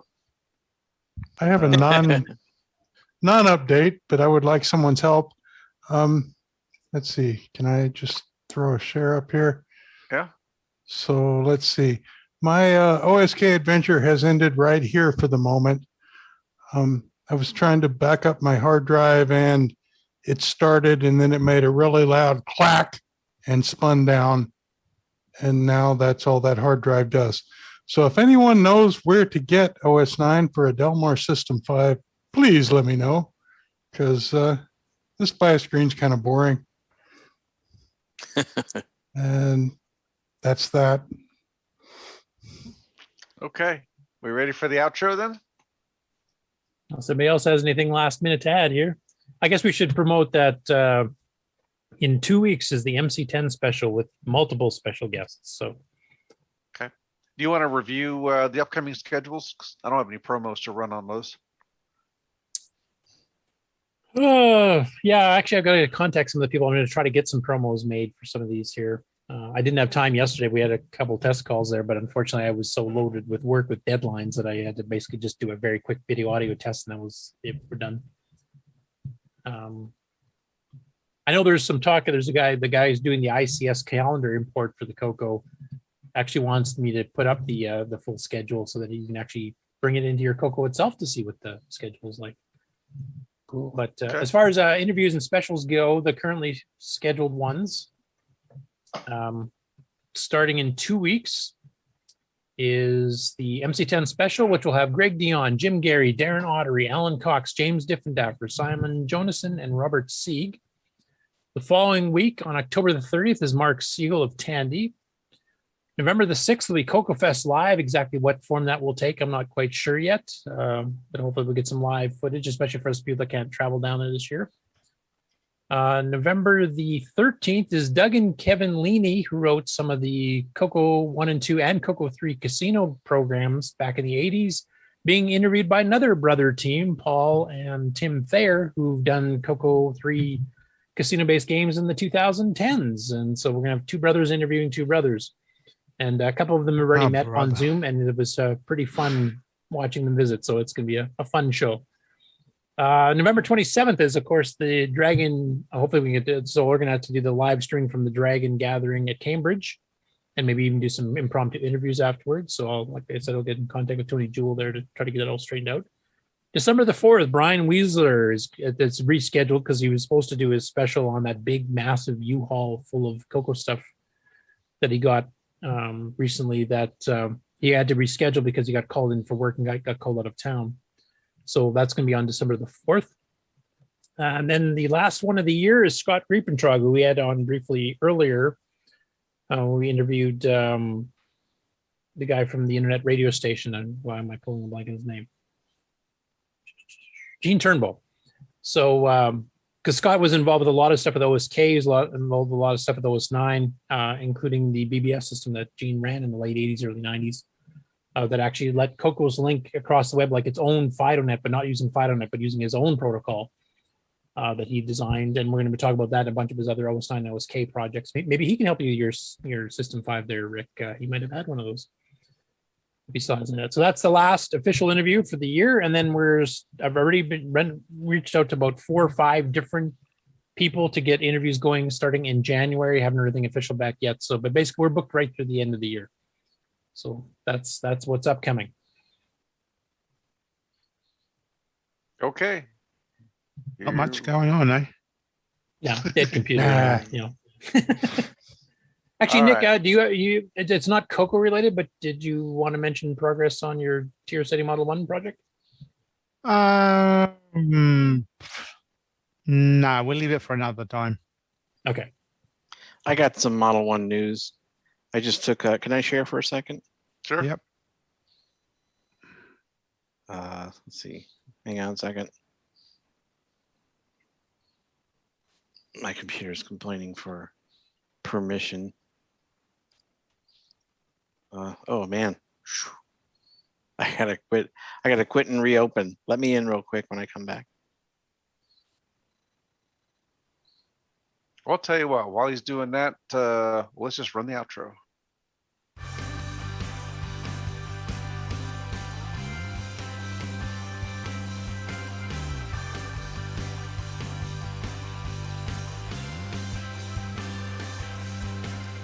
This concludes another episode of CoCoTALK, the world's leading live talk show featuring the Tandy color computer. For all things CoCoTALK, visit us on the web at cocotalk.live. We'd love to hear from you. Send feedback, suggestions, even segments via email to cocotalk@cocotalk.live. Consider supporting the show with a purchase of merchandise from our retro swag shop at 8bit256.com. If you'd like to become a patron of the show, click on the Patreon link on our website, cocotalk.live. CoCoTALK would not exist without the community, its cast, crew, and contributors. Thanks go to Alan Murphy, Bill Noble, Brian Joyce, Brian Weasler, Curtis Boyle, D. Bruce Moore, Danny O'Connor, David Ladd, Eric Canales, Grant Leedy, James Diffendaffer, Jason Reichert, Jim Brain, Ken Reichert, Mark Bosley, Mark Overholzer, Mikey Furman, Mr. Dave 6309, Nick Marentes, Nick Marotta, Nick Marotta, Nick Marotta, Paul Fiscarelli, Richard Lorbieski, Rick Adams, Rick Uland, Rob Inman, Ron Delvaux, Samuel Gimes, Sloopy Malibu, Steve Bjork, Terry Steggy, Tom C., and many more. Please help support the CoCo community. A list of various contributors and resources are available at imacoconut.com. That's imacoconut.com. The original CoCoTALK theme song is copyright 2008 by D. Bruce Moore and Greg Sheeler. The new CoCoTALK theme song is copyright 2020 by D. Bruce Moore. Both are mixed, mastered, and produced by D. Bruce Moore. CoCo forever, people!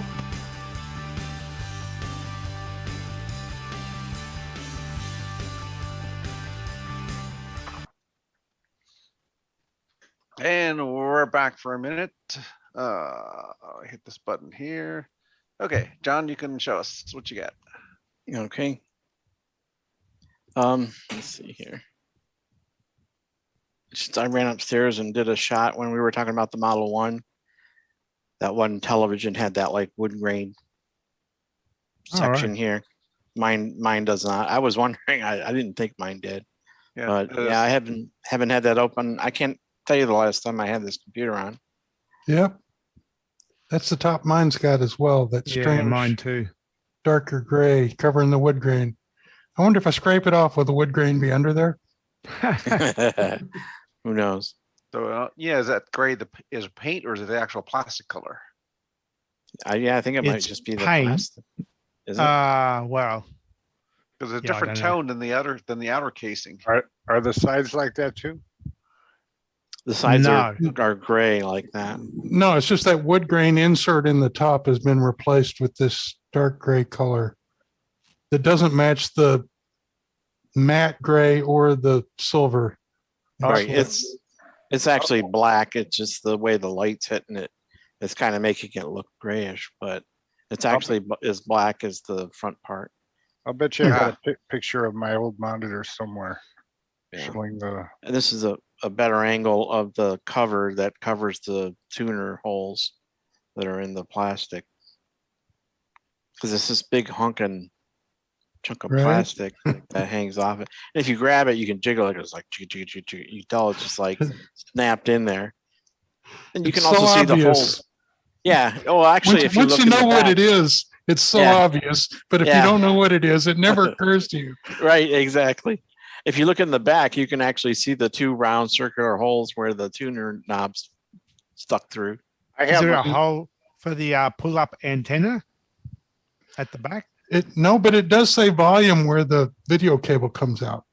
Oh, really? Pretty sure. And I don't know if you can see my mouse, but if you look right here, like right in that area right there, there's a little hunk of plastic that hangs the off. clip. It's a clip for the antenna, I think. Yeah. Oh, Your, I just your, noticed that. your screen over the monitor, I got one just like that. Yeah, I can't remember if it's blue or green. I think it's blue. It gives Mine's it like black. a blue tint. Mine's black, so when you're looking at an angle, you can't tell what you have on the screen. Oh, really? Oh, the and diffuser. you've It's got like an polarized.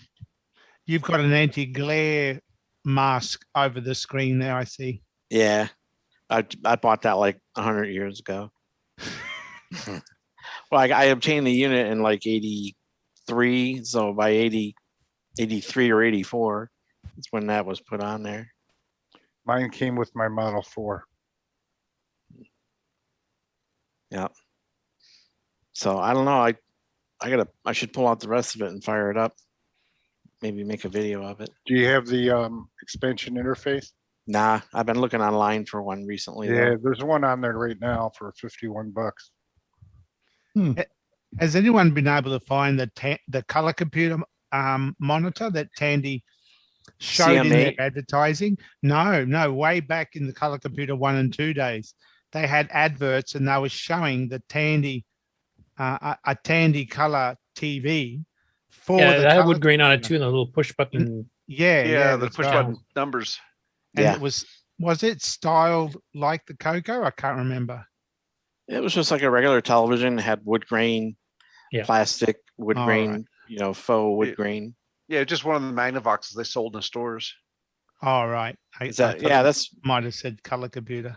Yeah, most of their stuff by then was something rebadged from somebody else. Yeah. Back then, they also had the green, red, blue. A lot of TV sets had that on the Yeah. somewhere around near the knob somewhere. To designate that it was a color TV. Yeah, still selling color in the 80s. Yeah, it's a color TV. Yeah, this could only do 3 colors. Yeah, look, red, green, and blue. If you think of it, we have a That's all they color do. computer for the same reason. I'll just add in one comment here, totally unrelated to the monitor here, but I just saw in the Game on Challenge channel that Buck Owens was talking about dungeons because he wasn't able to be in the chat. So I thought I'd read this out for Ciaran. Excuse me. So thanks. Dungeons was fun. I played it on an Electron a couple of years ago, but never passed the first 4 or 5 levels. I think the original might have been a little harder than the easy that we played, which you said is true. It was so time consuming to complete some of the levels. There were some super easy levels mixed in almost as a bonus. One of the later levels had a bunch, 6+ in a row in a 1 cell wide corridor. Yeah, pick one up, move, you swap keys, or did you repeat it? It was very frustrating. I think my high score game was over 6 hours. Wow. You know what would have been cool back in the day is if they made it so that if someone knocked your computer power cord out, that you could plug it back in and turn it on and see that it's still there. But it never would be. But my first computer was the MC10, and I learned that the program pack has that different RAM where it doesn't need to be refreshed. Yeah, static RAM. Yeah. So I also learned that because there's static RAM, that basically it will hold the information on there. So I'm wondering why they didn't use that and then actually cost. Yeah, static Money, RAM. money, was a lot money, more Static RAM was Money. hugely expensive compared Yeah, to but that. nobody actually did that. Well, it's the same thing with flash memory. Flash memory has been around forever, and I remember my friend telling me about it back in the 80s. There was one of the early MS-DOS based Tandy 1000s had the like MS-DOS in ROM, so it would boot instantly to command.com, and there was a settings that you could save out, And I was asking my friend about what type of storage it was, and he explained it's, essentially flash memory. And I said, why don't they just make hard drives out of that? He said cost. It was just way too much money. Well, like the VIC-20 had static RAM, but it was like 4K of it. Well, I'll give you an example. The Gimmicks, which is a 6 out of 9 base machine, had static RAM in it. It cost $5,000. Yeah. Mind you, it had some extra hardware in it too, but I mean, Right, static RAM right. was literally 5 to 10 times the cost of dynamic RAM.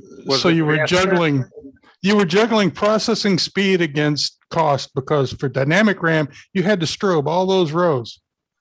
So it was no matter faster. what else. So it was dynamic was faster because you didn't have to strobe all those rows. You didn't have to do anything to maintain the RAM. You could just do what you're doing. Where dynamic RAM, you had to make sure you stepped through all the rows every however milliseconds. Which Your is capacitors invisible. are forgetting. Which is invisible to us, right? Right, but it's not invisible to the designers because, man, this computer runs slow. It's spending all its time just refreshing RAM. Yeah, that's what the SAM and the Gimme are doing. Well, right, but they could be doing so much more if they didn't have to do that.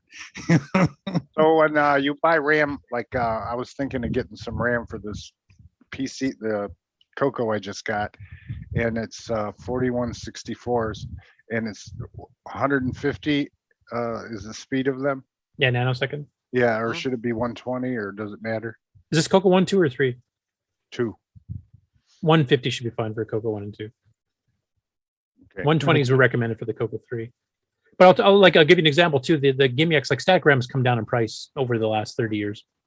So Yeah. the Gimme X 8 and 2 meg memory boards use static RAM, as does the Boomerang and the Cloud9 ones. And the 2.86 megahertz mode on the Gimme X requires static RAM. It will not work if you only have dynamic RAM in there because of all the extra DRAM refreshing strobes and stuff that Rick was talking about. Since those are eliminated static RAM, it can use those extra time that would have been spent refreshing the RAM, actually just running everything faster. Well, I'll tell you one thing. In my Triad, I think I have in one computer, when I turn it off and I turn it back on, if I do it too fast, it doesn't come up. You Yeah, have to, it takes a count to good 10, 6, 15 and then seconds it- to discharge, I think, or something like Yeah, that. what the freak? Yeah, it's just holding it. So when you use static RAM in the SAM and or the Gimme, can you turn off the refresh cycle? Well, that's how No. the 2.86 megahertz works. It does turn off the refresh cycle. Right, the Gimme X can do that. The Gimme itself has no concept. It's, I got to do this. It's built into me. I'm going to do it. Yeah, so it's doing a refresh on the static RAM, even though it doesn't need to. It has this major urge. Right. I must. I was wondering if the SAM had a mode that you could turn off the refresh and gain that extra time on the bus. So what's the speed of these new chips that are on some, like the, the surface mounted chips there? What speeds are those? Too small to count. Yeah, crazy. Yeah. They're like way faster than 150 and 120. Oh, they're Yeah, on the like- order of about 1s and 2s, and Oh, okay. So the I don't even know instantaneous- anymore, Right. really. Luckily, faster is usually okay. So Yeah, if you get the 120s, you'd be fine. Yeah, I mean, if you go back into the PC days when there was a lot of caches, like level 1 cache and stuff like that, that was all done with static RAM too.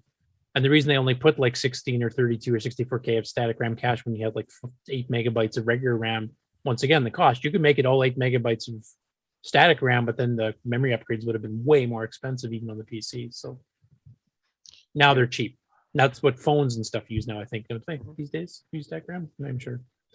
Well, the Sinclair's got away to Probably. use static RAM because they saved to for all the hardware to do the refresh. They saved the money on and just put the little static RAM in because it was cheaper to do a little bit of static RAM than all the support hardware for the refresh. Now that 16K RAM pack has so many chips on it because it's having to do its own refreshing.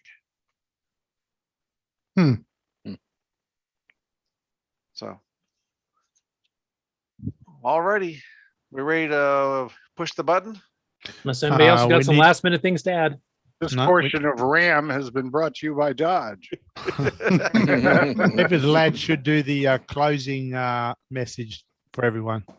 Closing prayer. Bye, everyone. Have a great weekend. Thank you, David. I'll never forgive you for that. Ending on a goofy note. Okay. Thanks, David. Goodbye, everybody. See you next week. Take care, everyone. Daddy crammed everyone. Bye. Cheerio.